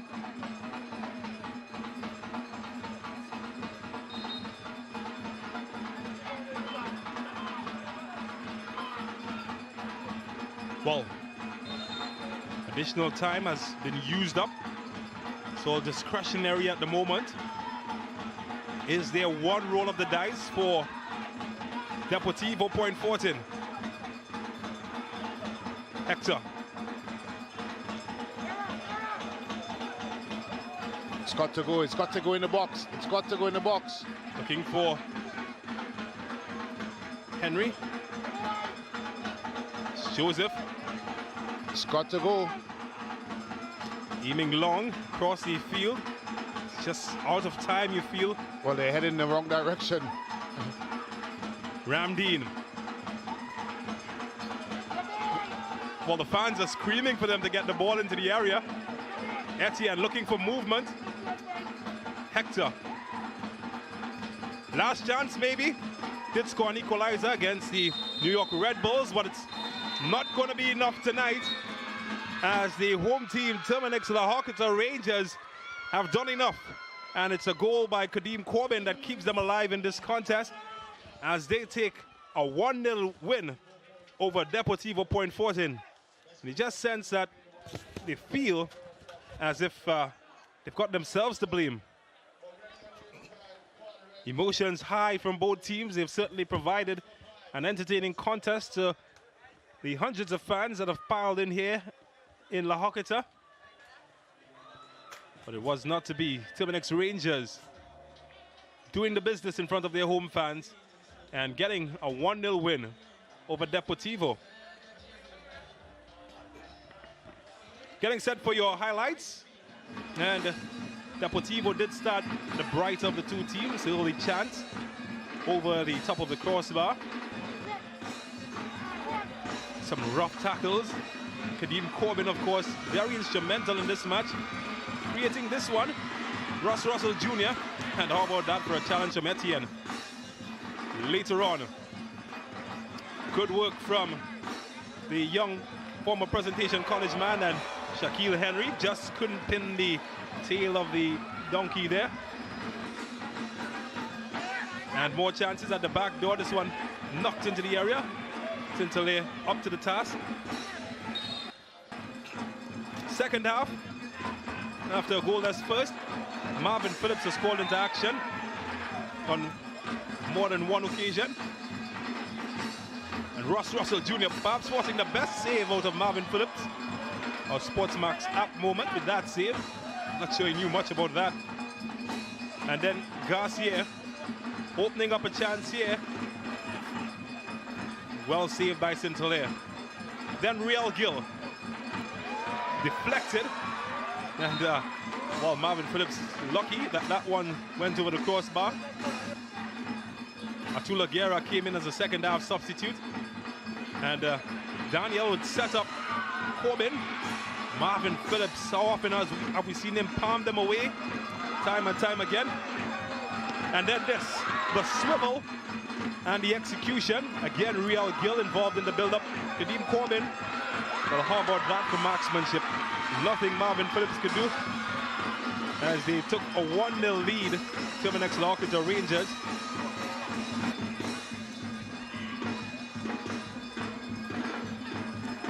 Chances on the opposite end. Shaquille Henry, perhaps the best of the chances that he got. Shitting night for the man they call Smek. St-Hilaire was forced into action here. Etienne trying his luck. And Paul, the other central defender. But no luck. And with the clock ticking down, maybe the best chance to Ramdeen. And maybe too long to pull the trigger, as that one was taken out of the area as Akinola Gregory could not hit the target.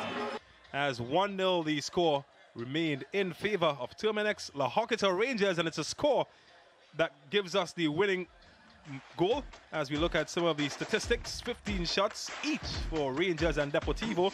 However, the major difference, 7 on target for Rangers as compared to 2 from Deportivo. Well, from those 7 on target, 1 went in, and it was good to see this man. That's with Brent Sancho.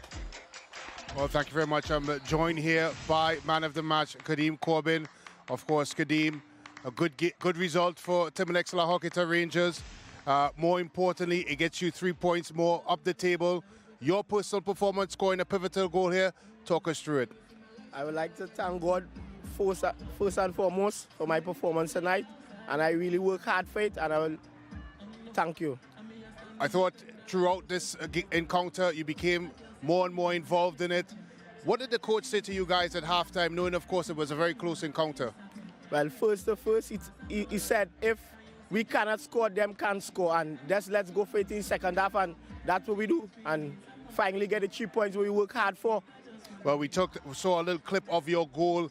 You created a little bit of space, swiveling. What was on your mind when you were able to create that space? Did you think you had enough purchase on the ball to put it past Marvin Phillips? My main focus was to just get it off my feet as quick as possible, and I did it, and it went in the net. Well, again, our man of the match, Kadeem Corbin, congratulations and all the best for the rest of the season. Thank you very much. We are now joined, of course, by the coach of Deportivo Point Fortin, Coach Francis. Of course, Coach, disappointing result.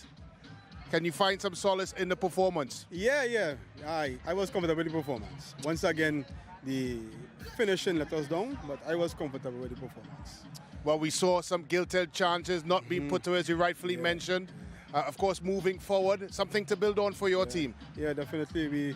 We each game we keep growing better and better. So one thing we know for sure is that as the games go on, we have plenty more games to go. We will only get better. We're comfortable with that. Well, certainly, and again, congratulations on the performance tonight. Yeah. And of course, all the best to you and your team as the season progresses. Thanks, man. Coach Francis of Deportivo Point Fortin, the losing coach in this end, but certainly putting in a creditable performance.